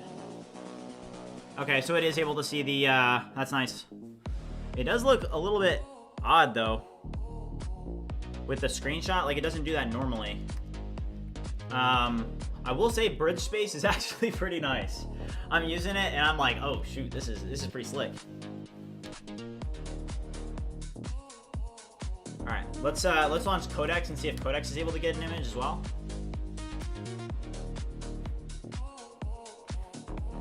Oh, there we go. Let's go, chat. What do you see in the image? Okay, Codex did one-shot this. Oh my gosh. Alright, Codex 5.3 just one-shotted.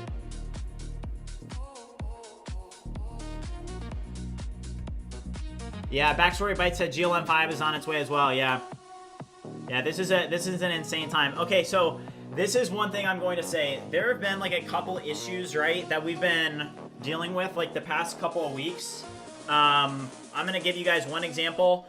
Earlier on stream, when we solved the authentication process on Bridge Voice, that actually changed a lot. So if you guys were watching earlier, what we're able to do is, in order to get Bridge Voice shipped to production and shipped to Mac OS, we needed to adjust the auth in it so that instead of it hosting the auth itself and having to set up another client ID and client, not another user pool incognito, we would have to set up another client ID connection to be able to connect to this Vite project, and then all the authentication would be handled in the Vite project. But instead of having to manage the infrastructure and make the infrastructure change, I just decided to make it a code-based change.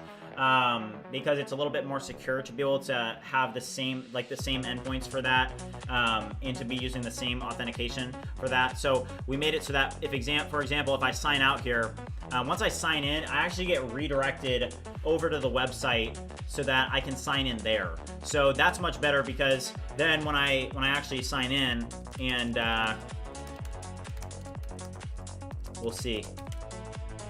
Alright, you're signed in. So it says return to Bridge Voice to continue. So now we can go back over to Bridge Voice, and as you guys can see, it did authenticate us with that flow. And this was a flow that I actually tested and attempted many times using Opus 4.5 and GPT 5.2, and it actually was able to pretty much one-shot it. Opus 4.6 one-shotted that. So stuff like that does make me see, okay, that was something that actually was an improvement, right? And to some extent, I think that's why people that are talking about the models need to actually be the people that are implementing them, and have that history of being able to, you know, get a model and be like, okay, this actually genuinely is better. Like, I'm getting better results.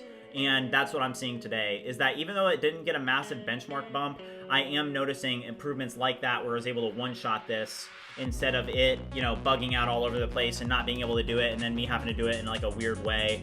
I will say that it's a lot better. So even though the benchmarks don't say it, I will definitely agree. This is an improvement.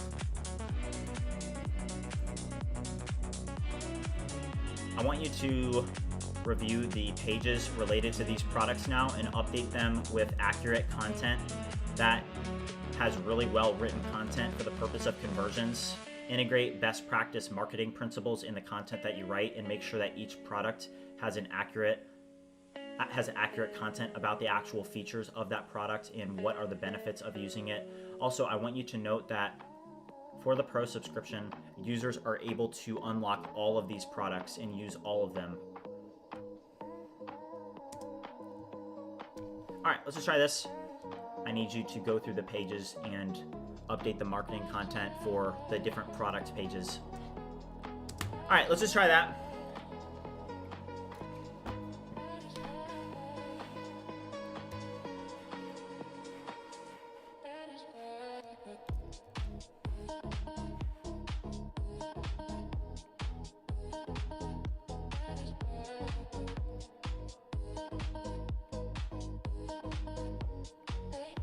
Let's try the styling a little bit here.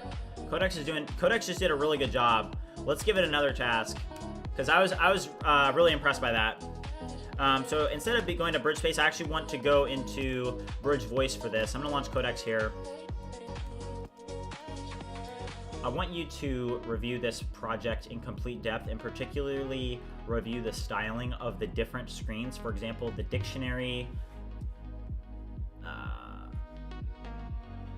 These products are really coming along. You know, it's interesting, like when you first start out on a project, it can be difficult to get your feet under you, but then as you work on it more and more, you start to flow a little bit better, and you know, you make that progress, right?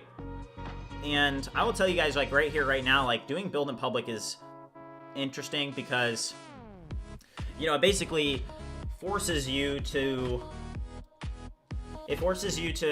make progress. Because if I don't make progress, you know,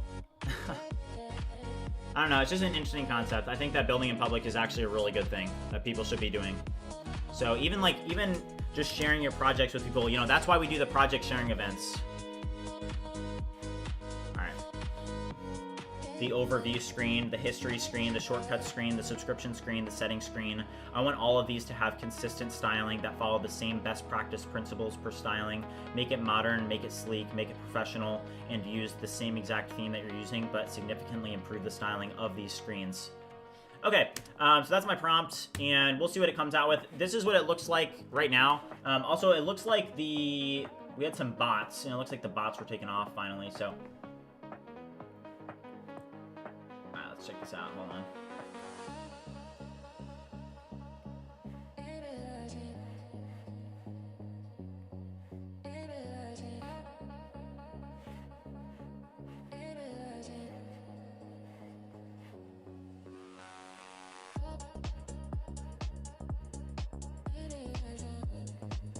All right, we're gonna redo the piano performance. We're doing the piano performance at 700 likes. The bot likes came off.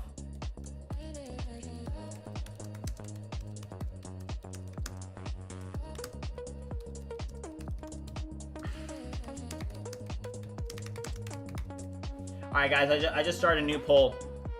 I'm gonna update this too.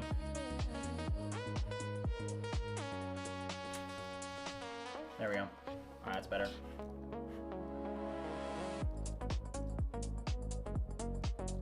All right, make sure you guys like the video, subscribe if you haven't already, join the Discord. Let's go.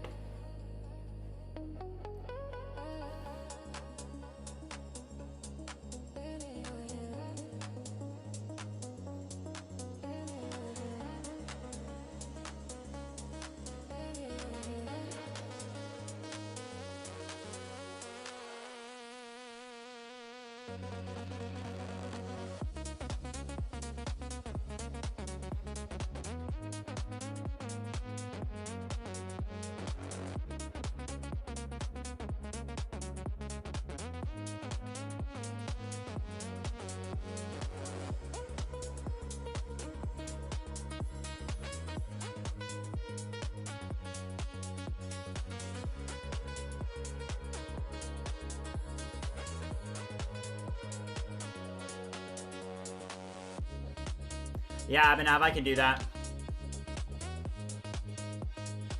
I think that's a good idea.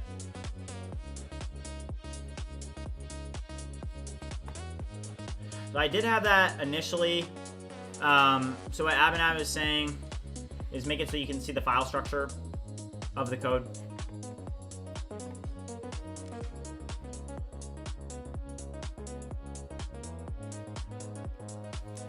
All right, let's test this. All right, let's launch Claude. Let's build a team on Claude. I want you to build a team that is built around a particular set of features inside of BridgeSpace. This team has a sole focus of building out the capability for users to be able to navigate their file structure and actually see code inside of BridgeSpace. Users need to be able to edit their files, make changes, and be able to see things in a nice IDE format like VS Code does. Would you review the project in complete depth and identify what roles and members of a team need to be built so that we can build this feature in a very modern, professional, and uniquely styled way? That uniquely styled way is going to throw it off heavy.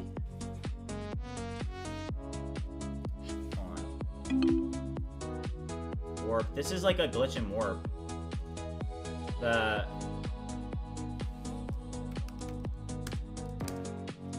fits with the theme of the application. Review the project, review my prompts, and build a team to build out this feature. All right, so we're gonna build a team.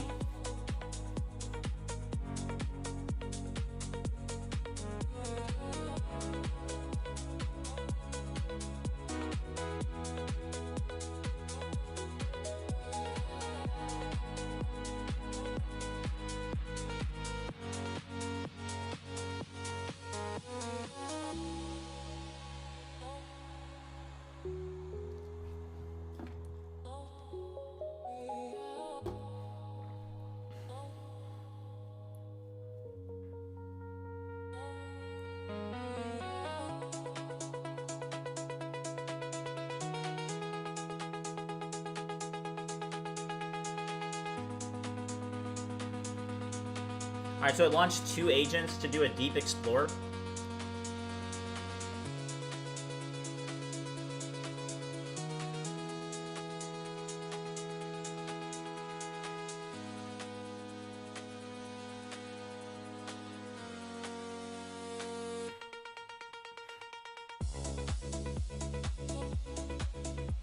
All right, guys, we're gonna have to hit some push-ups here in a second.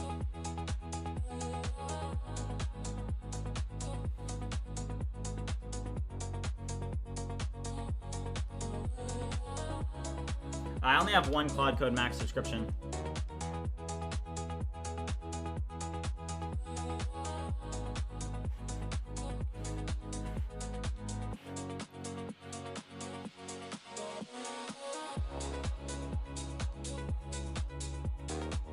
I wonder what would happen if you were literally just spending like $10,000 in tokens on Claude Code a month. Like if you just were ripping extra usage on everything. I think you'd go bankrupt, but you'd also probably build a lot.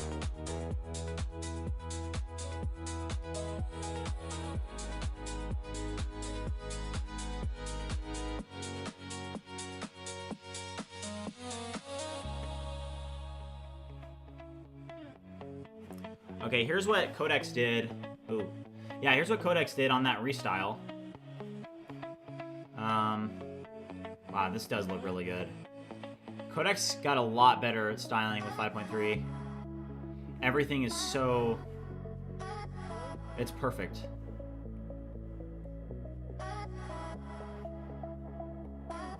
Wow.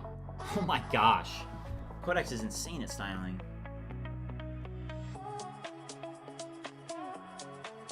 Okay. That was like super impressive. Codex just nailed like 2 things. I mean, they did get like a 77 on Terminal Bench or something like that, didn't it?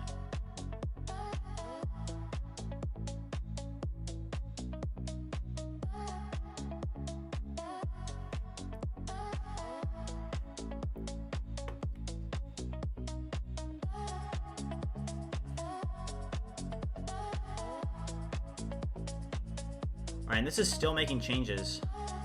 right, this one here. So, okay, so let's actually take this, 'cause I want to explain this for a second. So for you guys that are watching, this is Agent Teams. This came out yesterday, okay? And what I asked it to do is I asked it to build a team. So this is something that you can do. It's in my most recent video, but basically the proposed team is the BridgeSpace IDE. So it basically builds a team. So there's the architect, the file explorer, the code editor, the pane integrator, and it has all of this, right?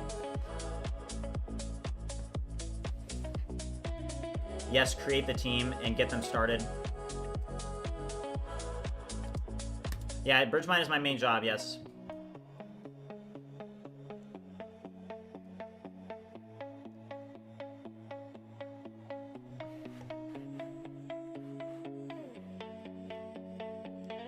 All right, also guys, we were at 40,950 subscribers. The goal for today is 41,000. I think that we can hit it. Let's go. Let's see what people are saying about the project sharing event.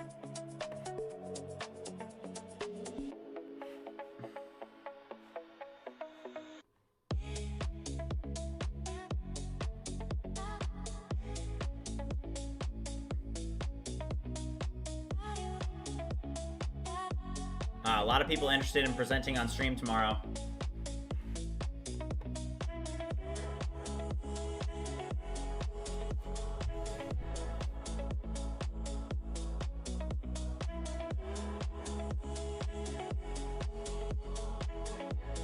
Someone said, do you know if we can make persistent teams? I've been spinning new ones up every time.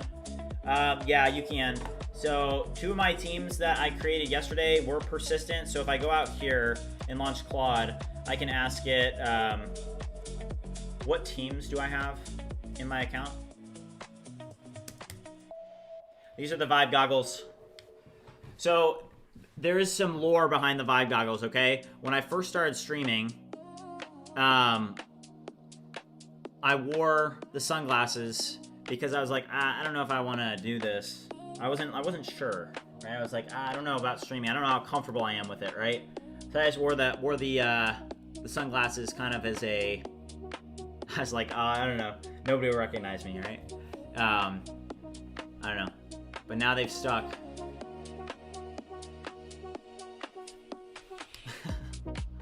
Okay, I have another story for you guys. So you guys know I was finishing up school last semester. I was actually gonna graduate. So you know, after my last startup, I had some time off, and I was like, okay, I may go graduate. Like, I'll try to graduate, and I'll get BridgeMind started while I'm graduating, right? That's what I kind of thought. So look at these teams. These are the teams. So I have 3 teams configured. Okay, so now these are working. So now you can see the architect, code editor, and file explorer are all working in unison. But I was talking to my professor, and my professor, I had shown him BridgeMind, and I was like, hey, what do you think about this? Like, you know, what do you think about what I'm doing? And he actually, you know, he thought it was pretty cool. You know, he was like, I was at 2,000 subscribers, and I showed him my, the analytics. I literally showed him this. Hold on. I showed him this, and I was like, check this out. And it was way back here. It was like when I was at I'll never forget, I was at 2,600 subscribers. So it was back in September. So in September, I went to him and I was like, look at this. And I hadn't been doing my homework or my exams or anything, so I needed to I was like, this is what I'm distracted with. And he was like, you definitely got something there, right? And then 6 months later, boom, crazy. Claude's not down for me. The Claude, the Pro Maxes are decent. They're decent. They help you get locked in, though, for sure.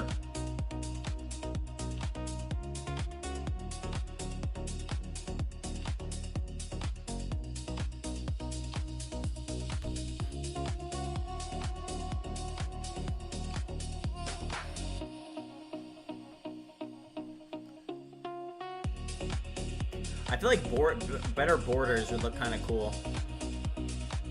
Just look a little bit better. Would you make the borders around the different containers just stand out a little bit more?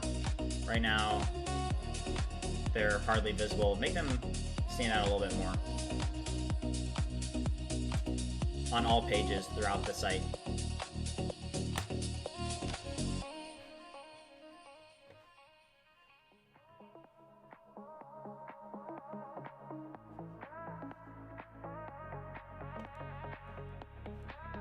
MPZ, what's up, man? Okay, some people are asking for the playlist. Yeah, I've got you, man. I'll drop it in. Claudebot, I need you to create some music for Bridge Music, please. We need to drop the next album soon. All right, we're good, guys.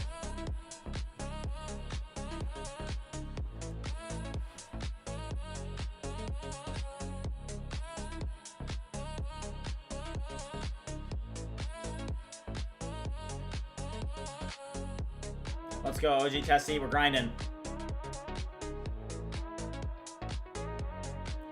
I got you, Cuts. It's a marathon stream, guys. Alright, so this is the team status.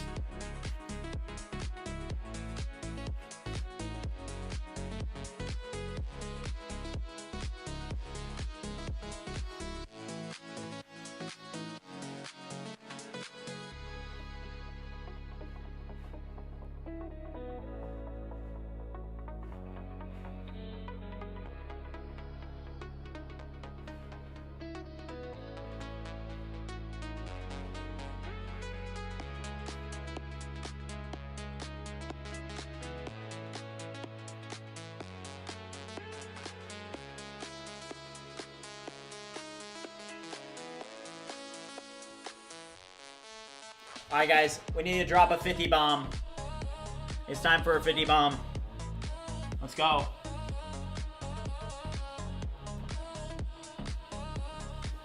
Alright.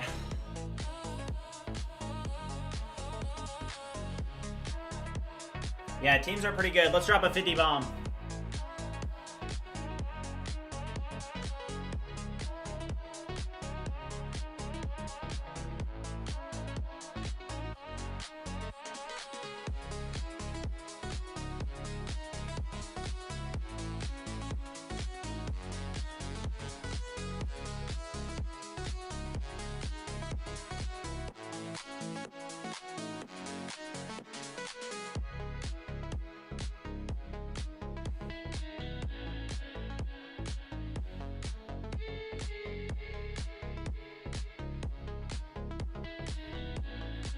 Alright, 50 bomb.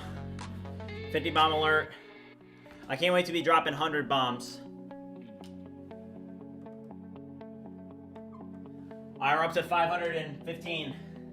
515, still over 200 to go. Okay. Alright, how's this Codex instance doing? Alright, it looks like it finished.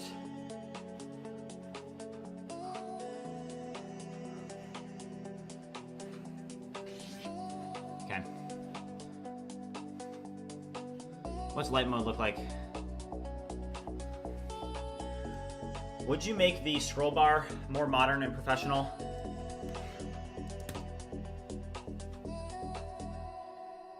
Yeah, right now we, that's a great question. So we have 35 pro users on the BridgeMind Pro plan already.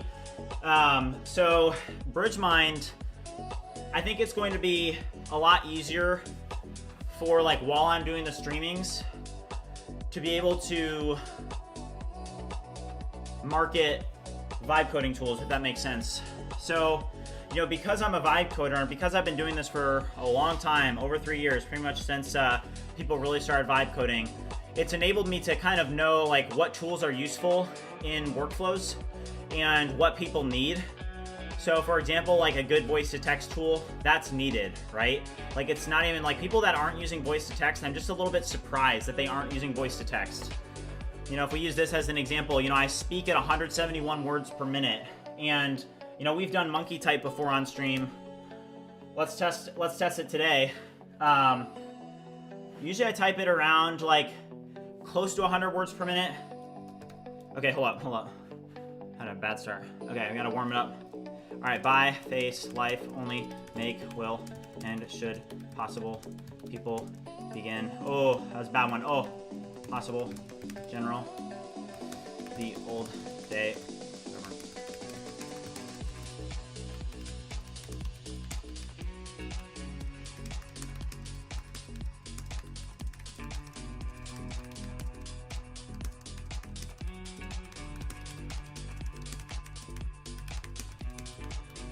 All right, 93. I can do better. I think the talking slowed me down. Whew.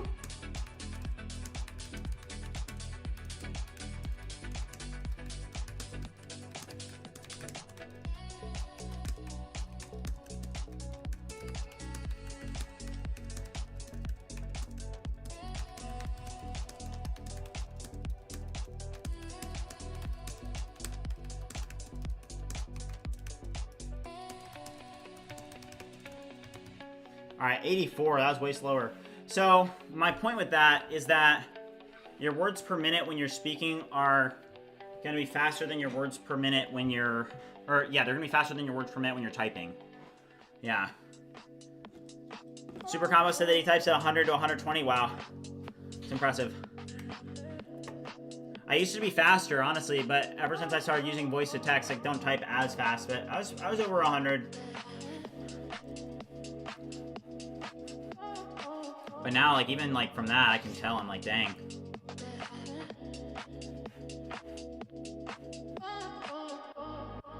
This is looking really good. Alright. This is awesome. Would you help me create customizable themes for Bridge Voice now? For example, in settings, there should be some type of themes option that gives me different themes that are unique. You can look at different options, but a variety of different really cool, some techie options, some really cool options would be nice. It would be nice to have 10 different theme options.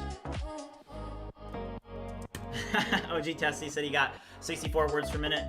Yeah, we're almost at 41. Let's go.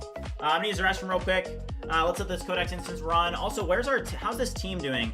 So this team is still working here. I'll let you guys keep an eye on that. Scout for any API keys.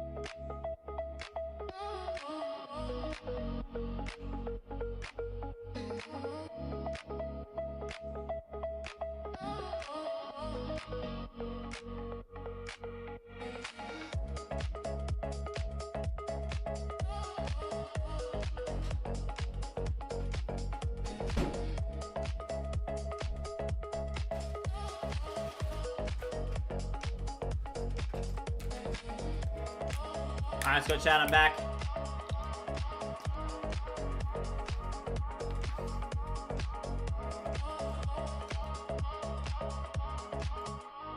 Yeah, 64 words per minute isn't bad.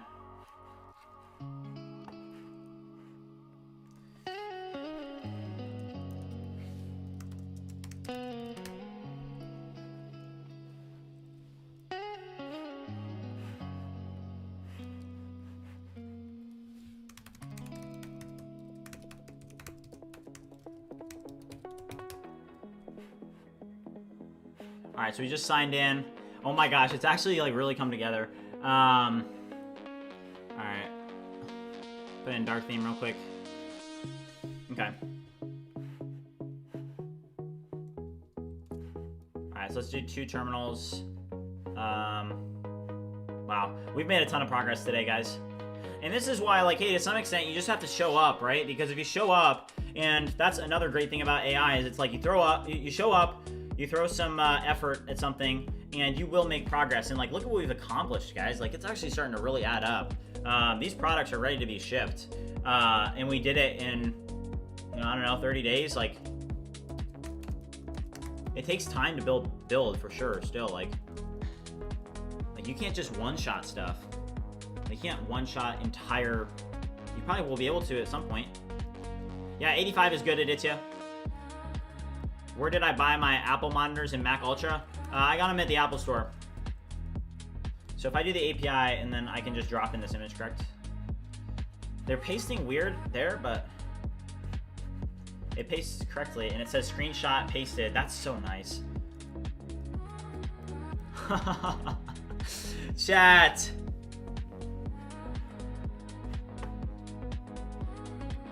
All right, what I wanted to really check out though was the IDE. Is there gonna be an IDE now?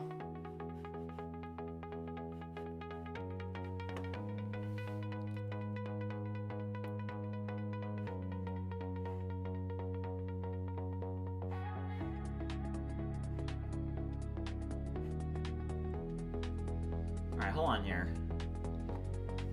All 5 tasks were completed.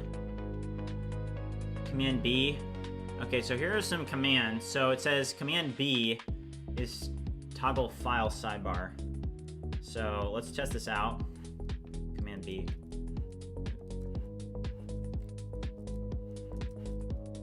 Command B is not doing anything. Which agent did this? It was Anthropic. Command P.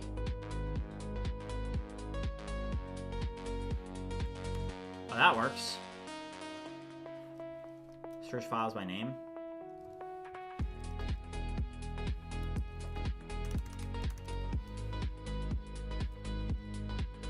Can I open this?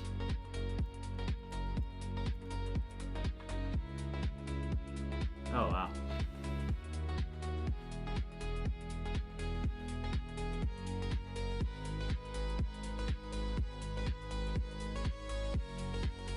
Oh, wow.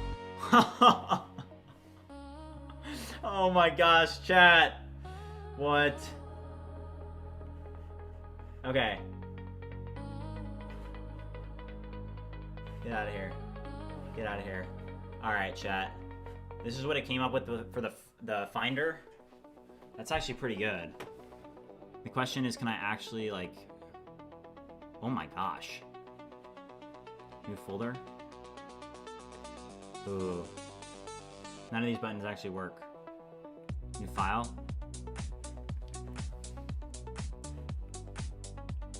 Great work so far. One issue though is that when I try and create a new file or create a new folder, none of those buttons actually work.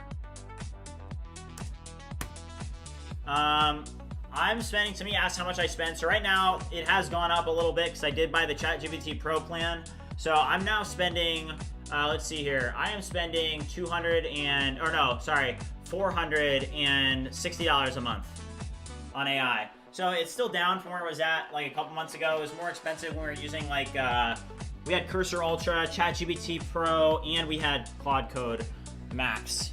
So we were spending $600 a month. And then it went down as low as 220, but now it's back up.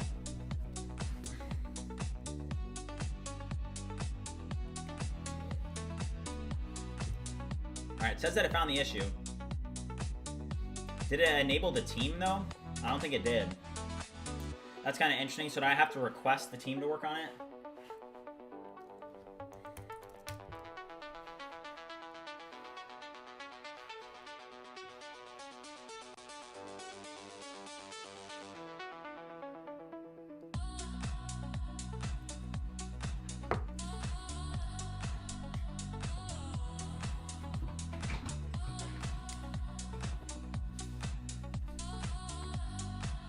Okay.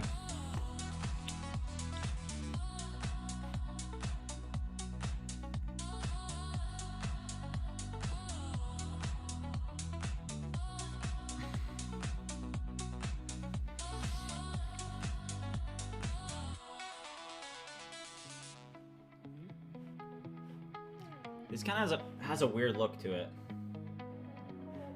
Oh, is this the... What is this in the HTML? Hold on here.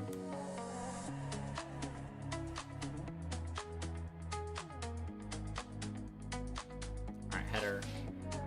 Main, obviously. Just wondering what this header actually is. Okay, this.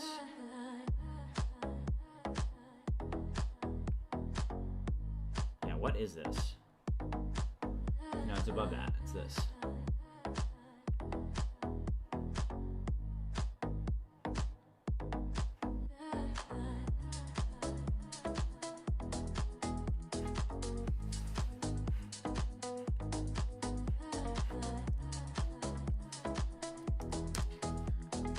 Review this in bridge space.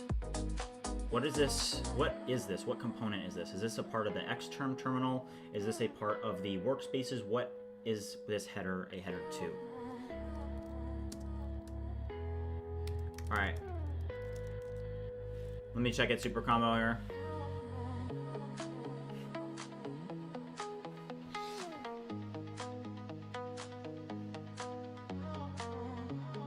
Okay.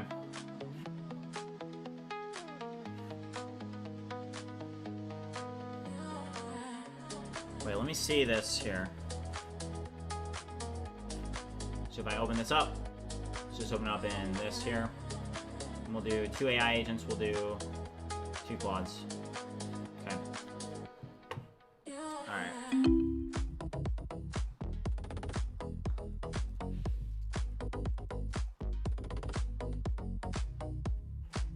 Yeah, I'm actually figuring out what that is right here. I don't really like it, but there does need to be an intuitive way to actually X out of the terminals. So what I'm entering in cursor right now is I'm just trying to figure out what actually is that. Is that a part of the workspace? All right, so let's actually read this. This is important. The header is the pane header inside the editor pane. Okay. It is not part of the Xterm terminal, and it's not a standalone workspace component. It belongs to the pane layout system. Specifically, it's the thin header bar rendered at the top of each editor pane in the split terminal. Okay. I am not a fan of this header. It doesn't look good. We need an intuitive way to be able to show a header so that users can X out of the Xterm terminal, but this is taking up valuable real estate.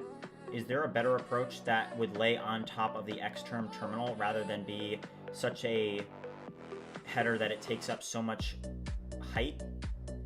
Let's remove this and come up with a more modern approach that is more user-friendly.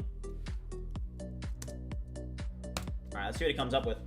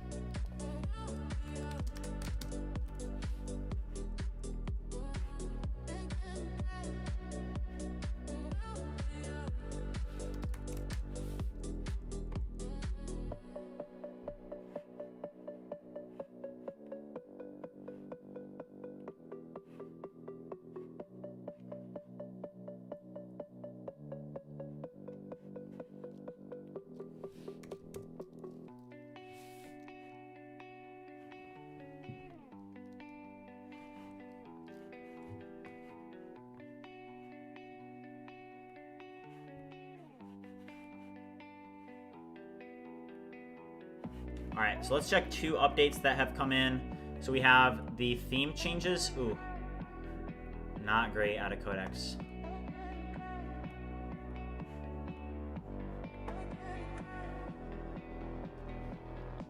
You did a poor job.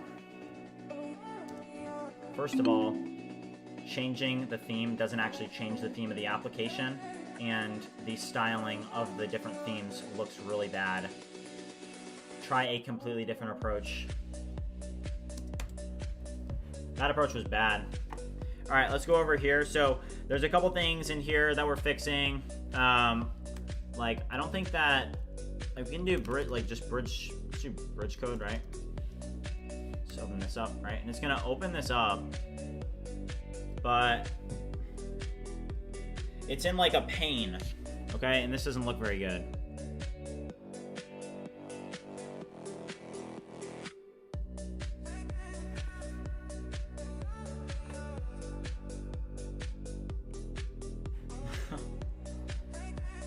Okay, there we go. Alright, the only problem is it's not actually oh, I guess it's slightly working. You can see this change. Look at this. See it? The verified account is slightly changing.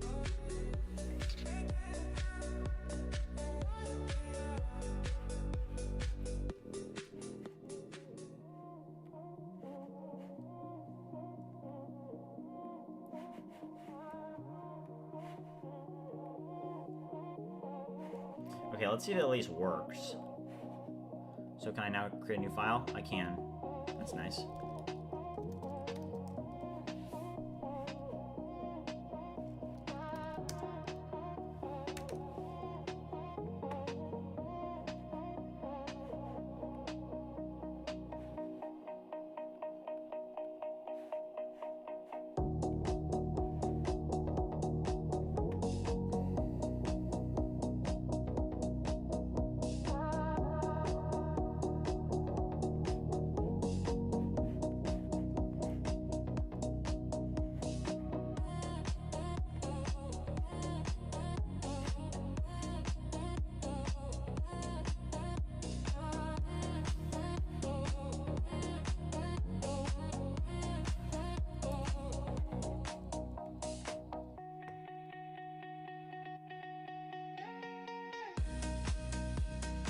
Okay, so this has now been replaced. Let's see what it did. Alright, so let's do a new, let's do 6, and let's launch in BridgeMind. This would be my actual workflow, right? So I'd go here.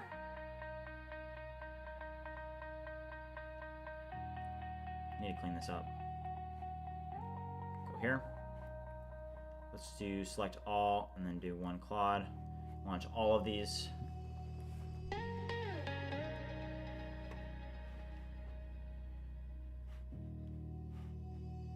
So now it's on top. So only if I'm hovering over it does it. So it did remove some of the headers. Alright, I think that there's not really... Yeah, I don't like the styling.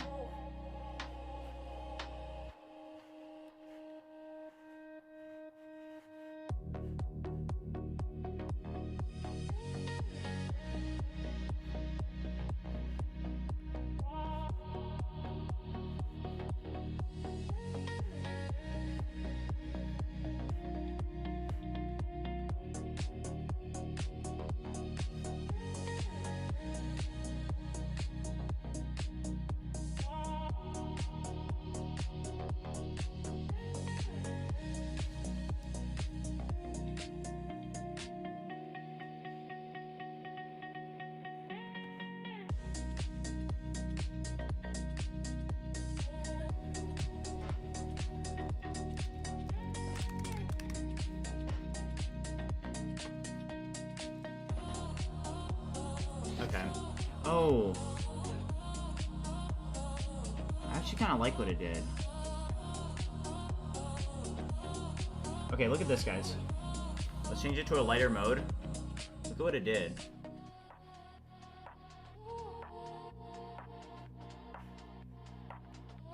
Okay, hold on.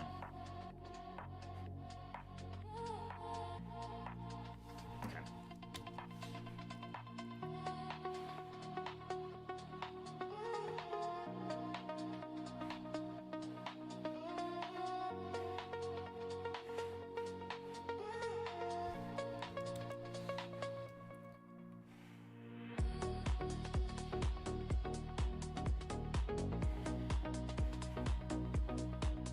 Oh, no way. Decent work, but would you make the borders stand out more and also add hover effects so that there are tooltips as well as better hover and active effects on those buttons respectively to make it more modern?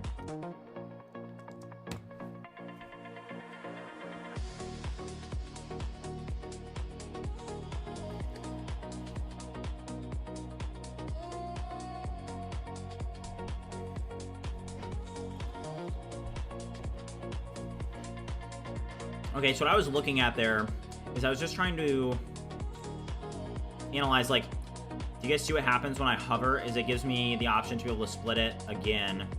There's not really even a need for that though. I mean, once you're in the CLI tools, you know what directory you're in.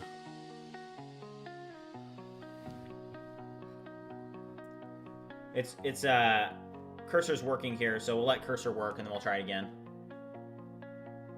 Jeff said looks quite clean, much better than the static header it had. 100%. Yeah, that static header had to go. Now I'm looking more so at like the borders between the panes. So this is how it works. I'm gonna drop on the whiteboard here and show you guys. Let's move the desk up real quick. I'm gonna show you guys on the whiteboard how this works.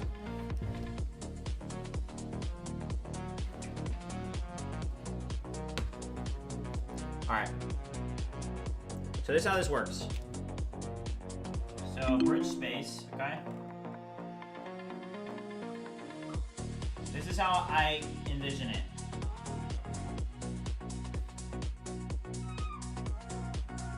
It is literally just a terminal for using agents, okay? So you can split into as many panes as you want.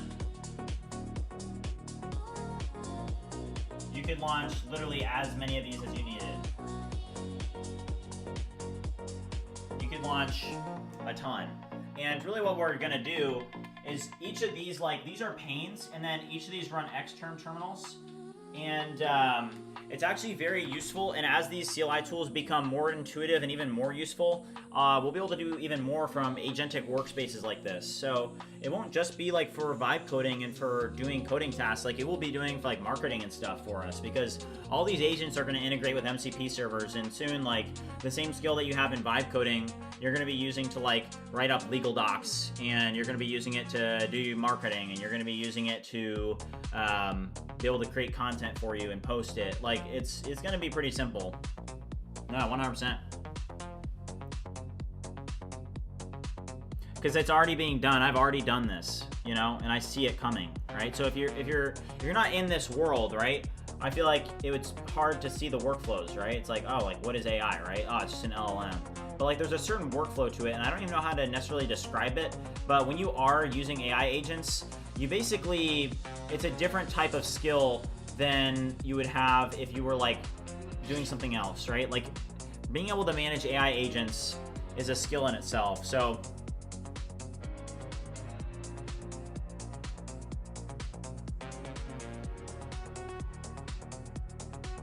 all right, Abhinav said, can you make the system? Can you make a system like when user adds more terminals, it automatically is able to format it in full window? Yeah. Yeah, I can do this right here. So this looks better. Here are the tooltips that it created. Some of these don't look good. Like here, look at this one. See how this is getting cut off?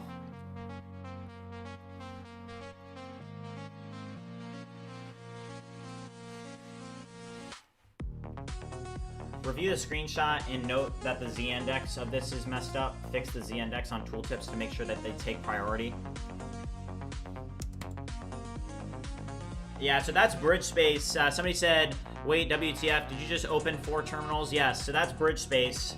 And yeah, I mean, I think that being a vibe coder for so many years has given me some really good knowledge of like, I understand kind of like I have a vision for what the future is going to look like, because I'm somebody that uses AI agents, right? So I understand that like, yeah, if I can do my marketing through an AI agent, and I can also do my SEO through an AI agent, and I can also create content through an AI agent, and I can build my product through an AI agent, and I can create images through an AI agent, and I can write posts on X using an AI agent. It's like all this stuff is racking up to the point where it's like you need to become somebody that's not just a vibe coder, but something bigger than that, right? It's like there's going to be all these use cases for agent workflows, and you're going to need as many agent instances as you can to manage them.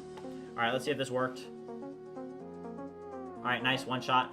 I don't really like there's no reason for this little arrow, honestly. Like, this can just be removed. This arrow can just be removed. It's not professional.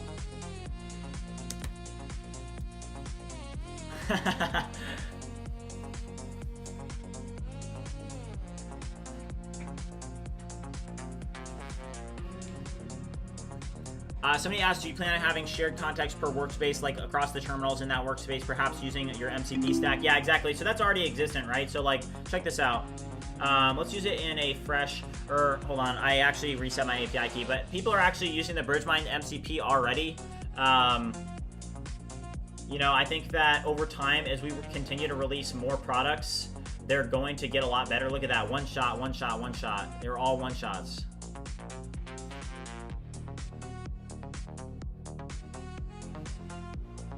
This is looking really good.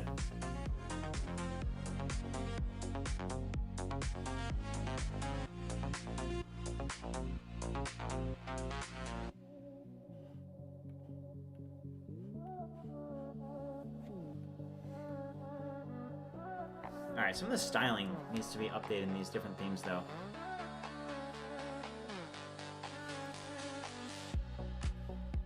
I'm not entirely happy with all the themes that are being used on the BridgeMind Bridge Space product. For example, I can switch between these themes, and some of them, just as you can see even from this screenshot, like the borders and the outlines just they don't really go with each other. So would you look at the themes that we're using and look at the styling and identify ways that we can actually improve it using best practices, as from that you can see from the image. The borders are sometimes just like a little bit soft, and I need you to improve this. All right, also this whole time I've been using Bridge Voice, so this is gonna launch next week. So this is our our speech-to-text tool. It's very, very useful. It's very fast too. I would say it's faster than Whisperflow.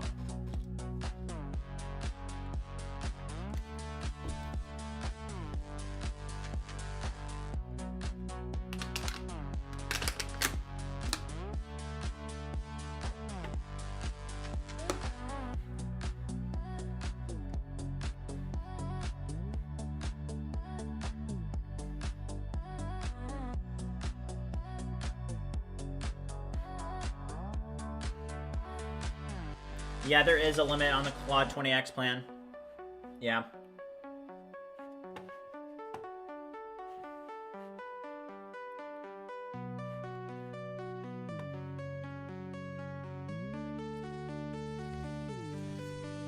All right, guys, we gotta drop a 40 bomb real quick.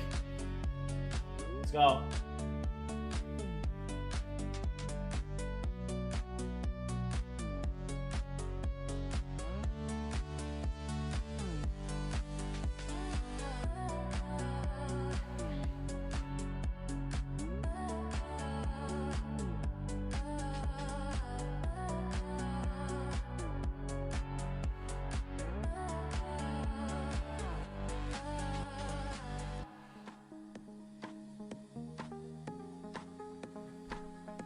Let's go, chat.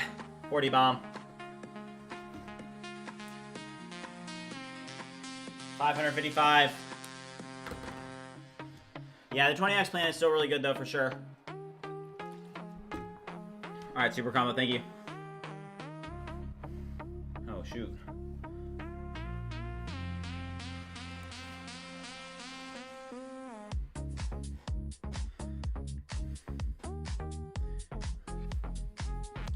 Guys, something that I've been doing more lately too is I've been trying to prioritize my health a little bit more. You know, this is something that a lot of you guys already know, but I'm a triathlete, so I train for triathlons. Right now I'm training for an Ironman, and I just started my training like a couple weeks ago. So I've been slowly, like basically how you train for a triathlon is you start at a certain distance, right? Like, oh, I'm 6 months out from my race. The race is this distance. I need to start doing this much in this month, and then you know, you go from there, right? So I just started about a couple weeks ago, and I've been spending more time at the gym exercising because I am training for that Ironman. So I think that there could be some opportunities for us. I have a couple different ideas. I think I've shared them maybe once on stream, but you know, this is gonna take up a decent bit of my life, training for this Ironman, and I think that there's a way that we can. I don't know, maybe a Bridge Fit app is on the way. Who knows? Let's go. We're gonna use the BridgeMind suite of vibe coding tools to build an AI fitness app. And I'm gonna market the AI fitness app by training for a triathlon in public. What do you guys think? So I'm gonna be marketing vibe coding tools building in public, and I'm going to be marketing the vibe coding tools, building the app that I'm marketing in public by training for a triathlon. It's like, you know, I'm just trying to tie together all the different like things that I enjoy doing. We'll see. All right, so this just finished. All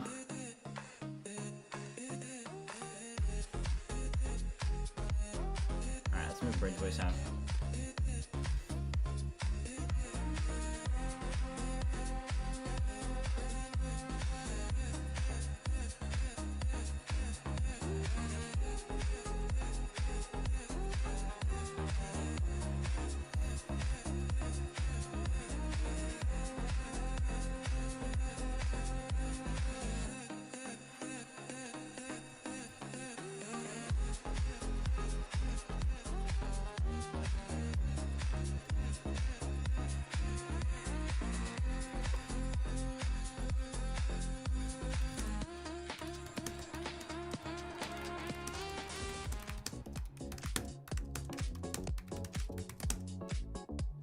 Use AI to build yourself a live push-up counter. Yeah, the 100 plan isn't really worth it. I agree. Oh shoot, somebody in chat did a half last year. He said definitely a vibe coding try correlation. Also did a 70.3 last year and hopefully a full soon. Wow, that's awesome. Yeah, full is no joke, man. Yeah, this will actually be my first half. This will be my first half. I started to get really into it last year, so I did a couple sprints in an Olympic last year, and I was really about it. The Olympic had a pretty far distance on the swim too. It was about the same as a half on the swim, so I was like, I might as well train for a half iron next year, you know? Okay, hold on. Not the spacing.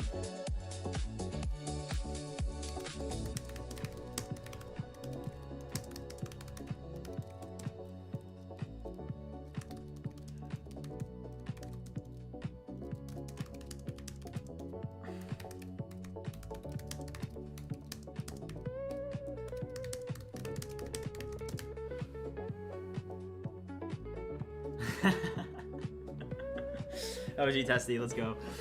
I like that. I like the mindset. OpenClaw is not good at anything. Somebody said 20x plan only gives 2x the weekly usage. It is only 4x on the 5-hour limit. I am happily running on 5x plan.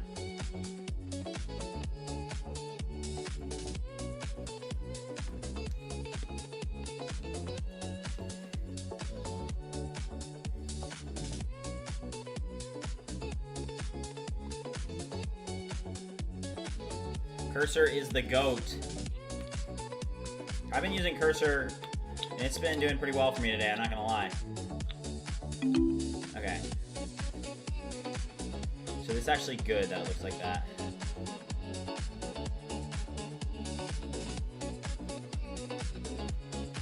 I actually don't like the look of that.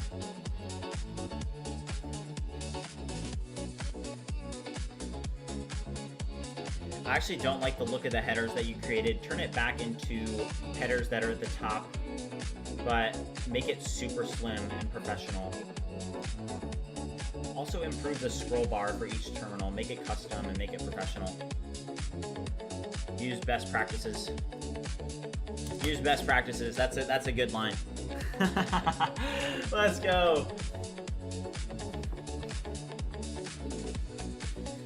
All right.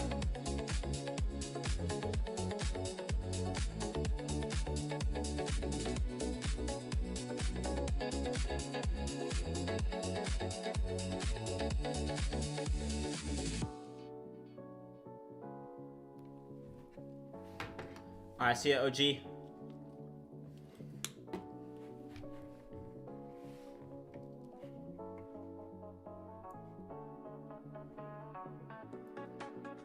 Oh yeah, my cursor sounds are throwing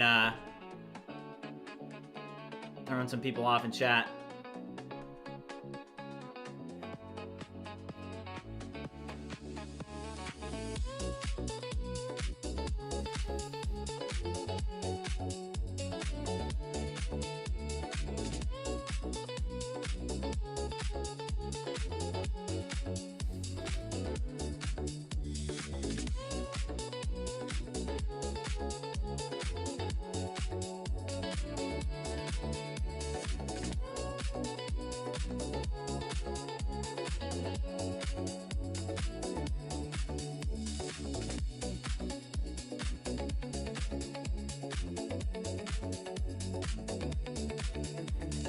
All right, we got to be getting close to 41,000. Where are we at?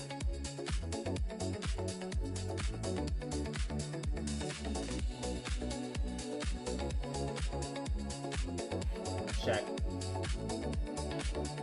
40,966.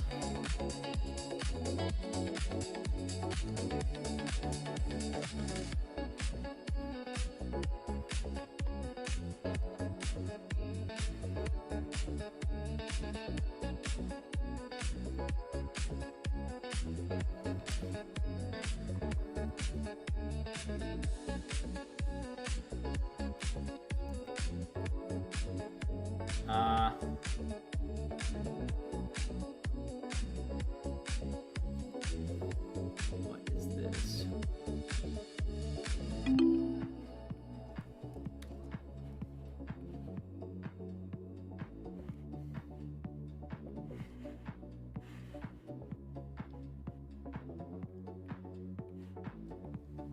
I want you to look very closely at each xterm terminal. Would you notice this tiny sliver of white on the right? Look at the image very closely and do the best that you can to define what you are seeing and what in the code could potentially be causing this. Pinpoint exactly what it is and then remove it. It is distracting.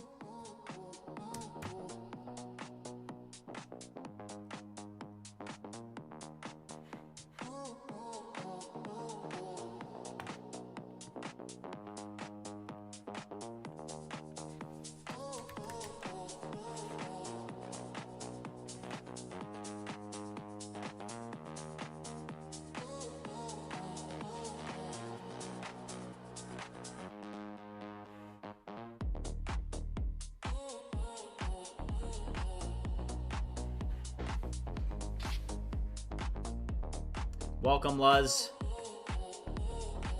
Alright. So I just had like this weird thing there. Okay. So let's open up a new workspace. Let's just launch. So there's active updates coming in, so let's let them finish.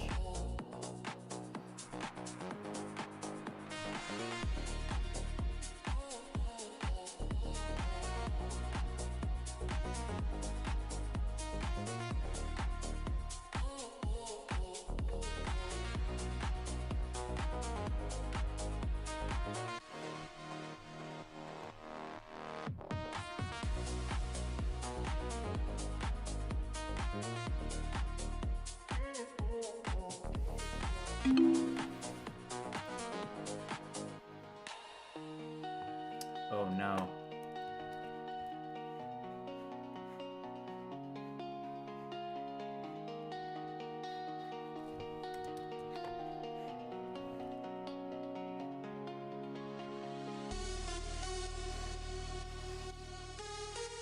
Now fix this error that I'm getting.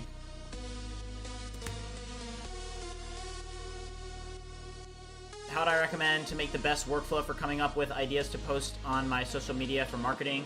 Coming up with ideas, the best workflow for coming up with ideas. I mean, if you want to actually come up with ideas for social media marketing, like you need to understand what the trends and the keywords that people are actually looking for are. So for example, like, you know, I knew that vibe coding was a popular keyword. So to be able to use vibe coding in your descriptions and keywords and tags and your titles, you know, that would be, for example, just a strategy to be able to get more traction on social media, or say it's literally the same thing for SEO, right? But on YouTube or on Twitch or wherever you're doing your social media marketing, on Instagram, it's all about keywords and hashtags and, you know, doing all that. It is a process, right? And you know, you have to be smart about it. Okay, it looks like we did remove that. So Claude is doing a pretty good job for us. The last thing is, I mean, the terminals having this like small amount of difference is good. If you guys remember though, I do want to see how are we doing with. Let's see. Let's open up open code. Let's do six panes of open code real quick, and I just want to see what open code looks like, because let's do open code and let's do max open code. Because this will show if we're still getting that spacing, and it looks like we're no longer getting that spacing error that we had. Oh my gosh. So that's actually kind of big. So for those of you that have been following along, you'll remember that we had this weird spacing issue with OpenCode. And I guess that just created it. Like me doing that just, didn't that just like create that or something?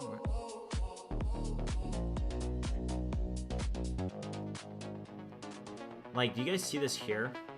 Is that a footer? It looks like that's the same.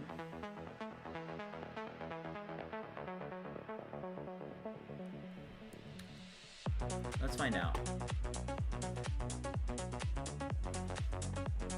Wait, hold on. Let's just look at this. No, I don't see it there.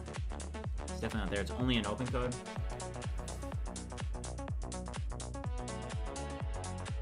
Yeah, it looks fine. All right, let's do a quick screenshot though.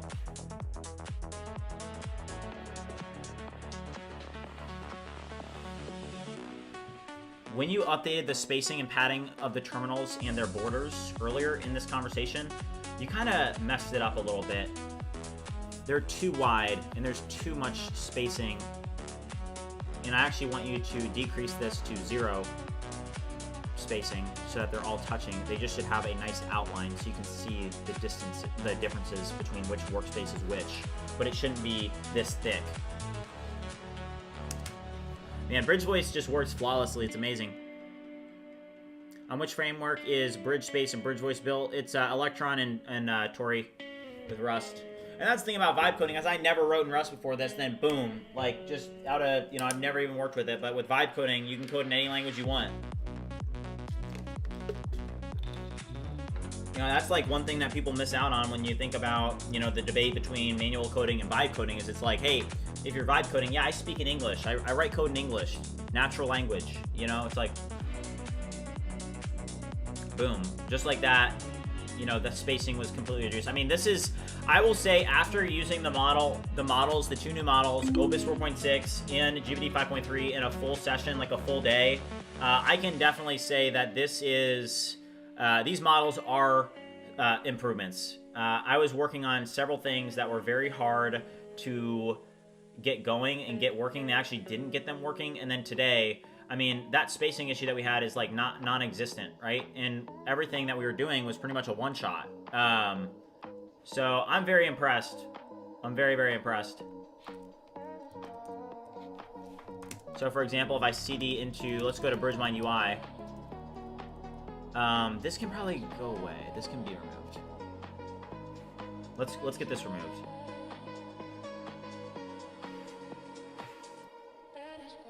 In the pane headers, you can remove this. These 3 things: the green light, the BridgeMind, and then the dev. Those can all be removed.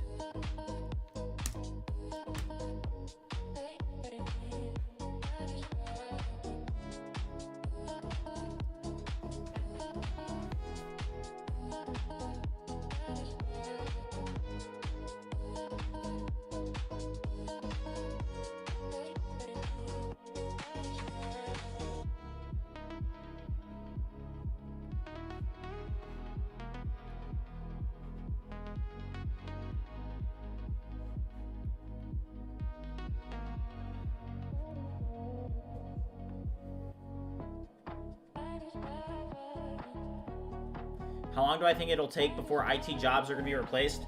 I don't think IT jobs are going to be replaced. I just think that it's going to look different.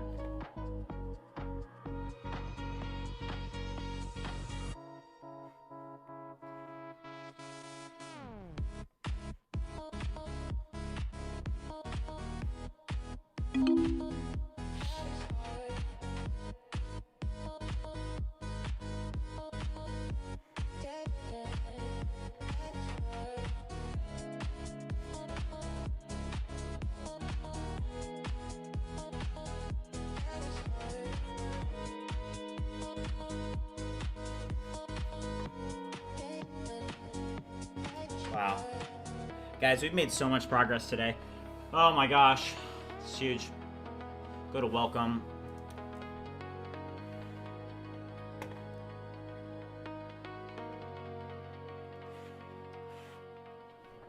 Go to welcome just brings out a blank page. I actually don't want clicking on the BridgeMind logo to go to welcome. It should actually be the button to show the drop down.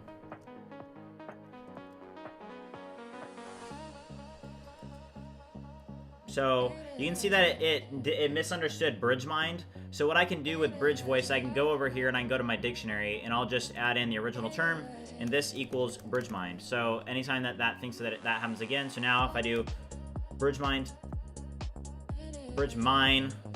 so this is what the importance of a dictionary is once you use it and you are able to like, and we'll figure out a way to do this automatically too.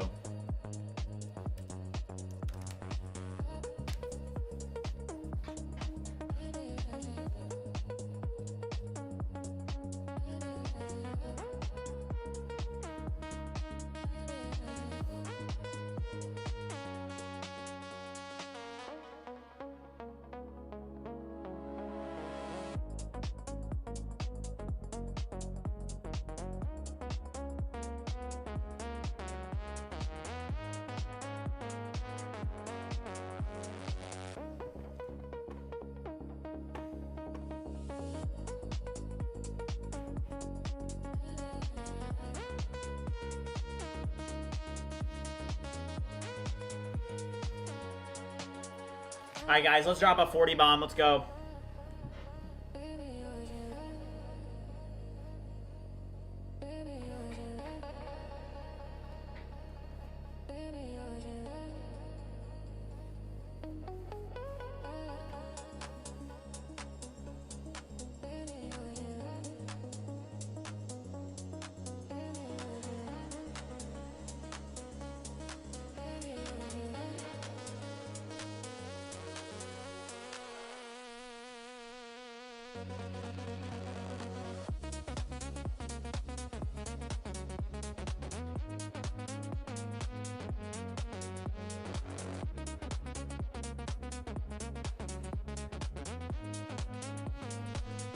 Alright, 40 bomb, let's go, chat.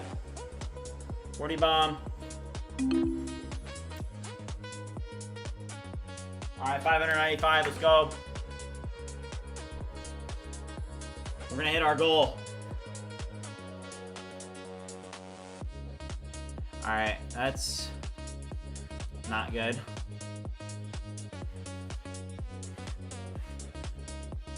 Review the screenshot and fix this.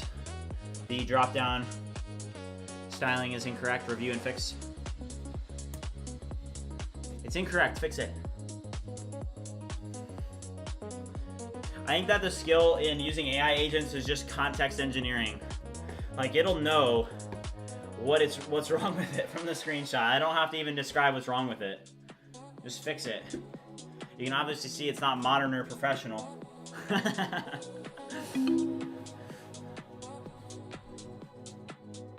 Back in the early days of ChatGPT, I would have like prompts copied everywhere. So yeah, that's literally perfect. Okay. For all buttons in bridge space, when you're hovered over a button, the mouse should become a pointer. The cursor. Same thing, but in terms of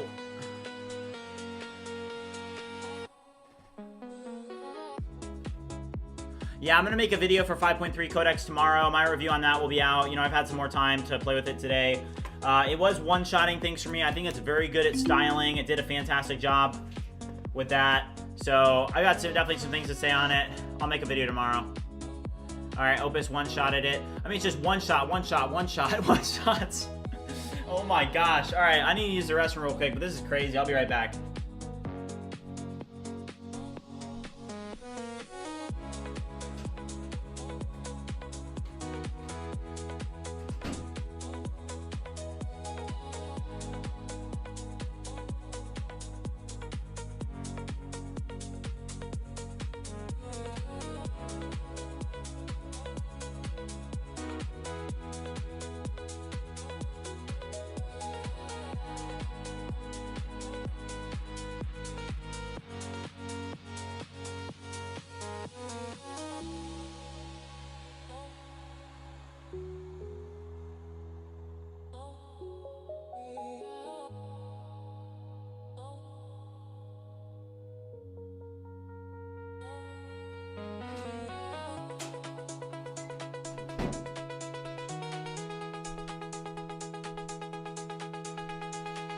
Alright, what's up, chat? The triple Mac bench is good. I have to spend more time on it this weekend off stream. Alright. Honestly, guys, I'm feeling like really good with where we're at on these changes today. I mean, these products are ready, you know, like they're ready to be launched. We did so much today in, how long have we been streaming? We've been streaming for 5 hours and 22 minutes, and we just crushed it. I mean, this is really good. So I'm pretty happy about all this. Bridge Voice and Bridge Space are pretty much ready.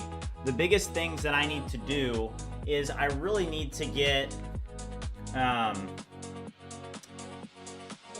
need to get these deployed, and I need to get them deployed on Mac OS, and our production infrastructure is now shipped. I now just need to ship these products, and the biggest problem is that I really don't understand the process of how to actually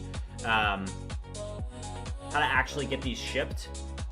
And I think what a really good way for us to kind of do next is for us to learn how to actually ship these, right? So you have Bridge Voice and you have Bridge Space, which are ready to go, but at this point it's like I still am not fully understanding how to ship them. So I think we should spend some time learning how to ship these. Do you plan to add a liquid glass icon for Mac OS? How hard is it to add a liquid glass icon for Mac OS for Bridge Space and Bridge Voice?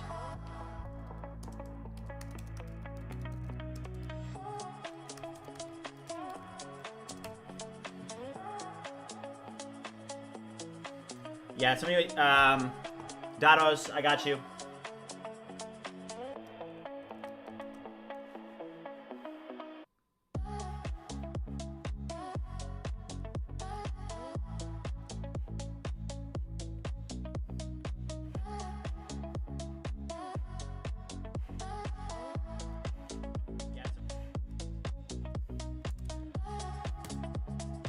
I just dropped this.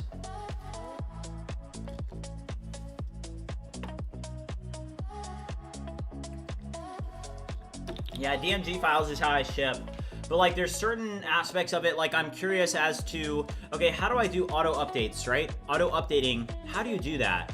Right? Like that's something that seems so straightforward, but if you've never done it before, you're just not sure. I already do have an Apple developer subscription and a Google developer subscription, so all that I really need to do is figure out how this is actually done.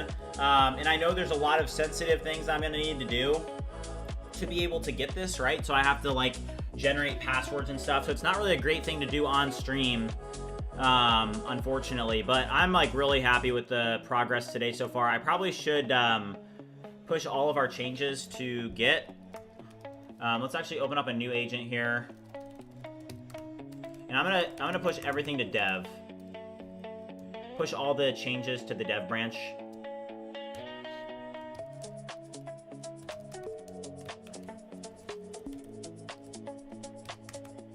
I'm just gonna add all these projects. Hold on. Bridge Voice, Bridge Space, oops.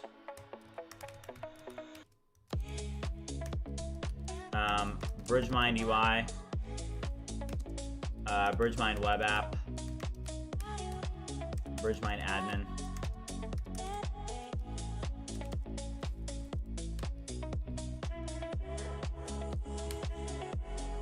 Oop.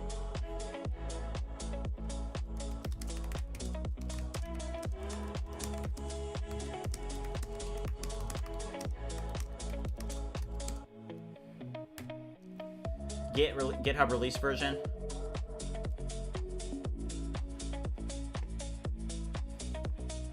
Alright, so I'm going to push all this to dev, guys. I think that this is a good place to push all of our changes. I mean, we just totally...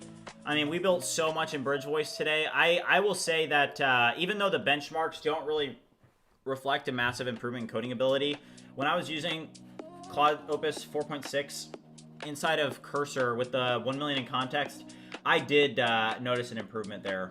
We were one-shotting things like crazy. With Codex GPT 5.3, we were one-shotting things. I'm just very impressed with what we saw today, because there were things that I was trying to fix, like, for example, like with Electron here, we were able to one-shot everything that we did. So there's improvements that we're going to make in the coming days, but I really need to now do some sensitive stuff off stream. So I'm going to push all these changes, and I really need to get this set up so that we have our DMG files ready to deploy, because I think that we could be ready to deploy as soon as Monday or Tuesday this upcoming week. So, you know, we've got the Vibathon going on. I think that we're going to schedule a project sharing event. I'm not sure whether or not I'm going to stream tomorrow. I just know that I have a lot of sensitive shipping that I need to do off stream that I really need to lock in and focus on, and I can't be like sharing sensitive stuff on stream. So I'm going to have to get that knocked out, but I'm going to do all the sensitive stuff, and then I'll be able to share it and show you guys what I'm doing with like the certain issues that are associated with it, such as you know, the GitHub release and pushing updates live. Somebody asked, which AI model am I using for voice to text? So I use Bridge Voice and I use Whisper CPP. But yeah, I mean, Bridge Voice is working great. This is what we got done. I mean, it looks absolutely amazing, ready to ship. We got our dictionary working today. We got the history live updating today. We got all of these different themes today. We actually built the auth system today so that it would be able to send us to the OAuth flow on the website and then redirect back. That was something that Opus 4.5 literally could not do for us, and Opus 4.6 one-shotted it. So very impressed with that. Then as it goes with Bridge Space, that's also coming along, and that's going to be ready to ship. So next week's going to be a big week for us. You know, it's on our goal list for a March 1st launch, but I think that it could be a lot sooner than that. So with that being said, guys, I'm going to get into some of this sensitive stuff off stream. Have a great rest of your day. Keep on grinding, and I will see you guys in the future.